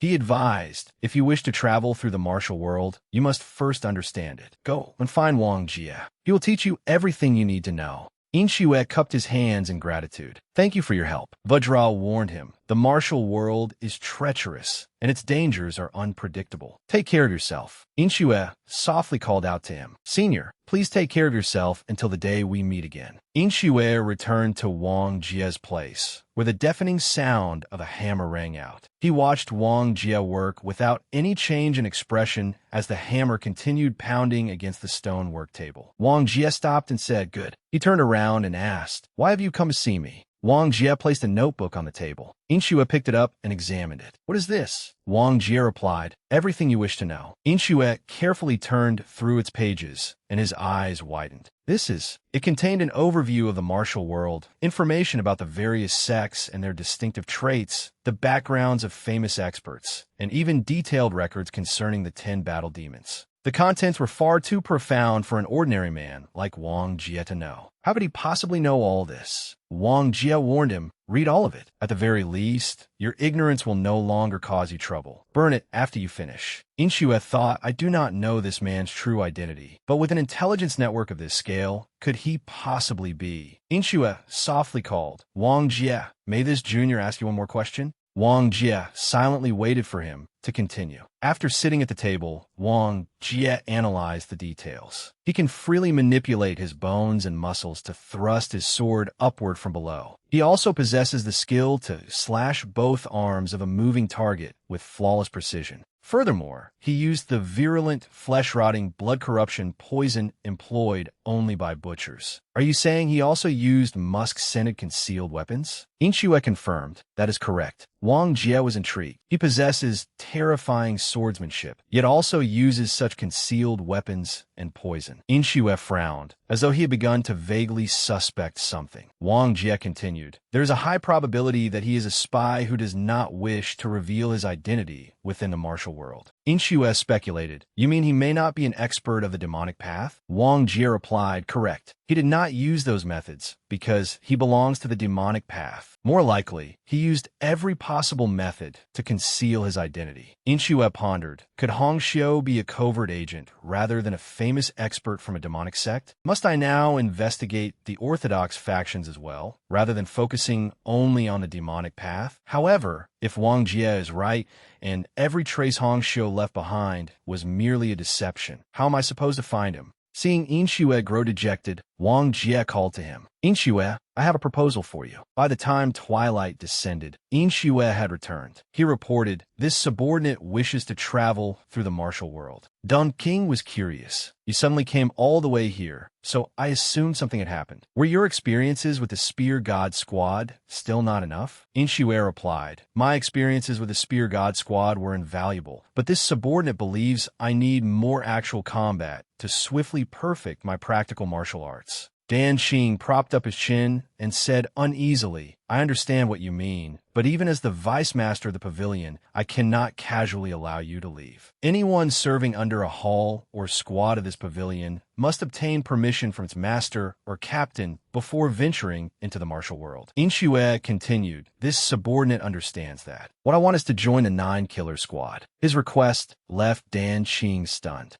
Dan Xing angrily shot to his feet and demanded, where did you hear about that? Inxue answered honestly, from Wang Jie. Earlier, Wang Jie had proposed, join the 9-Killer Squad, Inxue. The 9-Killer Squad specializes in assassination, kidnapping, sabotage, and the theft of vital resources. It carries out missions that the Demon Palace cannot officially acknowledge. This will be a good opportunity for you to achieve what you want. Inxue understood clearly. Given the current situation, investigating Hongxiu will not be easy. However, if I join the 9-Killer Squad, which performs duties similar to those of covert agents, I might uncover a clue. I have also heard that its members receive deadly missions that bring them to the brink of death, so I could achieve my goal of growing stronger through actual combat. Dun King objected. Absolutely not. That place is... Inxue interrupted. This subordinate knows perfectly well what the 9-Killer Squad does. The moment I enter, my existence will be erased, and I'll have to carry out missions that put my life at stake. Dan Xing replied, correct. The 9-Killer Squad handles all the Demon Palace's filthiest work. Once you join, your name and affiliation will be erased, and you will operate without receiving assistance from anyone. Only criminals seeking to redeem themselves or people in desperate need of money join that place. You're one of our pavilion's 10 battle demons, yet you truly wish to become a member of a 9-Killer Squad? Inxue had his own reasons. This subordinate wishes to become stronger as quickly as possible. If the 9-Killer Squad is the path to that goal, I am willing to take it. After all, the 10 battle demons are merely tools meant to deal with the orthodox faction's champions of righteousness. If we are blades to be swung without hesitation, is it not better for those blades to be as strong as possible? Dan Xing could not argue. You are right. Most of the 10 great demonic schools intend to use the 10 battle demons as tools for their own purposes. He emphasized, but this pavilion is different. I intended to make you our true successor.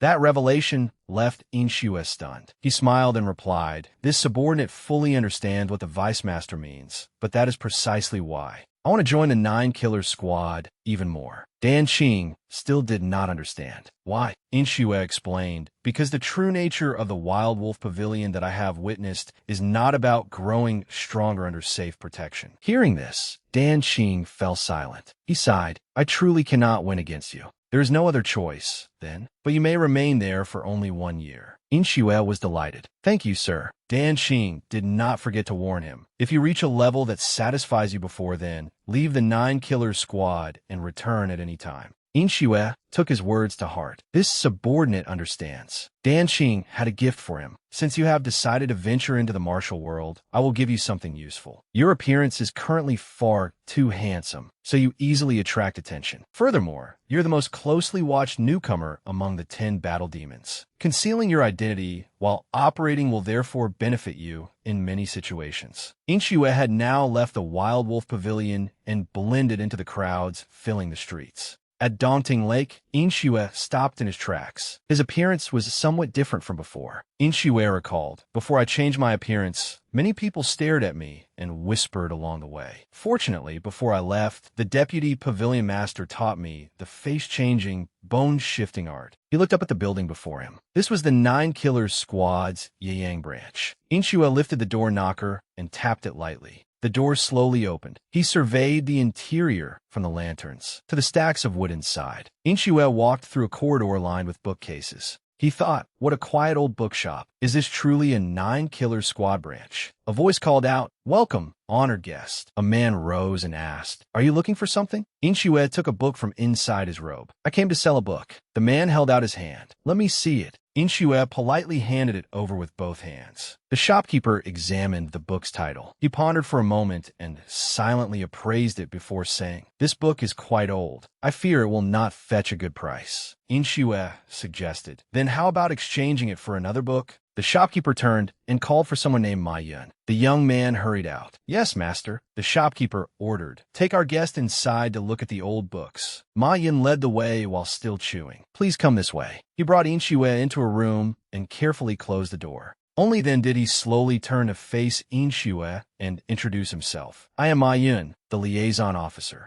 Inshue immediately sensed that the atmosphere had changed. Ma Yun continued, "For convenience, members of the 9 Killers squad address one another by code names. Yours will be number 18. Choose a mission from this ledger, and I will explain the details." Inshue opened the ledger. This one says, Grade D, 3rd posting, 500 taels of silver. Seize the mountain-shaped incense burner from the residence of the 3-horned wild wolf, Gao Jishan. Inshue asked curiously, "What does posting mean?" Ma Yun explained, "It is the number of times a mission has been issued. Either 3 people have already failed or no one accepted it for a long time, so it has been posted for a 3rd time." Inshue understood. "I see. Most of these missions involve robbing escorts, stealing treasures, or disrupting intelligence. None of that means anything to me. What I need are life-or-death battles that will temper me and make me stronger. There must be a mission like that." His attention stopped on one page. 9th posting. Grade B, 9th posting, 3,000 taels of silver. Secretly assassinate Shi Zheng, Deputy Hall Master of the Soul-Seizing Hall in the Blood-Ean heretical cult. Ma Yun warned him, "There is no need to consider that one." Inshue was surprised. "Why?" Ma Yun explained, "The 9 Killer Squad's missions are divided into 4 grades. A, B, C, and D. The closer a mission is to Grade A, the harder it is. Missions of Grade B or higher are usually reserved for veterans who have served for over 3 years. Grade A missions are reserved for the greatest experts and are assigned rather than chosen. Therefore, Grade B is the most difficult mission one can freely select. Shi Zheng is an expert who has been famous in the martial world for more than 10 years. He has faced many assassins, so killing him with a surprise attack is virtually impossible. There's a reason the reward is 3,000 taels." Inshue quickly reached a conclusion. "This is exactly what I have been searching for." A smile appeared on his face. "I see." Ma Yun frowned and looked at Inshue in confusion.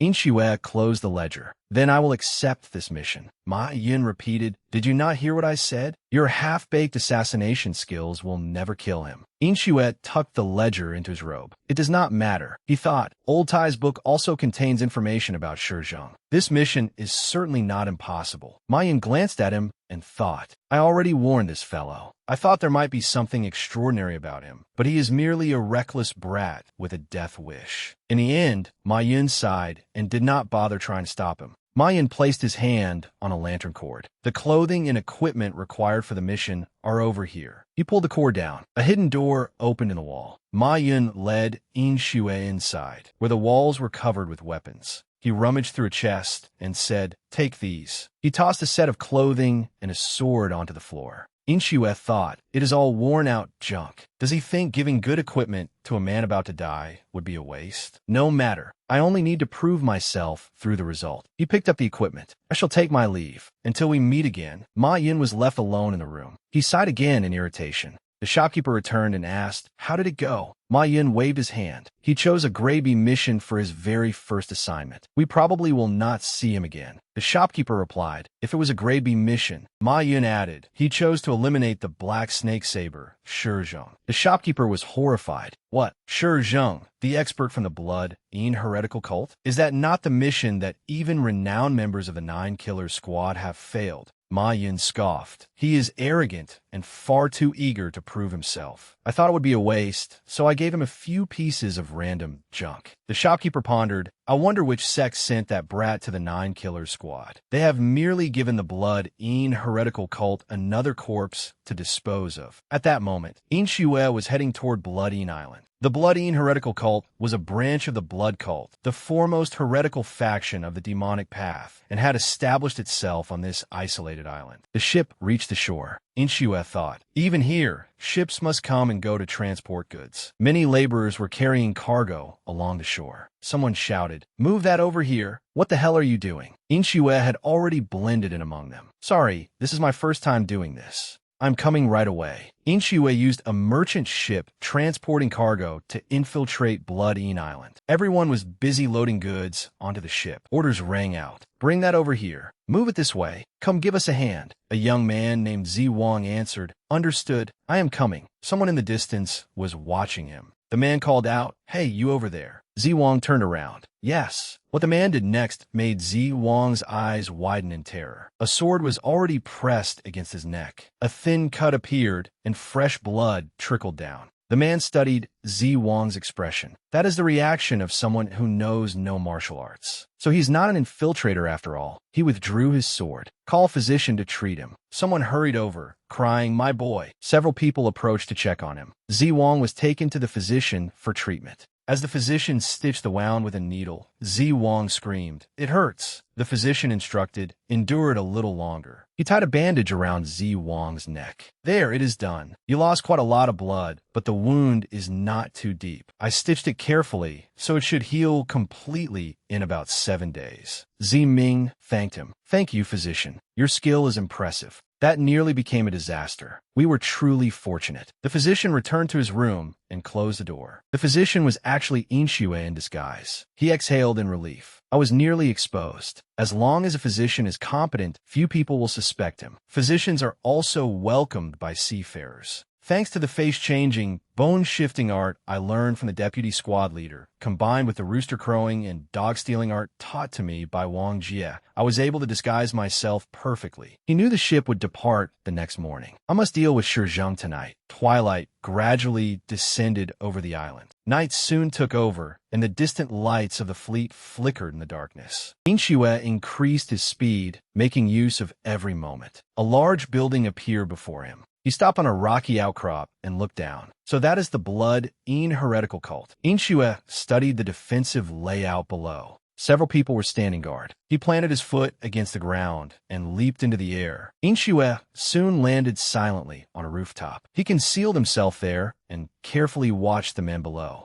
Something caught Inshue's attention. That man is Shizheng. Shizheng was issuing orders. "Good. Do it that way." Inshue marveled. "I can sense his inner power even from this distance. He truly is as formidable as the rumors claim. But this is strange. After surviving 9 assassination attempts, why would he display his inner power so openly? This may be an enemy trap. I must be careful." He cautiously dropped to the ground and vigilantly surveyed his surroundings. Inshue followed the direction Shizheng had gone. "What is this place?" Judging by the medicinal scent, this path leads to the Blood-Ean heretical cult's secret medicine storehouse. I heard that it lies within an underground chamber where no sound can escape. It is the perfect place for an assassination. When Shizheng stopped, Inshue's heart tightened. "Si seng stud moschenlis, revealing noi moschen." Inshue hid behind a pillar, not even daring to breathe heavily. Only after Shizheng left did Inshue exhale. He did not notice me, did he? He then crept down the stairs. There was a room ahead with its door open. He stealthily approached and peered inside. Shizheng was opening a crate. Inshue drew his sword. His guard is completely down. This is my chance. I will finish him in a single strike. His foot landed on a floor tile, causing it to sink. Inshue immediately sensed danger.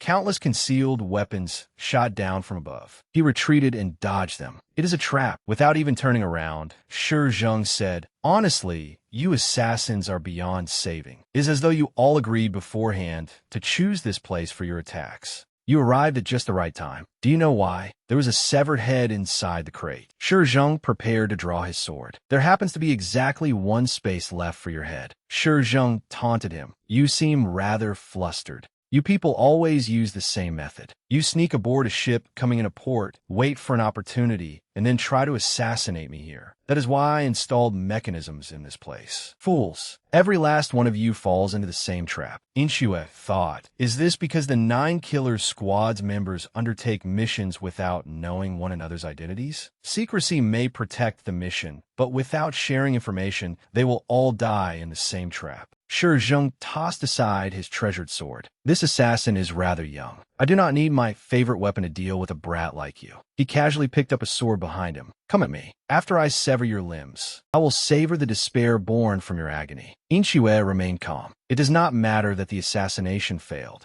A dangerous battle is exactly what I wanted. The 2 swords collided in an instant. Sparks flew from the sharp blades. Shi Zheng was forced to reassess his opponent. He knocked Inshue's sword upward and drove him back. Shi Zheng judged, this brat possesses profound inner power. Your swordsmanship is unlike that of an ordinary assassin. It seems an interesting opponent has come to me. Black Death's saber art. Inshue assumed a defensive stance. His sword strike dispersed the force released by his opponent. Inshue calculated. He is fast, but the path of his sword is simple. If I remain calm and deflect it, I can handle it. However, he celebrated too soon as a strike pierced his body. Inshue was shocked. What? I clearly deflected it. Growing even more arrogant, Shi Zheng charged. You cannot block it, can you? He closed in and attacked repeatedly. Inshue could only struggle to block the blows with his sword. Inshue noticed something strange. This is odd. He clearly sees my openings, yet his attacks do not target my vital points. If he does not intend to kill me immediately, Inshue shifted his footing and charged directly at his opponent. Then I will risk everything and rush in to uncover the principle behind his attacks. The piercing clang of colliding swords echoed through the room. Shi Zheng praised him. You have impressive spirit. Try blocking this next move. Upper left severing slash. Inshue warily observed his opponent's new attack. Shi Zheng closed the distance in an instant. Inshue quickly retreated, but the direction of the attack changed in the blink of an eye. He seemed to realize something. I see. It is an ingenious, trajectory-changing technique that uses feints. Inshue now had a plan to defeat him. In that case, he closed his eyes and focused his mind. Unaware of what was happening, Shi Zheng mocked him. Pretending to be impressive again? It seems you were lucky enough to realize my technique uses feints. But closing your eyes will not allow you to evade them. Inshue was certain. No, it absolutely will. Though his eyes were closed, he could sense Shi Zheng's every movement. Because I possess the way of the beast. He sensed Shi Zheng steadily approaching.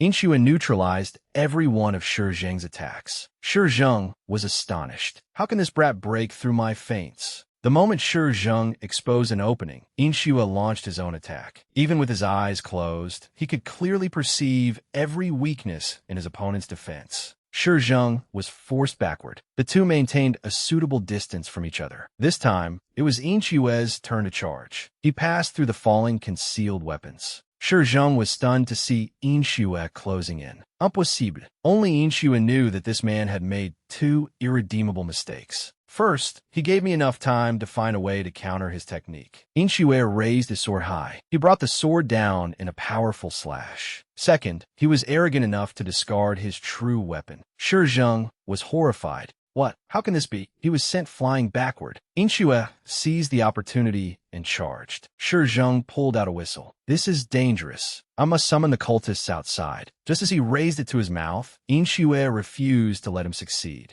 Inshue's sword plunged straight into Shi Zheng's chest. Shi Zheng coughed up blood. I lost to an insignificant assassin. Inshue pulled out his sword, and fresh blood gushed from the wound. The whistle fell from Shi Zheng's hand. Blood pouring from Shi Zheng's body spread across the floor. Inshue remained vigilant. Even an expert of the martial world cannot escape the deadly poison known as carelessness. Inshue then began his retreat. Meanwhile, at the peaceful and quiet old bookshop, the shopkeeper was leisurely drinking tea. Someone suddenly rushed in to report. Lord Shangliang, he replied. Ma Yun, why are you in such a hurry? Ma Yun reported. Have you heard the news? Shi Zheng. I heard that Shi Zheng is dead. Shang Liang was horrified by these words. As the news spread, it became a popular topic of discussion. The Black Snake Saber, Shi Zheng, was killed inside the Blood In heretical cult. It was not even an assassination. He was defeated in direct combat. Someone recounted, I heard his treasured saber was found shattered by a heavy sword. That saber wielder roamed the martial world with his blade for 10 years, yet he still. Everyone wondered who had done it. The subject of their discussion, Yin Xue, had already returned. Shang Liang hurried out to greet him. Welcome, honored guest. You have returned to our humble shop. Yin Xue replied, I enjoy reading books. Shang Liang respectfully led the way. Please come over here and have a look. As soon as they entered the room and closed the door, Shang Liang urgently asked, Did you truly eliminate Shi Zheng? He could not understand how it had happened. Yin Xue asked, The branch only provides support and arranges missions. I heard you would not ask any further questions. Shang Liang looked embarrassed. That is indeed the rule. I understand. I will not ask anything else. Your reward is 3,000 taels. I will pay you with banknotes. A new mission will be available in 3 days. That is all you need to know. A stack of banknotes was handed to Yin Xue. When one note remained, the man called after him. There is still one left. Yin Xue replied, Use it to buy yourself a drink. Farewell. The two men stared open-mouthed as Yin Xue disappeared into the distance. Ma Yin flew into a rage. That bastard. I only disguised myself as a tavern waiter, yet he actually treated me like a real waiter. Shang Liang burst out, laughing beside him. Just where did that fellow come from? Ma Yun frowned in confusion. Big brother, Shang Liang instructed him. Ma Yun, from now on, persuade Agent 18 to accept missions of 5th rank or higher. If word of our Yiyang branch's achievements reaches our superiors, perhaps we brothers will finally be able to escape this godforsaken place. 6 months later, the streets bustled with people coming and going. When Ma Yun saw Yin Xue arrive, he welcomed him warmly. Well, look who it is. The two men hurried out to greet him. Has the pillar of our Yang branch, Agent 18, arrived? You worked hard completing another Gravy mission. Thanks to you, the ancient book hall is prospering more with each passing day. Yin Xue sensed something unusual. I came to accept a new mission, but it seems you have something else to tell me. He silently waited for Shang Liang to speak. Shang Liang got straight to the point. Agent 18, the upper ranks have recently taken great interest in your abilities. That is probably why they have assigned you a mission directly. Yin Xue asked, what does it involve? Shang Liang answered, you are to escort a distinguished guest visiting Yiyang. Yin Xue turned to leave. I refuse. Ma Yin hurriedly stopped him. Wait. He grabbed Yin Xue by the hem and pulled him back. He then tried to persuade him. The compensation for this mission is equivalent to a Grade A assignment. The pay alone amounts to 10,000 taels a day. Yin Xue reminded him, you know I do not need money. Shang Liang continued, of course I know you only accept missions involving killing, but please reconsider. As I said, this mission was assigned directly by our superiors. If you refuse, you will not merely be demoted. The entire Yiyang branch might be dissolved. He cursed inwardly. This stubborn bastard, I honestly want to draw my saber and cut him down. Shang Liang made him an offer. If you accept this mission, I will give you access not only to the branch's equipment, but also to every piece of intelligence we collect. Will that satisfy you? Yin Xue asked, for how long will you provide me with intelligence? Shang Liang replied, why would there be a time limit? We are all one family, are we not? Yin Xue understood his meaning. Very well, but remember, this is the only time. The door slammed shut in their faces as Yin Xue departed. Ma Yun complained angrily. Are you serious? Have you gone mad, big brother? You promised to give him all our intelligence. We are not his personal intelligence agency. Shang Liang replied, be quiet and wait. Once this mission is complete, we will be able to return to the Demon Palace. Ma Yun stared at him in disbelief. Is that really true? Shang Liang refused to elaborate. The details are confidential. But the person he is escorting this time is a very important figure. Meanwhile, a nearby inn was packed with guests drinking and filling one another's cups. Yin Xue arrived to carry out his mission. Approaching one of the tables, he announced, I am Agent 18 of the 9 Killers, Yiyang Branch. I have come to undertake the escort mission. The young woman asked, then you're the warrior who will be escorting us. The man sitting opposite her gritted his teeth in irritation. I already said that we do not need a bodyguard. The young woman introduced herself. My name is Su Yu, and this is... The man interrupted. This old man is Yuan Huang. Inshue surveyed the scene before him and thought. A young lady seated at a banquet table laden with the most expensive dishes in a high-class restaurant, accompanied by a master of unknown origin who calls himself this old man. They clearly possess tremendous wealth and status. Yuan Huang warned him, listen, boy, as long as I am here, you need not do anything. Just behave as though you are invisible, and do not even think about disrupting Yu's excursion. The pressure radiating from him forced Inshue to acknowledge his strength. What terrifying pressure! He can generate such force with his aura alone. So you came to Inshue's defense. Great uncle, why are you intimidating the gentleman who came to help us? She turned to Inshue. Are you all right? He replied. It appears he is such a formidable master that he has no need for a bodyguard. She explained, please forgive him. Great uncle is a highly respected elder, but he retired from the martial world a long time ago. That is why the palace was worried, and Yuan Huang thumped his chest confidently. What is there to worry about? Su Yu, you need only place your trust in your great uncle. Inshue realized. So he truly is a master from a previous generation. But since he has been away from the martial world for so long, his instincts for danger must have dulled considerably. Being in an unfamiliar land only makes it more dangerous. The Hunan region is contested by numerous complicated factions. My duty is to protect them and ensure that nothing goes wrong. So he was curious. Agent 18? What an unusual name. He explained, members of the Nine Killers do not use personal names. Agent 18 is merely my designation within the unit. She asked, then may I call you Mr. Hu? Inshue agreed. As you wish. You may call me whatever you like. In return, I shall address you as Miss Su. She raised her hand. Of course. Then is that also why you are wearing a false face? Her hand touched Inshue's face. He was stunned. How did she know? No one has ever noticed before.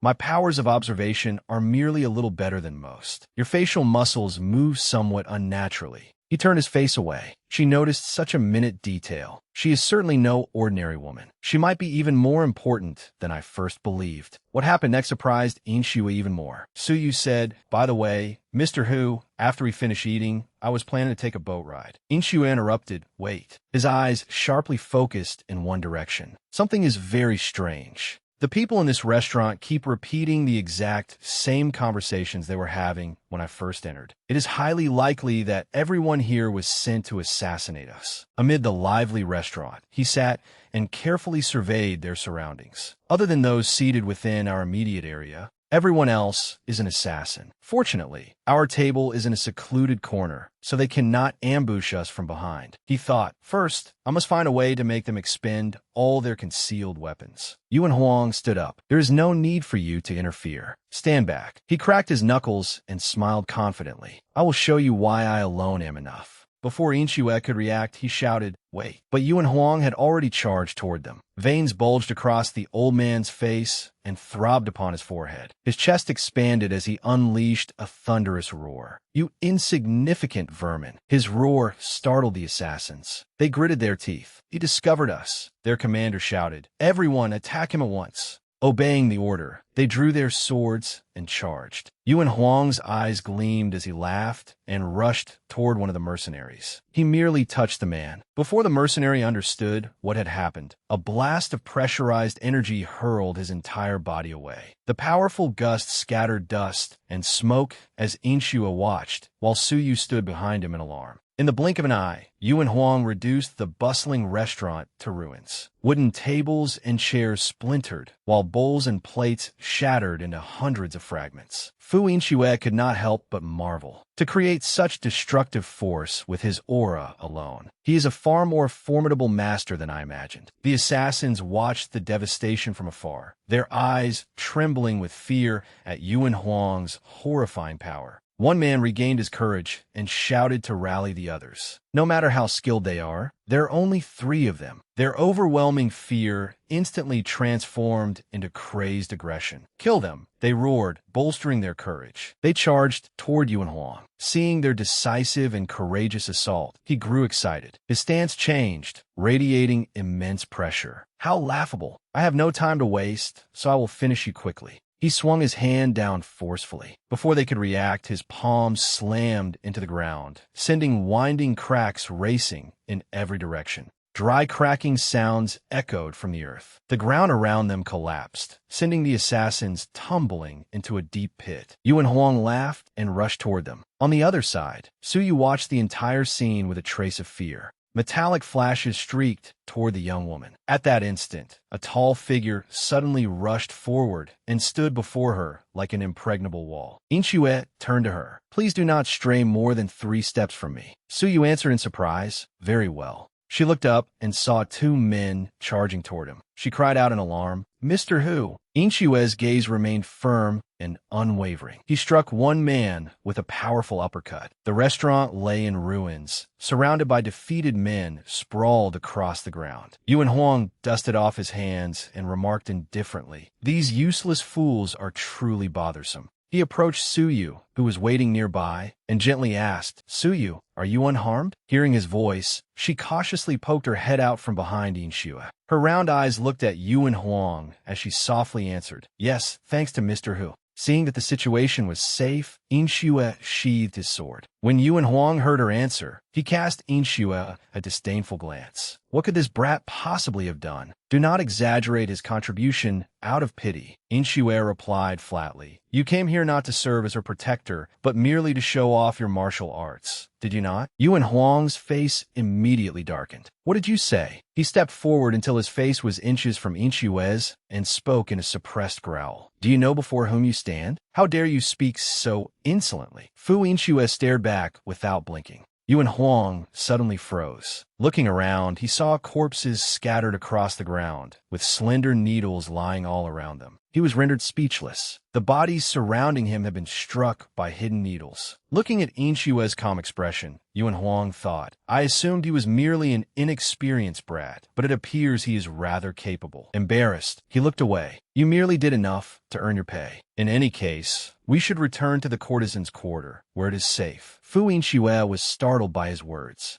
He calmly explained, "We cannot return to the Duan family manor. Did they not already position assassins in the courtesan's quarter? The same thing may be happening at our residence. Until we determine their identities and the faction behind them, it would be best to hide somewhere secluded." Yuan Huang curled his lip. "What? Hi!" Veins bulged across his face as he pointed at Inxue and growled, "Listen carefully. No matter how many of these insects come after us, they are nothing before this old man." Fu Inxue calmly replied, "That may be true for you, but Miss Su is the one we are protecting." Yuan Huang dismissed his concern. "It makes no difference. Today was merely a minor accident. We have been attacked many times before, and I, Yuan Huang, repelled every last one of them." Hearing this, Su Yu froze and nervously rubbed her veil. Inxue suggested, "Then at the very least, you should disguise your appearances." Yuan Huang scoffed. "You want us to skulk around in disguises like rats? There's no need." Fu Inxue grew irritated by the old man's attitude. "No matter what I say, someone like him will never change his mind. For now, I have no choice but to go along with him." He turned towards Su Yu, who became embarrassed under his gaze. He calmly instructed her, "As soon as we enter the residence, please remain directly behind me." He reflected, "It is obvious that the person I am protecting is in danger." He quietly studied her. "If even more enemies are waiting at the residence, that would actually be welcome news for me." Her veil lifted, revealing delicate eyebrows and glistening amber eyes that seemed to hold an entire lake. The sky was pitch black as they stood before the manor's great gate. Yuan Huang led the way and opened it. Su Yu walked behind Inxue,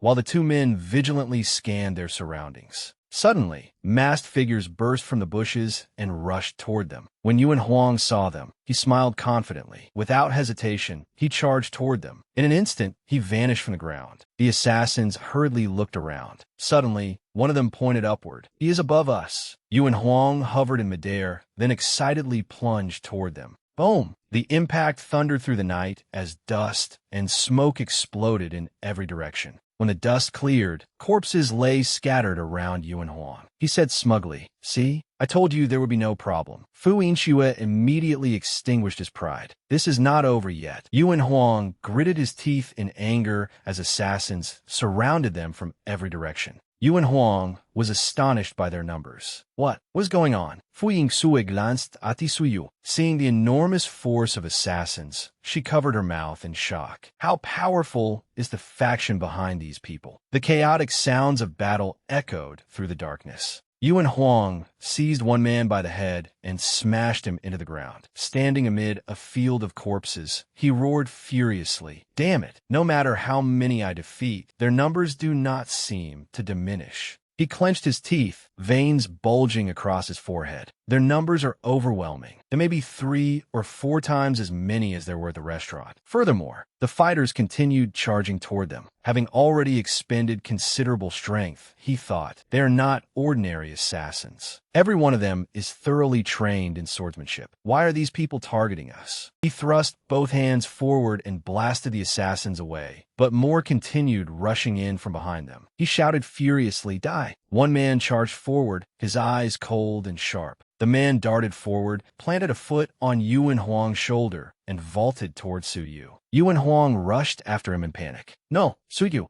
In an instant, the assassin reached her. Fu Yinxue's cold blade flashed. In the blink of an eye, he cut the assassin into several pieces. His gaze remained icy as blood sprayed in every direction. Witnessing the scene, Su Yu stammered, "Thank you." Yinxue looked toward Yuan Huang, who was now struggling to defend himself while fighting back. It was clear that Yuan Huang was gradually becoming exhausted. No matter how powerful he was, he could not unleash the full extent of his internal energy while burdened with protecting another person. At this rate, all of us will die. Yuan Huang stamped his foot against the ground. Taking an offensive stance, he unleashed a blast of energy from his hands that hurled back the assassins trying to close in. Exhausted, Yuan Huang bent over and struggled to catch his breath. Before he could steady his breathing, his eyes widened in shock. The assassins were like a swarm of ants. Whenever one group was defeated, another was waiting to replace it. They gave him no opportunity to recover. He gritted his teeth. There are still this many coming.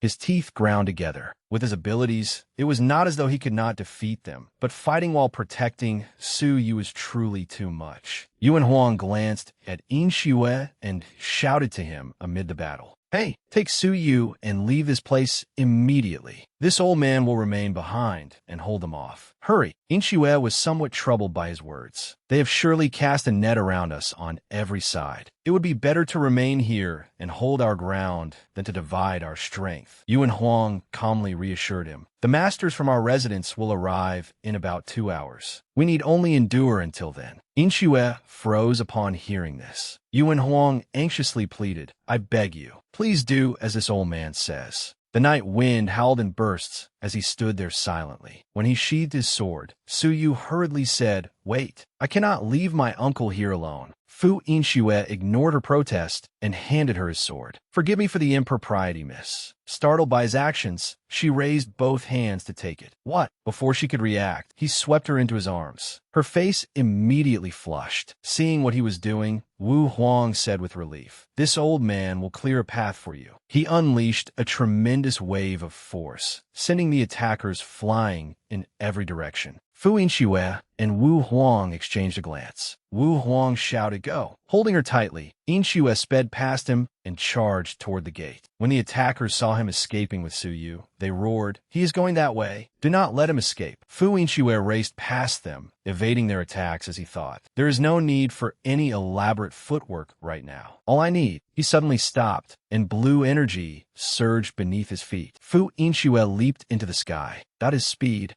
Their figures streaked across the sky as Su Yu fearfully buried herself in his arms. He bounded forward without pause, quickly leaving their pursuers far behind. The attackers hurried after him, shouting to one another, "Catch him!" Yinxue glanced over his shoulder. They even set up an ambush outside the manor. What a massive force they sent after us. He stopped before a door. He kicked it so hard that it burst open. The 2 men inside turned toward the noise in alarm. "Come in." Upon seeing who stood there, one of them froze in surprise. Yinxue gently set her down. Shangliang stared at him in disbelief. "Impossible. What in the world is going on?" Yinxue turned to him. "I need to borrow your secret chamber." Surprised, Shangliang asked, "What do you mean?" Su Yu turned her delicate gaze toward him. The 2 men stared wide-eyed as Yinxue took her hand and led her away. "There is no time." He brought her into a room. He pulled down the lamp cord in the corner, opening the entrance to a secret chamber. He led her inside and placed a reassuring hand on her shoulder. "Stay here." Suyu looked at him hesitantly. "Mr. Hu?" Only then did the other two men recover and rush over. Shangliang demanded, "What exactly is happening?" Seeing them arrive, Fu Inshu ordered, "From now on, patrol the area around the old bookshop. Kill every assassin who comes near." He explained, "The assassins pursuing the person we are protecting are swarming here like ants. They have already surrounded this place." The rooftops were now filled with the pounding of countless footsteps. The two men exclaimed, "What?" Seeing their hesitation, Inshua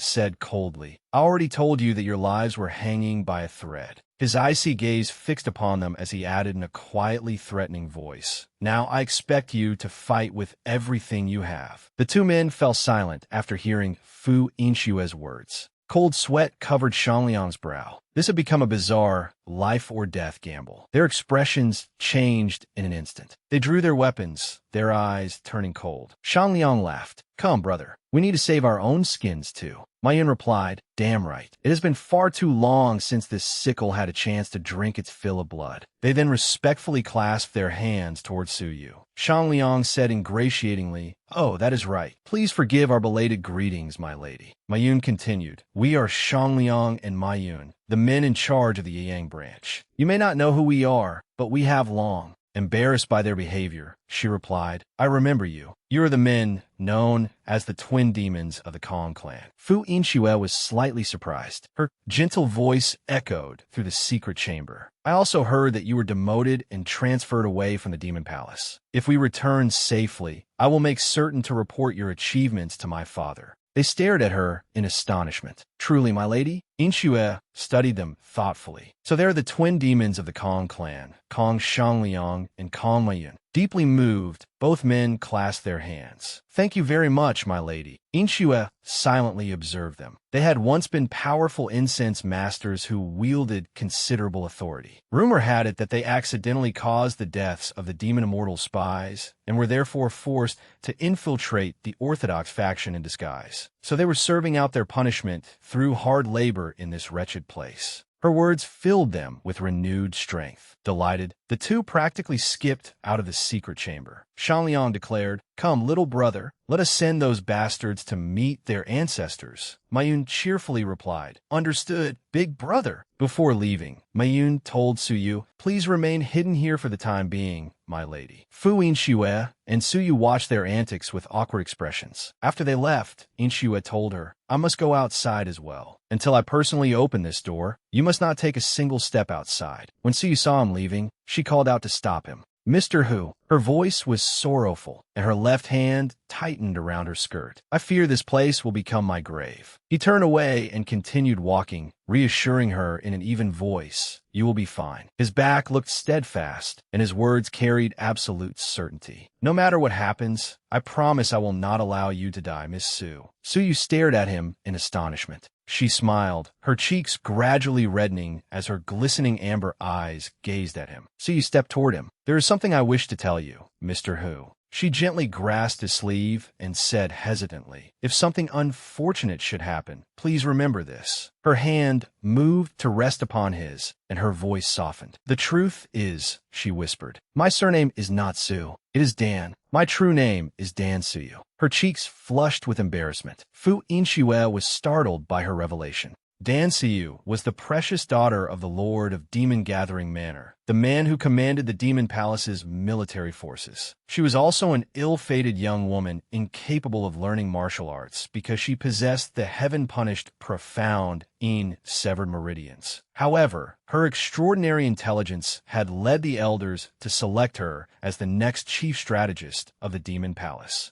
If that was true, then this ambush was easy to understand. She must have been swept into the Demon Palace's brutal struggle for power. Blushing, she looked at him and lightly held Fu Inshue's hand. His calm voice sounded, "So you are the esteemed daughter of the Lord of Demon Gathering Manor." She looked up at him expectantly. "Please tell me your real name, Mr. Hu." He fell silent at her request. Fu Inshue coldly withdrew his hand and walked toward the secret chamber's entrance. "We can discuss that later." Seeing his reaction, Su Yu immediately asked, "Even after everything has come this far, you still intend to keep it secret?" Without turning to look at her, he replied seriously, "When all of this is over, I will tell you." With that, he strode away, leaving her behind. Suyu smiled happily and called after him, "You promised." He stepped outside, and the entrance to the secret chamber closed tightly behind him. He walked on while surveying his surroundings. How strange. Why would someone of her noble status be so curious about the name of a lowly member of the 9-killer squad like me? He slashed the lantern mechanism, severing it in two and sending it crashing to the floor. Fu Inshue surveyed the situation. The shop's entrance had already been smashed apart by the attackers. A trace of anticipation appeared in his eyes. They arrived faster than I expected. He stood before the firmly barred door. It appeared that those two men alone could not stop the enemy's overwhelming numbers. A voice came from beyond the door. "If you flee now, you might still survive." The voice continued to echo from outside. "You sound young. Why waste your life in a place like this?" Fu Inshue coldly replied. "A killer opens his mouth to negotiate under only one circumstance." His expression darkened as his icy voice rang out. "When he is not certain he can win."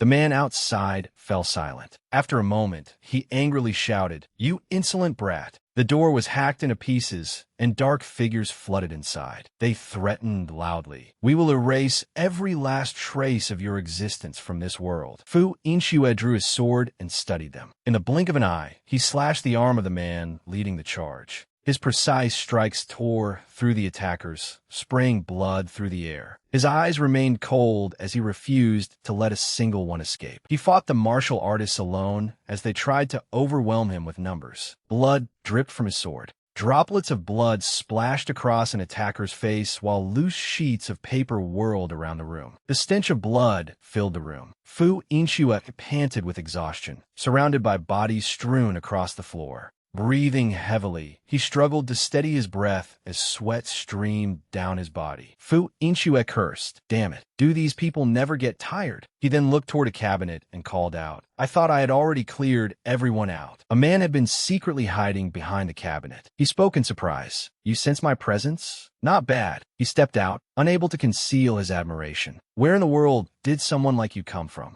He stared at Inshue and said arrogantly, "Had I known someone like you existed, I would have changed the battle plan long ago." Inshue was startled and fell into thought. "I only joined the 9-killer squad 6 months ago. Was the operation to hunt down Dan Suyu arranged before then?" The man spoke in a calculating voice. "There is still time for you to withdraw. All you need to do is stand aside. If you do, you will emerge from this without a scratch." Zhao Cheng smugly added, "For the record, I am advising you to do so because you do not possess the strength to defeat me." Fu Inshue studied him, tightening his grip on the sword's hilt. He said calmly, "From where I stand, you will not advance even a single step." He stood firmly before the door leading to the secret chamber where Suyu was hiding, and energy surged from his body. A wave of pressure shot toward Zhao Cheng, the wind whipping his hair. Zhao Cheng remarked, "You possess remarkably profound internal power for an assassin." He drew his sword and spoke with feigned regret. "Very well. As an act of mercy toward a junior like you." Internal energy enveloped his sword as Zhao Cheng declared smugly, "I will allow you to strike first." Fu Inshue stood still and studied him. What a peculiar sword stance. He analyzed the situation. Moreover, in circumstances like these, he still cares about who attacks first. This man is definitely not an assassin. Fu Inshue charged toward him, thinking as he closed the distance. If he is not an assassin, why has he involved himself in this battle? As Inshue rushed forward and swung his sword, he suddenly sensed a change within his body. The roar of water echoed through his mind, as though a raging current were about to engulf him. The surging water gradually converged. Zhao Cheng's figure appeared before Fu Inshue, and in an instant, the man was already directly in front of him. The heavy sword was suddenly upon him, leaving Inshue astonished by its terrifying power. Zhao Cheng swung it down with tremendous force. Inshue urgently thought, "If I meet it head-on in the usual way, my sword will shatter. Without a heavy sword of my own, I cannot confront him directly." In that case, gritting his teeth, he evaded the strike. Their swords collided violently, releasing 2 streams of blue energy. The force deflected Zhao Cheng's heavy sword and sent it crashing into the floor. He stared in surprise. You deflected my sword? Your swordsmanship is indeed profound. However, he steadied his weapon and charged at Inshue.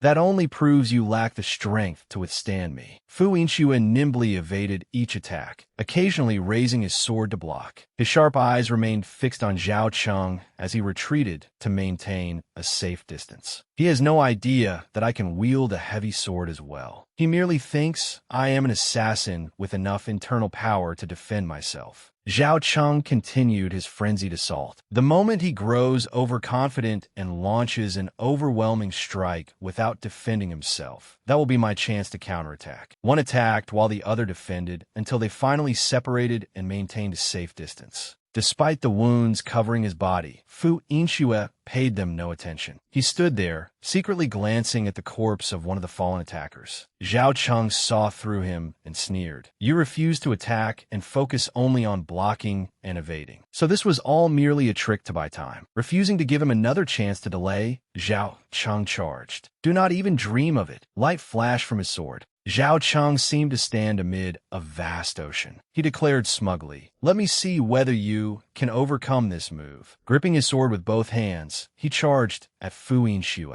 Inshue's cold eyes spotted an opening, and he immediately seized the opportunity. Now! He reached toward the sword embedded in the corpse and forcefully pulled it free. He then employed the art of divided attention. Tightening his grip, he swung with all his strength. The sword whistled through the air as though slicing the atmosphere apart. With one hand, he unleashed the supreme form of the heaven-dominating saber. With the other, his bloodshot eyes fixed upon Zhao Cheng. They collided, and the explosive force produced a shock wave that sent dust billowing through the room. This is the heavy sword. Zhao Cheng was shocked that Inshue had blocked his technique. Determination filled Inshue's eyes as he struggled to withstand the attack. When neither could endure any longer, an explosion hurled them apart. Fu Inshue's sword snapped in two, while Zhao Cheng fought to steady himself and keep from being thrown farther away. He stared at Inshue and shouted in disbelief. You know how to use a heavy sword too? His other hand touched his neck. Zhao Cheng shuddered as he recalled what had happened. Inshue's blade had reached his throat. He thought fearfully. He deliberately waited for me to expose an opening before attempting a killing blow. If I had not activated my defense in that split second, I would already be dead. Furious, he pointed directly at Inshue. I absolutely cannot allow you to live any longer. His eyes turned bloodshot as a wave of energy enveloped his sword. He suddenly froze. Zhao Cheng looked toward the door. This presence. Sensing a familiar wave of pressure, cold sweat broke out across his body. Dense black energy slowly flowed in from outside. Damn it, has Wu Huang returned? He frowned at Fu Inshue, who was struggling back to his feet. He is nothing like this brat. He is an opponent I might not even be able to fight to a draw. Fighting him in my current condition would be too much. Zhao Cheng ground his teeth in anger. He sheathed his sword and turned away. You are remarkably fortunate. I will settle this debt with you later. Fu Inshue stared at him resolutely. That is precisely what I intended to say to you. Zhao Cheng laughed contemptuously. He walked toward the old cabinet and said coldly, just wait and see. With that, he vanished. Fu Inshue forced himself back to his feet, his gaze unwavering. That had only been the opening move, yet the man had exerted such terrifying pressure that Inshue's exhausted body collapsed flat against the floor. He lay there staring at the ceiling, deep in thought. Could that man have been concealing his true strength all along? Weariness filled Inshue's eyes, and the blood on his face had already dried. Suddenly, the house trembled slightly, followed by the sound of the hidden chamber's door moving. When Suyu saw him lying there, she rushed over in alarm.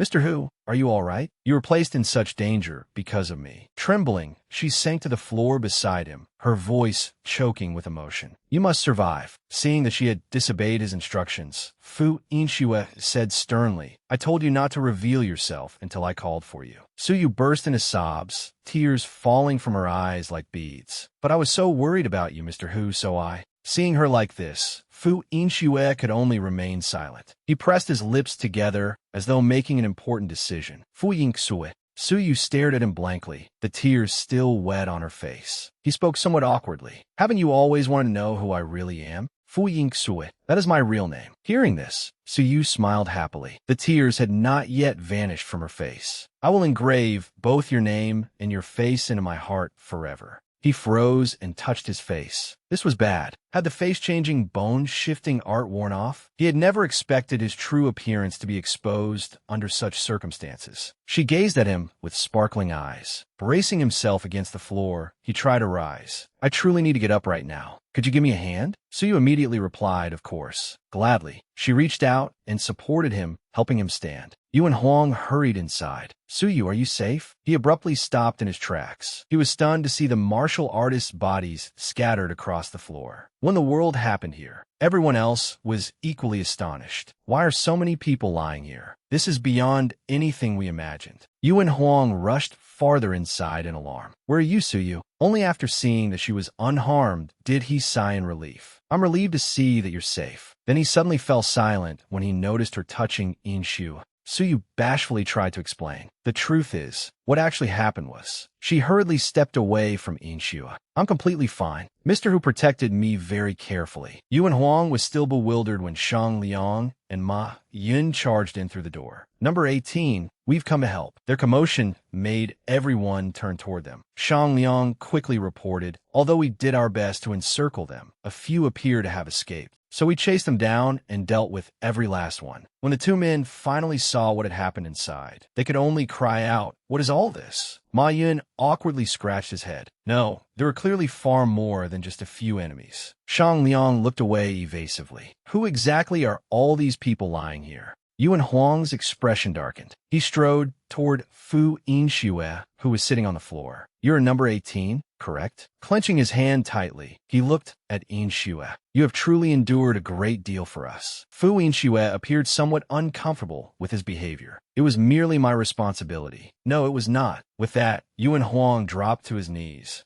He bowed his head toward Yinxue. I sincerely offer you my deepest apology and gratitude. I treated you far too poorly before. He respectfully thanked Yinxue. Yet you still devoted yourself to keeping Suyu safe. I truly do not know how I could ever thank you enough. Fu Yinxue was surprised by his attitude. Suyu spoke anxiously. Uncle. Yinxue braced himself and rose. Seeing him stand, Suyu hurriedly rose as well. Fu Yinxue extended his hand toward the kneeling Yuan Huang, his gaze resolute. Yuan Huang was astonished by the gesture. He took Yinxue's hand, feeling deep admiration in his heart. Not only was this young man exceptionally talented, but his character was equally admirable. He was truly a rare man of honor. The subordinates were searching and examining the martial artist bodies. Yuan Huang asked, have you discovered anything about their origins? Frustratingly, everything remained shrouded in mystery. They could not even determine whether the attackers belonged to the orthodox or unorthodox factions. He angrily ground his teeth. It seems they planned this meticulously, making sure not to leave behind a single trace. Once we return to headquarters, we must uncover the truth. Yinxue observed his reaction. He thought grimly that the martial world was probably about to be swept up in a bloody storm. As dawn approached and the sky gradually brightened, Yuan Huang bid Yinxue farewell. Then we shall take our leave. Everyone hurriedly gathered their belongings and prepared to depart. Yuan Huang helped Suyu into the sedan chair.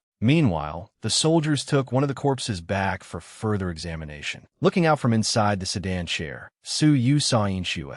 She waved goodbye and whispered bashfully, we will surely meet again soon. Yinxue remained silent. He stood there watching as the sedan chair gradually disappeared into the distance. Meanwhile, at the Bloodslayer's sect, after hearing the report, a man slammed his hand against the table in fury. The assassination of the demon-hunting bureau chief's daughter failed. We deployed all the finest elites of the Bloodslayer sect for this mission. Z angrily pointed at the man before him. How could the operation possibly have failed? Did we not deliberately lure Yuan Huang elsewhere? The man being berated hurriedly explained, regarding that matter, even we still do not fully understand what happened. Z rubbed his forehead in frustration, his eyes bloodshot. Damn it. Hearing a commotion outside, he asked Dahu what is happening. There seems to be a major disturbance outside. Dahu immediately obeyed. This subordinate will investigate at once. The moment he reached the doorway, a blade sliced through his neck. What? His head fell to the floor. Ziyi recoiled in horror, sweat pouring down his face as he shouted toward the doorway. You bastard! Are you trying to silence everyone and destroy the evidence? The intruder did not answer, and crimson blood sprayed everywhere. Soldiers quickly stormed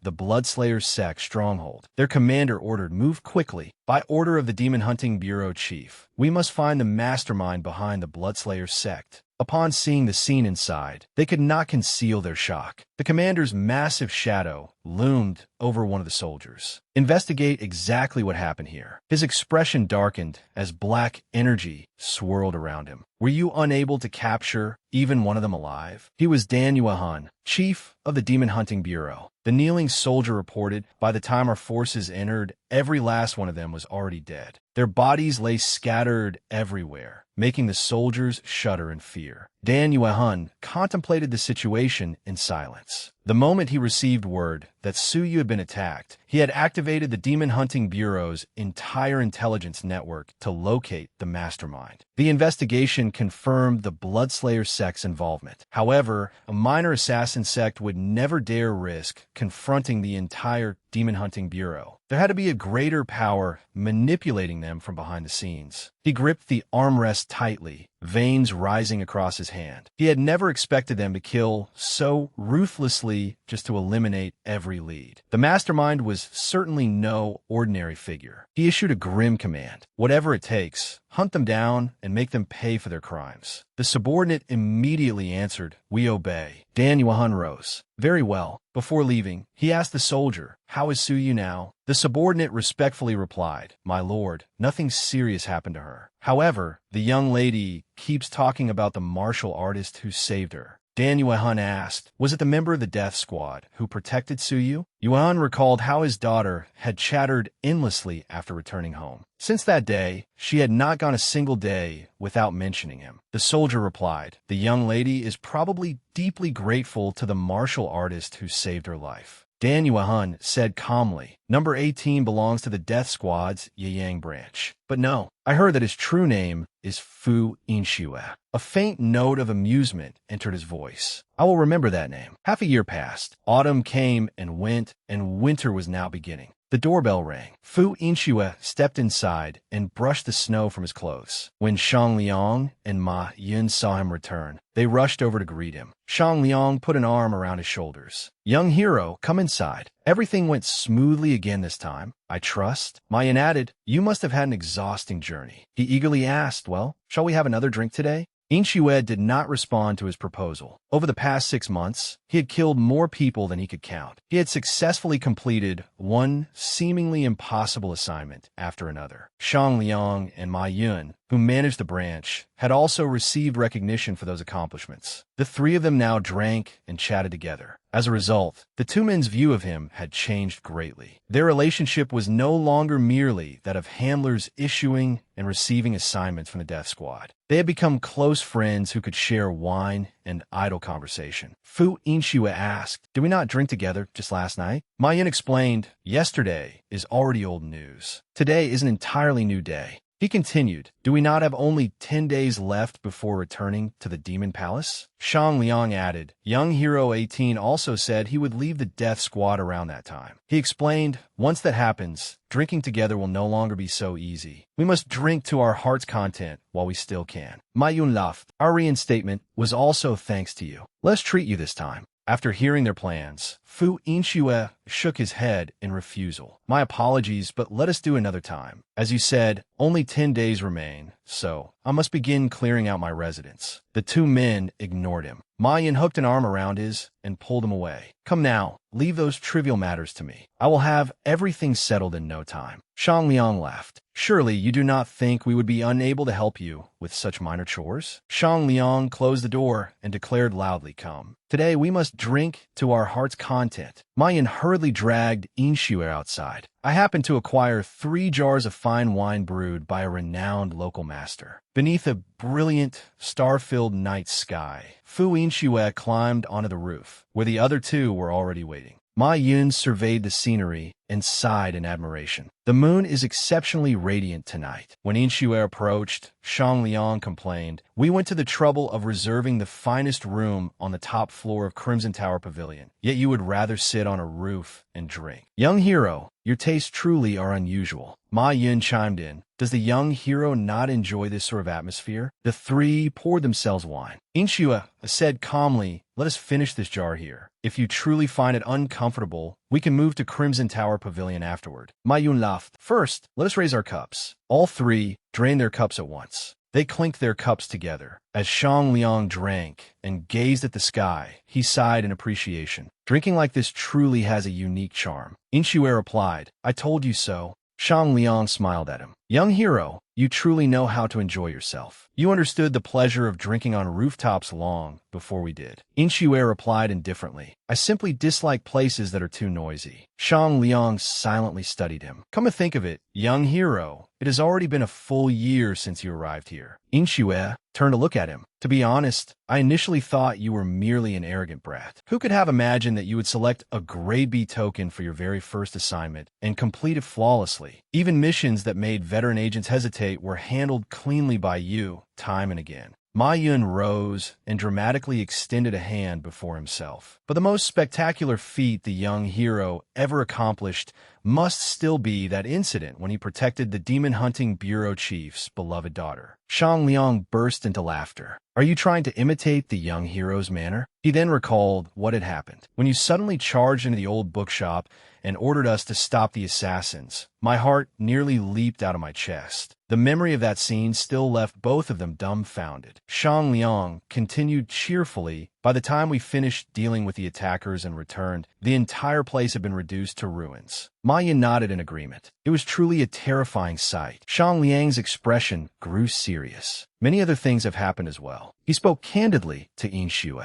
"Young hero, I do not know why you chose to join the Death Squad." Shang Liang looked up at the moon. "But this world has always been filled with turmoil. Even so, should we not keep trying to find some joy in life?" He then offered, "Whenever you feel tired or overwhelmed, please come find us. A cup of strong wine will always be filled and waiting for you." Inxue silently observed him, then turned his stiff gaze toward the sky. "I will remember your sincerity." Seeing Inxue's awkward response, Shang Liang fell speechless. He hurriedly stood up. Raising his cup toward the sky, he said, "Why did I suddenly say something that ruined the cheerful mood? Let's continue drinking." Ma Yun immediately poured a generous amount of wine into his cup. "All right, fill it to the brim." After the gathering ended, Inxue left the others and headed home. As he walked, he could not help reflecting on them. They truly were a peculiar pair. Fu Inxue thought to himself, Branch Chief Shang Liang was shrewd with money and highly resourceful, yet he was also broad-minded and unfailingly optimistic. Intelligence Officer Ma Yun was somewhat hot-tempered and conceited, but he possessed a strangely honest and eccentric nature. Upon closer observation, both of them were remarkably simple-hearted. For some reason, Inxue had begun to feel a certain fondness for them. He stopped outside his house. The moment his hand touched the doorknob, he froze. Looking through the door, he discerned a faint black silhouette. Someone had broken into his residence.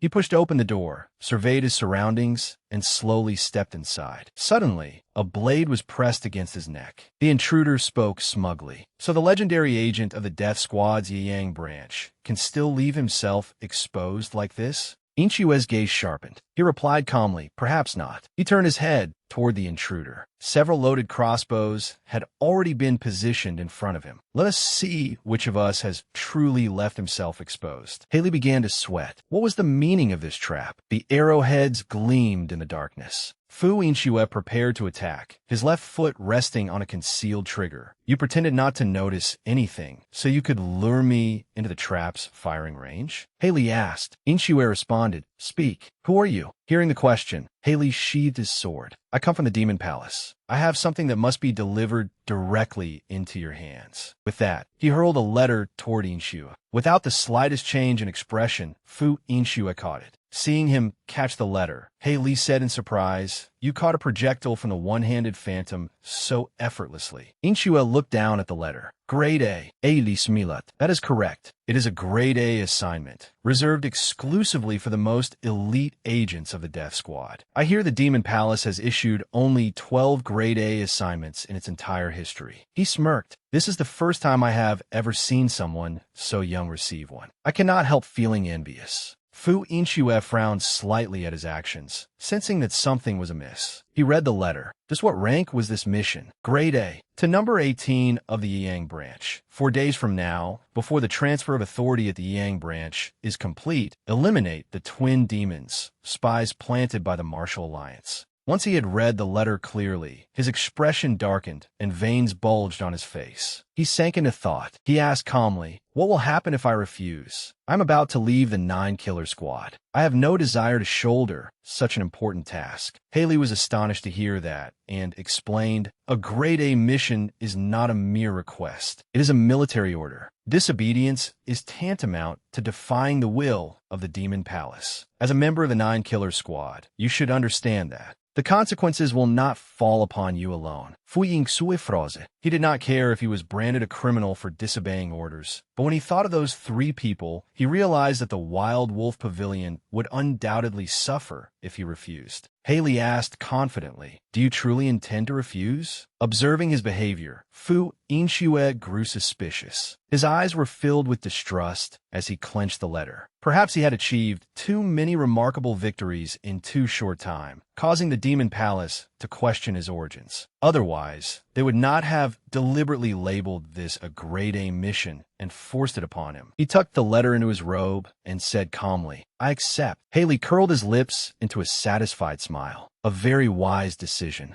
The moon shone brightly overhead as Fu Inchue changed his clothes. He covered his face and pondered while preparing. Shang Liang and Ma Yun held the highest authority within the Yang division of the 9-killer squad. At present, the Yang division was at the center of everyone's attention. Fu Inchue stepped outside, the night wind sweeping past him as determination filled his eyes. Perhaps the Martial Alliance had impersonated an envoy of the Demon Palace and fabricated this secret order to eliminate key figures. Therefore, he first needed to determine whether the twin demons were truly spies. His emotions were in turmoil. If the secret letter was merely a deception, then he had no reason to carry out the order. He swiftly leaped across the rooftops. In that case, killing them would be meaningless. Sitting on a rooftop, Fu Inchue surveyed his surroundings. The twin demons had been demoted because they had beaten a Demon Palace spy to death. If they truly belonged to the Martial Alliance, silencing that spy would make perfect sense. His cold gaze fell upon the residences of Shang Liang and Ma Yun. However, vague suspicions alone were not enough to condemn them as traitors. The incident 4 years ago had occurred at the 9-Killers Squad's Gillen division. If he followed the trail there, he would find the answer. He sprang away toward that location. A man was organizing a pile of documents while humming to himself. As he placed a stack of books on the floor, a dark figure stood silently in the corner. Chen Tong was startled when the shadow suddenly rushed toward him. Who was there? A stack of books was knocked from the shelf and crashed to the floor. Fu Inchue pressed his blade against the man's neck and said coldly, "You are Chen Tong, chief of the Gillen division, are you not?" Chen Tong stared at him in terror. "Who are you?" he shouted. "Breaking in and attacking me without warning. What sect do you belong to?" Fu Inchue pressed the blade closer, then lowered his face covering. "I am Fu Inchue of the Wild Wolf Pavilion. Hand over every record concerning the twin demons in Gillen from 4 years ago." Chen Tong was stunned. "Fu Inchue? Wait, are you one of the 10 demon heirs?" Fu Inchue's cold voice rang out. "I would not be punished for killing an insignificant nobody like you. So stop talking nonsense and give me what I need." Chen Tong trembled. "But the confidential records of the 9-Killer Squad may only be accessed by its members," Fu Inchue replied coolly. "That will not be a problem because I am number 18 of the Yang division." Chen Tong's mouth fell open in shock. He studied Fu Inchue and asked, "Are you truly the renowned number 18? Why would one of the 10 demon heirs lower himself to join the 9-Killer Squad?" Fu Inxue tightened his grip. It seems killing you and searching the place myself would be the best option. Cold sweat poured down Chintong's face. Please wait. I understand. I will retrieve it immediately. Please be patient. Trembling, Chintong handed him a book. Here, this is it. Fu Inxue snatched the book from his hand. Frowning, he opened it and began to read. What truth was concealed within these records? Were they really spies for the Martial Alliance? Or had everything merely been a tragic mistake? His eyes widened as he recalled the events of that time. Both Orthodox and unorthodox factions devoted immense effort to training highly skilled spies, especially massive organizations such as the Demon Palace and the Martial Alliance.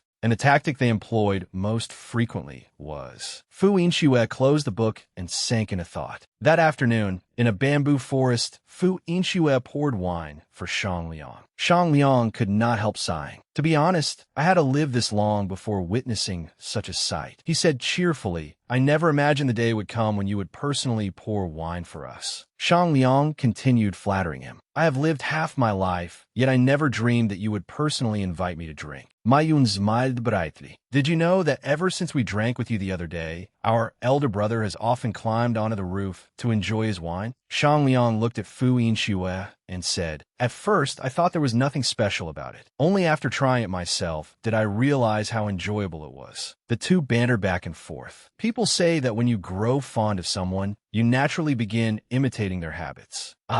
It seems that saying is absolutely true. As they talked, they finished more than 4 jars of wine. How long has it been since we last drank so freely? Sharing a drink with you seems to make the wine taste richer. They continued chatting cheerfully, while Fu Inxue remained silent and preoccupied. Seeing his expression, the two men smiled. Now that the wine is gone, if something is troubling you, you should tell us. Fu Inxue was surprised by Shang Liang's words. He hesitantly asked, Do you believe I have something I wish to say? Shang Liang smiled. We have known you for nearly a year. You do not usually drink as hastily as you did today. He continued cheerfully. When a man wishes to say something his heart resists, he often borrows courage from the wine. Fu Inxue's expression darkened. The way you two speak seems to have changed. They looked at him expectantly. The cup in Fu Inxue's hand was now empty. It is almost as though you already know what I am about to ask. With a resolute expression, he said, Shang Liang, Ma Yun, you too. He set his wine cup on the ground. Are you truly? His voice remained calm. Spies planted here by the Orthodox faction. A bitter wind swept through the desolate bamboo grove, deepening the chill. Shang Liang spoke gently. What a pity. After all our hopes of returning to the Demon Palace, we were ultimately exposed this way. Fu Inxue said, You must have anticipated this possibility. You may even have suspected that the Demon Palace had discovered your identities long ago. If you knew that, why did you not leave? The three remained seated together as Shang Liang replied, That is difficult to explain. Ma Yin added, Perhaps we wanted to prove that we were still useful. The Yang branch has always been where the intelligence networks of the Orthodox and unorthodox factions intersect. Yet we kept it stable and prevented any disputes from breaking out. We thought they might overlook our identities because of that. But you were the factor we could never account for, Fu Inxue. Surprise and suspicion briefly crossed Fu Inxue's face. Shang Liang calmly held his wine cup. A voice continued, So you knew all along. Because of your missions, the Orthodox intelligence networks throughout Yiyang were eradicated one after another. The Yiyang branch has now become easy for any successor to control. That means we are no longer of any use. Enough of this sentimental nonsense. No matter what we say, the outcome will not change. Fu Inxue continued to reflect. During the 6 months since he had entered the martial world, they had been the first people to make him feel genuine attachment. Yet now, he was the one who had to take their lives with his sword. Memories of those close to him resurfaced in Fu Inxue's mind. The martial world was cruel and merciless. The eyes of those familiar people began to change, becoming cold and distant. Conflict filled Fu Inxue's face as a thought emerged in his heart. Then his gaze abruptly changed, and he raised his eyes to look ahead. Shang Liang smiled. It appears both sides are ready. Demonic energy erupted around them as someone shouted, Then let the battle begin. Something shot directly toward Fu Inxue. He immediately recognized Ma Yun's vicious attack and narrowly evaded the deadly strike. Ma Yun smiled broadly. Just as expected, you do not have a single opening. He hurled a sickle forward. Fu Inshue hurriedly drew his treasured sword and immediately blocked the razor-sharp sickle flying toward him. It all happened in an instant. Fu Inshue stopped holding back and launched a relentless counterattack before the two men could react. Shang Liang charged straight at Fu Inshue with his weapon and intercepted the attack. The two blades collided, revealing the sharpness in Shang Liang's eyes, while Fu Inshue remained strangely composed. The three fighters sprang back and forth through the air. After several rapid exchanges, Ma Yun gritted his teeth in frustration and swung his weapon for another strike, moving with astonishing speed. Shang Liang could not help exclaiming, "You truly are formidable." Fu Inshue's expression darkened. "Put down your weapons." Remaining as calm as ice, Fu Inshue continued, "You have no chance of defeating me." His voice suddenly came from behind them, startling Shang Liang and Ma Yun. Shang Liang turned with a fierce look in his eyes. "That remains to be seen." He spun around and launched a whirling weapon directly at Fu Inshue. Fu Inshue charged forward just as fiercely to meet it. The tip of his sword and the point of the metal weapon were about to collide. The clash was ferocious. Shang Liang's weapon seemed to trap Fu Inshue's treasured sword, allowing him to restrain it. But Fu Inshue suddenly swung his blade with tremendous force. Its sharp edge swept past Shang Liang and shattered the restraint. Fu Inshue abruptly sensed something strange. These footwear patterns were entirely different from before.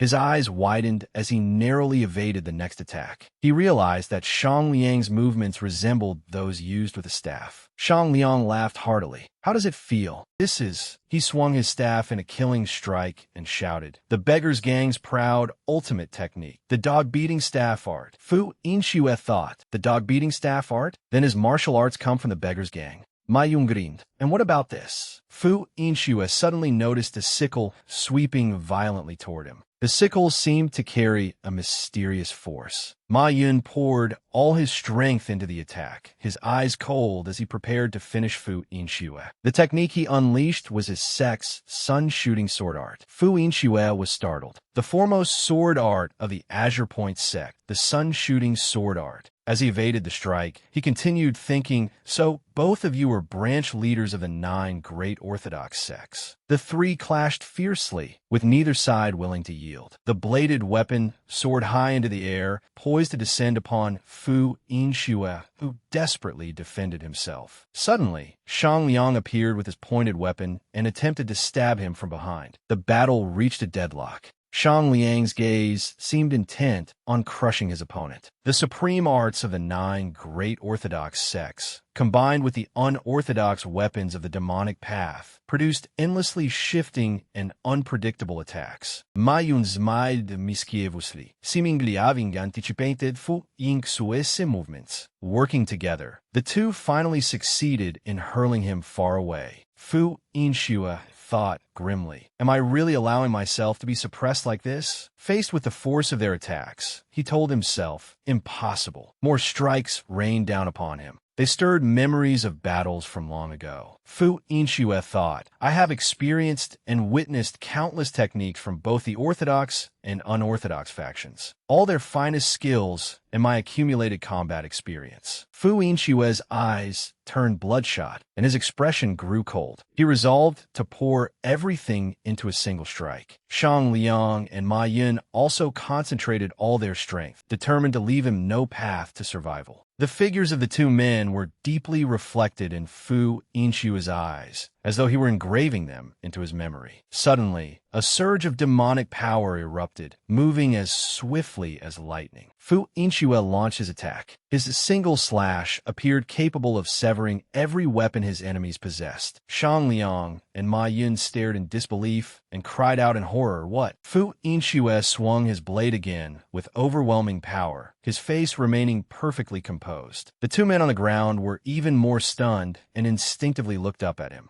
The corner of Shang Liang's mouth suddenly rose in a mysterious smile, as though he had made a decision. Ma Yun casually released his sickle and allowed it to fall. Shang Liang did the same, dropping his metal weapon. Surprise flickered in Fu Inshue's eyes. He clearly had not anticipated this. a tremendous burst of power suddenly erupted. It was impossible to tell who had won or lost, who had lived or died. Then a blade appeared, drenched in crimson blood, which dripped onto the cold ground. The one holding that blade was Fu Yinxue. He could hardly believe his eyes. Ma Yun and Shang Liang lay on the ground, covered in blood. Unable to understand, Fu Yinxue asked with difficulty, why? He recalled the instant he had swung his sword. His eyes had remained as calm as ever. Yet when he aimed at the two men before him, something strange had appeared in his gaze. Ma Yun and Shang Liang had seemed to welcome the blade without sorrow, fear, or any attempt to evade it. Fu Yinxue's eyes widened. He clearly had not expected this. Still reeling in shock, he asked, "Why did you neither dodge nor defend yourselves?" Summoning the last of his strength, Shang Liang answered with difficulty, "I told you before. This outcome was unavoidable." His breathing became weak and ragged. Once our identities were exposed, there was nowhere left for us to go. The atmosphere grew even more sorrowful. He explained, "We only fought you because we had been driven into a corner. But neither Ma Yun nor I ever intended to take your life." He continued, "Ma Yun always said that meeting you felt like gaining a stubborn little brother." Fu Yinxue lowered his head, unable to speak. His thoughts had become utterly chaotic. Shang Liang uttered his final words. "I have one last piece of advice for you." His eyes suddenly brightened. "Both the Martial Alliance and the Demon Palace are now focusing all their attention on you. Do you understand what I mean? The storms of the martial world are merciless." Shang Liang closed his eyes for the last time, leaving behind one heartfelt request. "Please take good care of yourself." And so, one of Fu Yinxue's sworn brothers departed this world forever, leaving him alone beneath the fading light of dusk. Shang Liang had fallen still, yet Fu Yinxue seemed unable even to move. His mind had completely frozen. Faced with the heartbreaking scene before him, Fu Yinxue stood there in silence for a long while. The sky was clear and blue, streaked with dreamlike white clouds, in stark contrast to the tragic fate of the three sworn brothers. Fu Yinxue rested a hand upon one of the earthen mounds, as though recalling something, then slowly rose to his feet. Not a trace of emotion remained on his face. He gazed silently at the two graves before him, unable to suppress his grief. He knew that once a spy's identity was exposed, there would no longer be anywhere for him to take refuge. He quietly lowered his head, murmuring, "May the world beyond be a peaceful place for both of you." With that, Fu Yinxue turned and walked away without looking back. At the Wild Wolf Pavilion, the scenery was tranquil and picturesque, with rows of mountains rising side by side. Fu Yinxue cupped his hands in salute. Fu Yinxue of the Wild Wolf Pavilion, one of the 10 demon heirs, has completed his mission with the kill squad and returned to report. Above him sat a smiling, bare-chested man with a well-defined physique. He was none other than Dan Xing, Vice Pavilion Master of the Wild Wolf Pavilion. He smiled and said, "Excellent. What matters is that you returned safely." But his expression abruptly changed, and his voice grew solemn. "I have heard rumors of your remarkable exploits within the kill squad. Can you personally recount everything that happened in detail?" A trace of tension appeared in Fu Yinxue's eyes. Within the private chamber, his voice rang out. For that reason, this subordinate carried out the Demon Palace's order and eliminated the Kong clan twin demons. Dan Xing looked slightly surprised. His voice took on a menacing edge, and the smile vanished from his face. "It appears that your final mission cannot be summed up in only a few words. Is there anything else you wish to confess?" Fu Yinxue answered honestly. "During the nearly year-long journey I shared with the Kong clan twin demons, I began to trust them without even realizing it. I had believed that I could cast aside those unnecessary emotions and complete the mission." Dan Xing listened from beginning to end without displaying any emotion. He raised a finger to his chin, seemingly lost in thought. Then Dan Xing stood and said to Fu Yinxue, "Follow me." Fu Yinxue looked utterly confused. Soon, the two of them were standing in the middle of a vast clearing. Fu Yinxue had no idea what Dan Xing intended to do. He was still wondering why he'd been brought all the way out to this remote place when Dan Xing suddenly shouted, "All right, right now."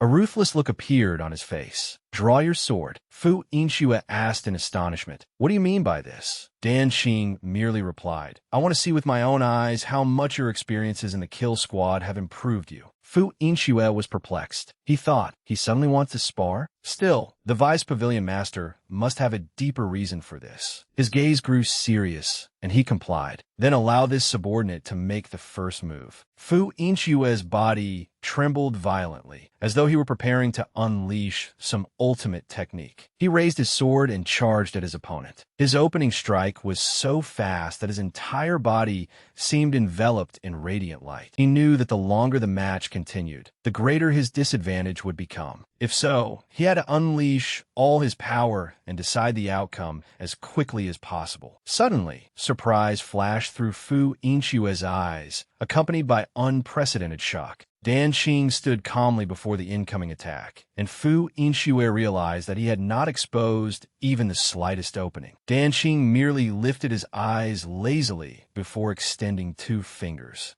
Dan Xing effortlessly blocked Fu Inxue's strike. He smiled in admiration. That attack was the Spear God Captain's heaven-dominating saber ultimate form, was it not? The force of the counterattack sent Fu Inxue flying backward. He thought, that strike contained tremendous inner power, yet he neutralized it and knocked me away so easily. Dan Xing immediately surged forward, defending as he spoke. "You have not reached the captain's level, but you have improved greatly. Your decision to end the battle quickly was also quite sound." A dangerous look once again appeared on his face. "As a reward for your efforts, I will let you witness this technique with your own eyes." Fu Inxue could not have looked more astonished, as if he had already anticipated what was about to happen. Sure enough, Dan Xing's attack instantly blasted him far away, and it seemed certain that he had suffered serious injuries. Fortunately, Fu Inxue's powerful physique allowed him to regain his footing quickly. Dan Xing called out, "This technique can take a person's life." Therefore, before the stunned Fu Inxue could react, Dan Xing continued, "Gather all your power and defend against it." Dan Xing drew his treasured sword. His stance was immensely powerful, and the force of the coming attack promised to be overwhelming. Dan Xing's eyes narrowed, and a terrifying killing intent poured from him. He shouted, "Receive this!" drawing his sword and preparing to attack. He gave Fu Inxue only one warning. Come. The moment the treasured sword left its sheath, dazzling golden light erupted from it. He truly intended to use this technique to test Fu Inxue's limits. Fu Inxue stared in shock. He had clearly never seen this technique before. Golden light flashed across his eyes, both unfamiliar and terrifying. A tiny ray first streaked through the darkness. Then countless beams intertwined and flashed ceaselessly through the air. Suddenly, the boulder behind Fu Inxue began to glow. Would it shatter and collapse onto him? The destructive force was astonishing. As expected, the rocky mass that towered above a man exploded with a thunderous boom and shattered completely. Fu Inxue could not react to the sight before him. He stared behind himself in disbelief, his heart practically screaming in excitement. He split that flawless, solid boulder apart with a single sword strike. As Dan Xing attacked continuously, he seemed to divide into hundreds of separate figures. His movements were too fast to follow. Fu Inxue could only marvel as the sword strokes flowed endlessly like water, producing 108 sword images. Watching Dan Xing, Fu Inxue began to feel overwhelmed. He thought, no matter how many times I surpass my limits, there is no guarantee I will ever reach that level. The longer Fu Inxue watched Dan Xing, the more inconceivable his admiration became. It was unbelievable that such a supreme realm existed in this world. Dan Xing stood nearby, his face as tranquil as an autumn lake, displaying the bearing of a true master. He thought, what I have just shown him is the essence of swordsmanship from the extreme heaven realm. Looking at Fu Inxue, Dan Xing sneered inwardly. Those witnessing this for the first time normally fall into despair at the unimaginable gulf between us. But when he saw a smile forming on Fu Inxue's lips, Dan Xing suddenly froze. And yet this boy,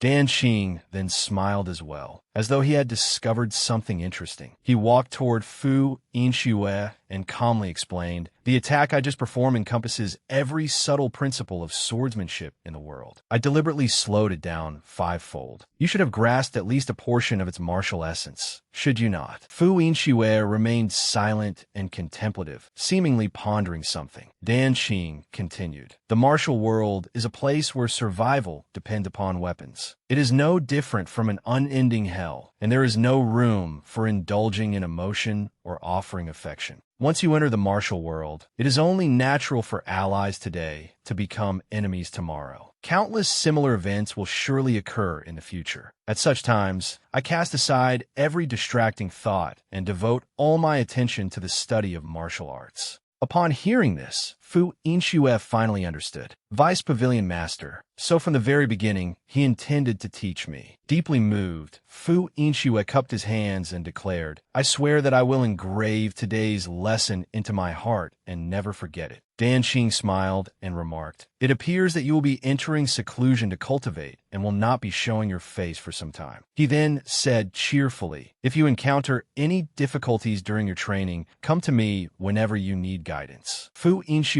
obediently replied, "This disciple obeys." Evening arrived, and twilight gradually descended over the cold forest. Fu Inxue remained standing there, still pondering something. He thought, "Although I witnessed the Vice Pavilion Master sword strike only once, it has been engraved permanently into my mind." Recalling the golden radiance released by the sword, he could only marvel. That ultimate technique can only be performed by merging every variation of martial arts into one sword strike. He wondered, but at my current level, even if I use my swift swordsmanship, the most I can produce in one attack is only 12 sword images. His hand tightened around the hilt. I must compress all 108 variations into a single strike. He whispered, "Every variation must be combined into a single technique." As soon as the thought occurred to him, Fu Inxue swiftly turned and prepared to practice his new move. He swung his sword forward with all his strength, deliberately trying to alter the nature of the strike. A powerful wave of golden force erupted from the treasure blade. A deafening explosion erupted before him, sending dust and smoke billowing in every direction. Yet once it cleared, only a few shallow cuts were visible on the tree trunk. The result was devastatingly disappointing. Fu Inxue thought in frustration, "Is this truly impossible?" He reconsidered the matter. That ultimate technique contains the essence of all swordsmanship beneath heaven. Perhaps the Vice Pavilion Master never expected me to comprehend it completely. Fu Inxue began reasoning through the problem. Wait, if I cannot comprehend the entire technique, then could I incorporate part of its principles into the sword arts I have already practiced? Fu Inxue's eyes suddenly lit up, as though he had discovered the answer. His lips moved softly. For example,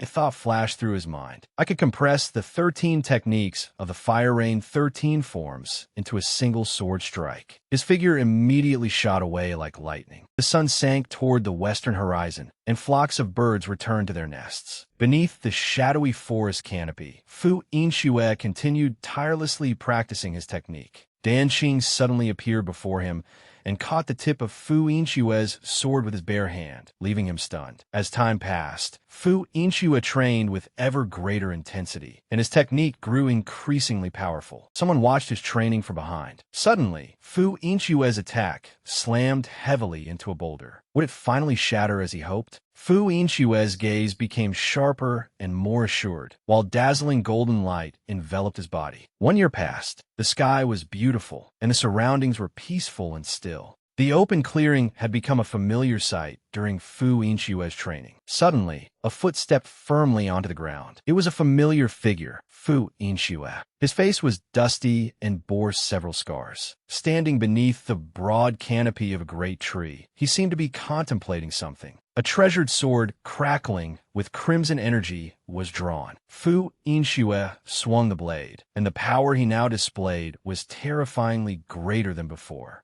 Blood-red light flooded the sky. Crimson rays tore through the leaves as though seeking to destroy the entire forest. Smoke rose among the trees, and the whole forest seemed to scream beneath his power. Fu Inxue smiled faintly in satisfaction, with a hint of pride and triumph. His sword continued to glow, though strange cracks had appeared along its blade. Fu Inshue said to himself, "At last, it is complete." Looking at the countless trees he had severed, he thought, "Supreme heavenly flow." Fu Inshue stood in the middle of the forest, where an entire section had now been cleared by his attack. Proud of his newfound strength, he wondered, "Have I finally reaped the reward of all my efforts?" Using the principles of the sword taught to me by the Vice Pavilion Master, I combined every martial art I had learned with all the insights I accumulated throughout the martial world, creating an entirely new sword technique, Peerless Supreme Heavenly Flow. A rustling sound came from nearby, and Fu Inshue immediately turned. Light filtered through the canopy as a figure slowly emerged from behind a tree. Bai Yin spoke. "It has been a long time, Fu Inshue." Fu Inshue greeted him happily. "Chief."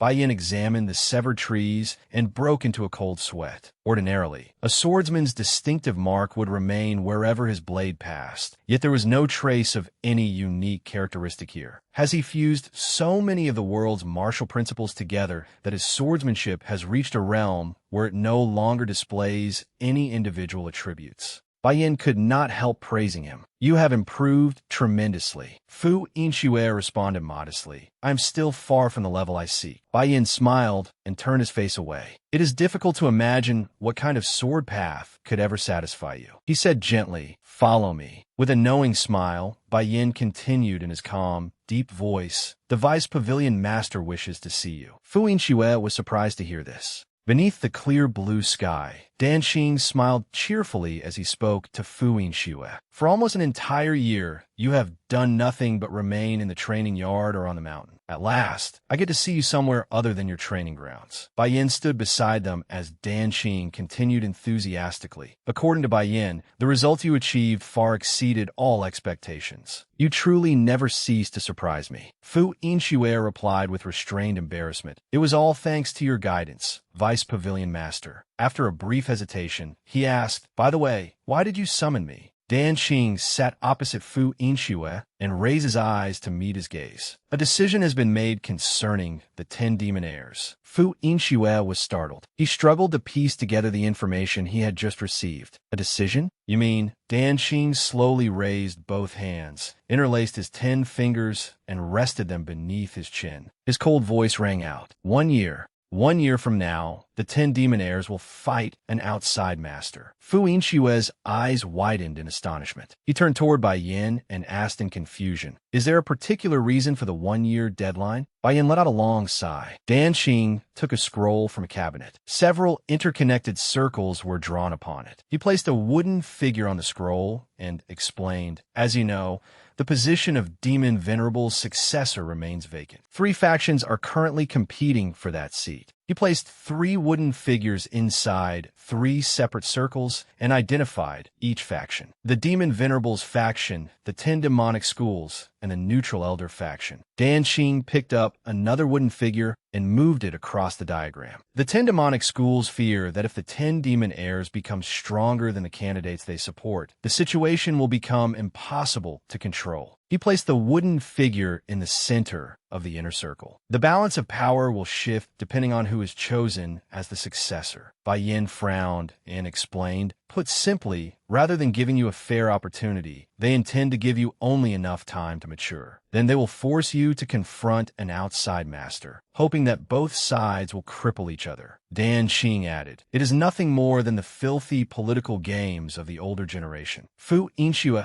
silently studied the pieces on the scroll. "Ye danking smi lid vormli." But that also proves how astonishingly fast all of you have grown. You included. You have become so outstanding that even the heirs' positions are under threat. So tell me, how do you intend to spend this next year? He extended a hand toward Fu Inshue, looking forward to hearing his decision. Fu Inshue hesitated in thought. Placing a hand over his chest, he answered resolutely, "I want to return to the martial world and test the sword technique I have just created." His unwavering gaze remained fixed on Gu Danqing. Troubled by his determination, Bai Yin asked, "You intend to return to the martial world? Would it not be better to remain in the 10 Demon Hall and build connections with the candidates from the 10 great demonic schools?" Hearing this, Good Danxing tried to suppress his laughter before bursting out. "Ha ha ha. I knew you would say that, Bai Yin. Give it up. When has this boy ever allowed himself to be restrained?" Bai Yin could only stand silently beside them. Good Danxing pointed at Fu Yinxue with a cheerful smile. Did the pavilion masters of every previous generation, even the hall master of the 10 Demon Hall, not roam freely through the martial world without caring what others thought of them? Seeing his reaction, Bai Yin wondered, does the deputy pavilion master truly believe this boy can reach such a realm?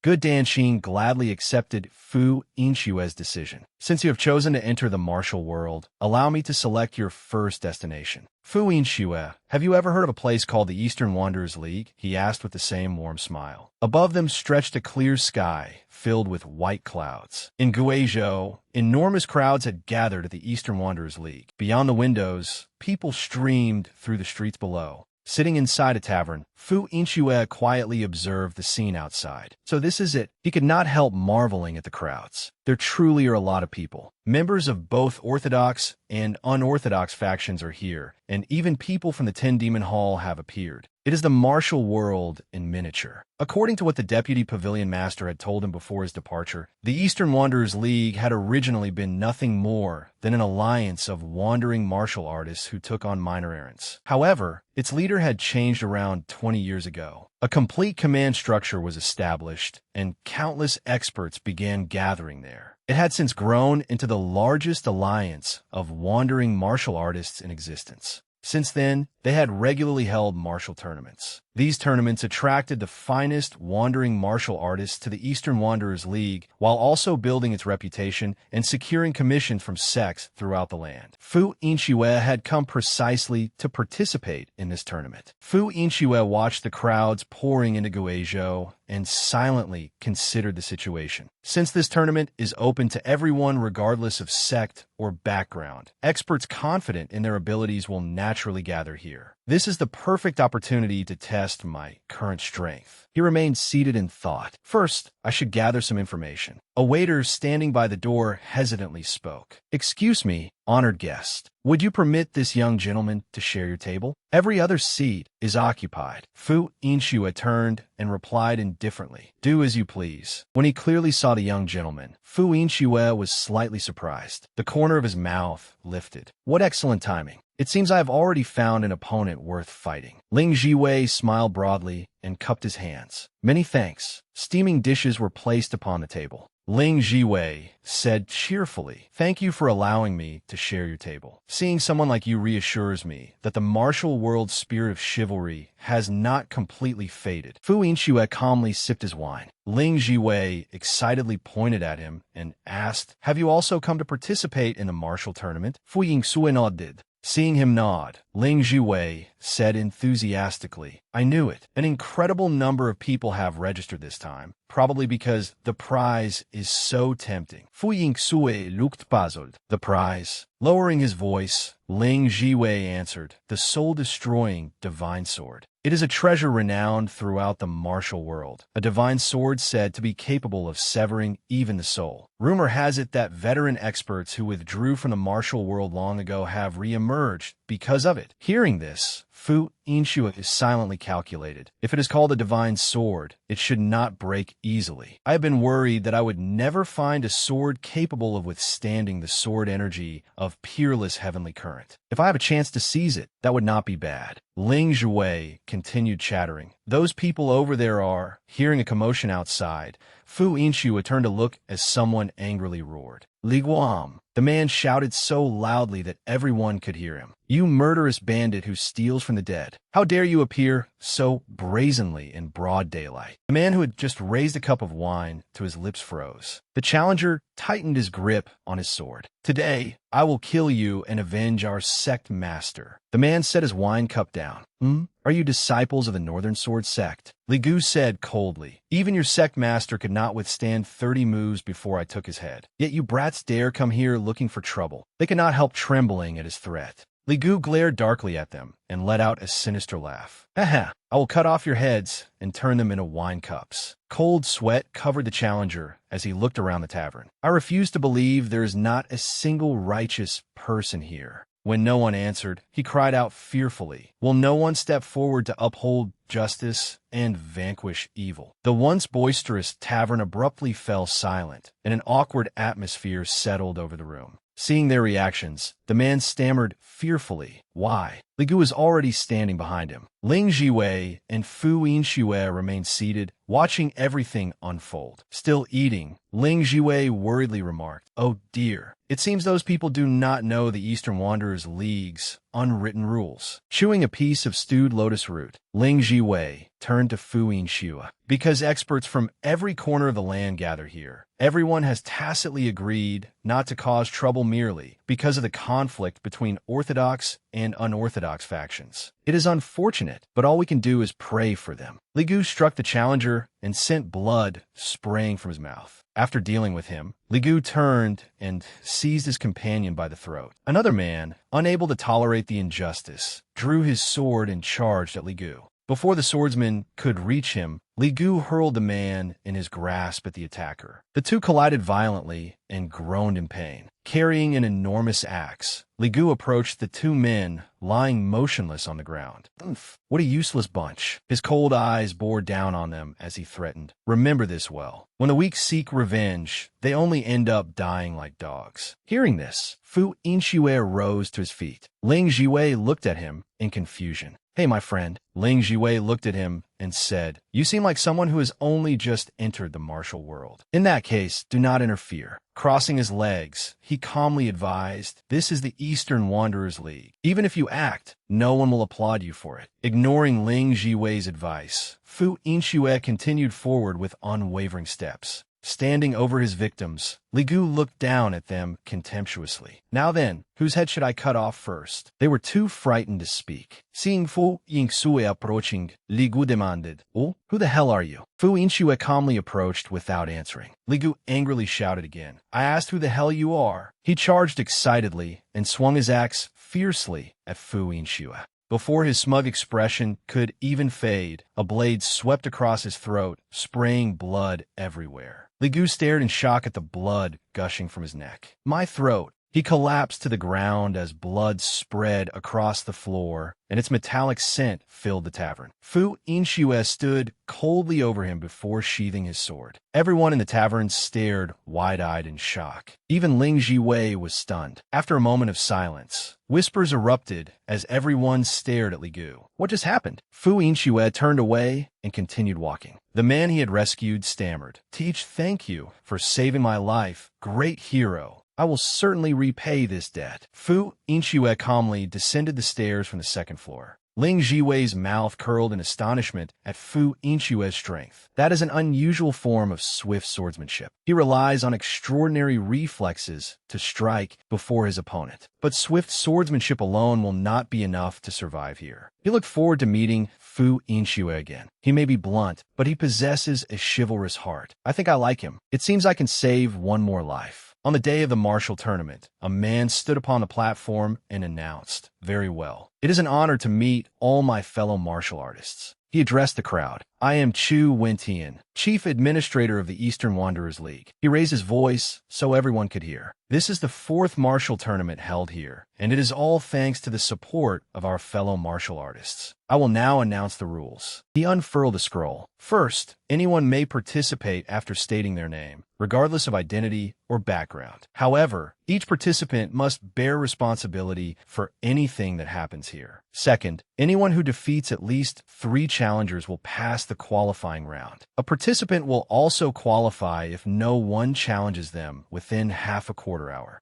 The crowd below laughed excitedly. Third, once 36 people have qualified, lots will be drawn to divide them into groups, and 2 matches will be held each day. Fourth, anyone who interferes in the affairs of the Eastern Wanderers League or harms one of our members will not receive the prize, even if they win first place. He shouted, and now I declare the 4th martial tournament officially open. The crowd roared excitedly. Chu Wentian continued expectantly. Who wishes to open the tournament? Please step onto the platform. The people below hesitated.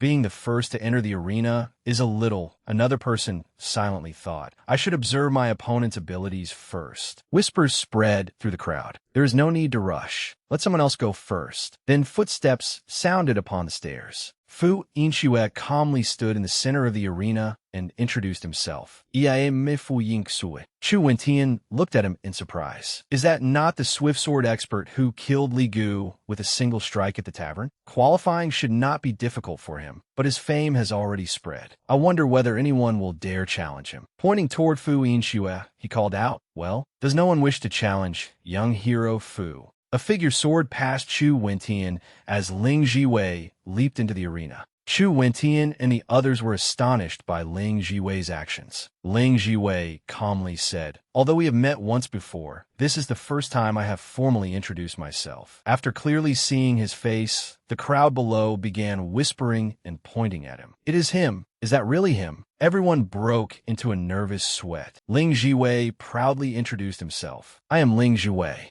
I am an expert in the spear arts of the Azure Point sect." Fu Inxue was taken aback. The atmosphere grew tense as Fu Inxue and Ling Jiwei stared into each other's eyes. Ling Jiwei stood confidently and observed Fu Inxue's reaction. Fu Inxue's eyes widened in surprise. The crowd below whispered among themselves. Is that Ling Jiwei? Could he truly be the legendary expert? Fu Inxue could not hide his surprise. I have heard of him for a long time, but I never expected to encounter him so soon. The rumors were too vague about his appearance, so I did not recognize him. Seeing Fu Inxue's astonishment, Ling Jiwei laughed. You never expected the person who shared your table to be an expert from the Azure Point sect, did you? Fu Inxue calmly answered, I already knew you belonged to the Azure Point sect. Ling Jiwei fell silent. Fu Inxue explained, a narrow-bladed sword of unusually short length. That is the signature weapon of the Azure Point sect. Hearing this, Ling Jiwei looked down at the weapon beside him and said in surprise, It seems you know the Azure Point sect quite well. Fu Inxue se gaze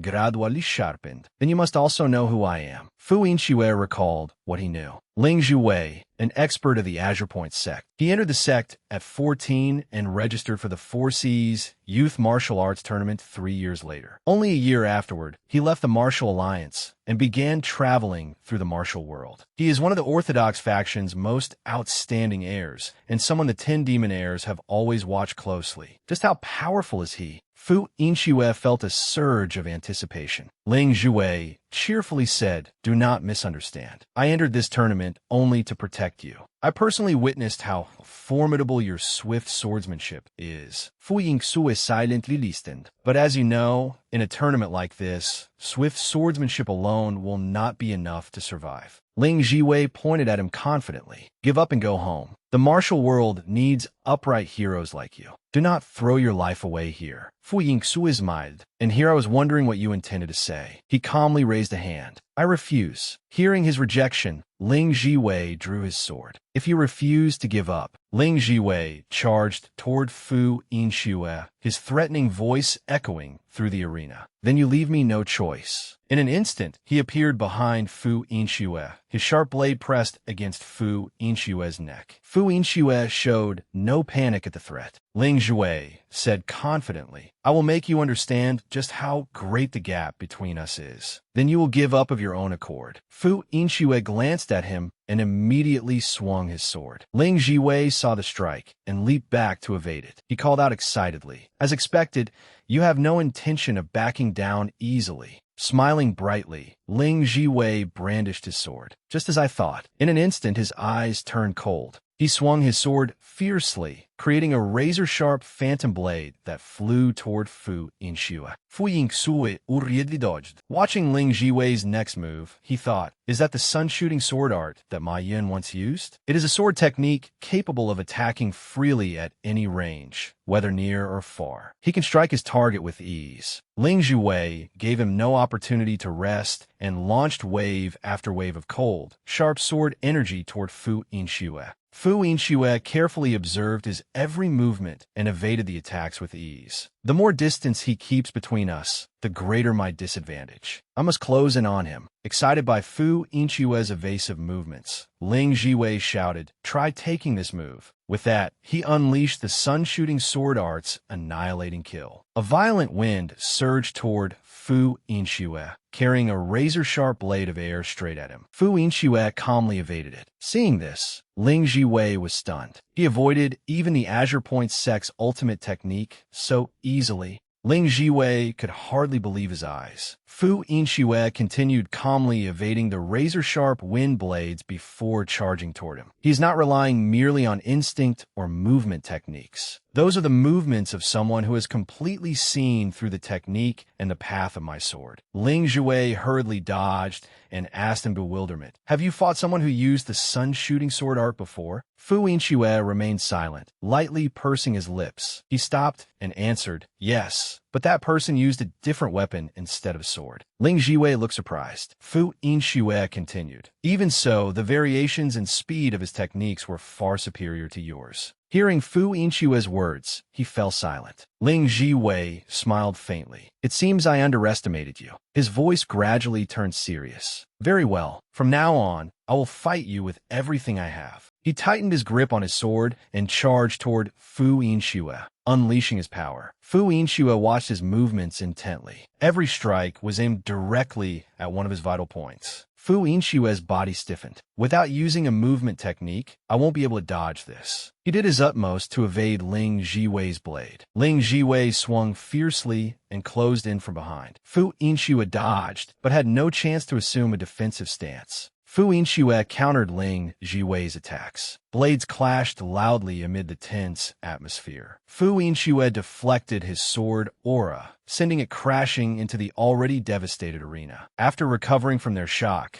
the spectators below suddenly began whispering, "Wait, is that the Seven Ultimates sword art?" They shuddered as they watched the two fighters clash. "I heard that sword art is rooted in orthodox martial arts, but transforms every move into a killing technique. One tiny mistake can cost you your life." Fu Inchue continuously defended against Ling Jiwei's attacks. The more he observed his opponent's familiar fighting style, the more he realized this sword art. He hurriedly evaded another strike. "It's exactly like how I fought when I first learned the sword, infusing every form of the 13 flower rain forms with killing intent. Back then, I couldn't control the surging killing intent, so I treated every sword form as a killing move." Fu Inchue analyzed the situation carefully. Someone controlled by killing intent sees nothing but his opponent's death. That is precisely why he unwittingly exposes openings. Fu Inchue unleashed his power. "If I exploit that weakness..." Ling Jiwei was startled by his strength. What overwhelming sword force! I thought he was only skilled at striking quickly and dodging.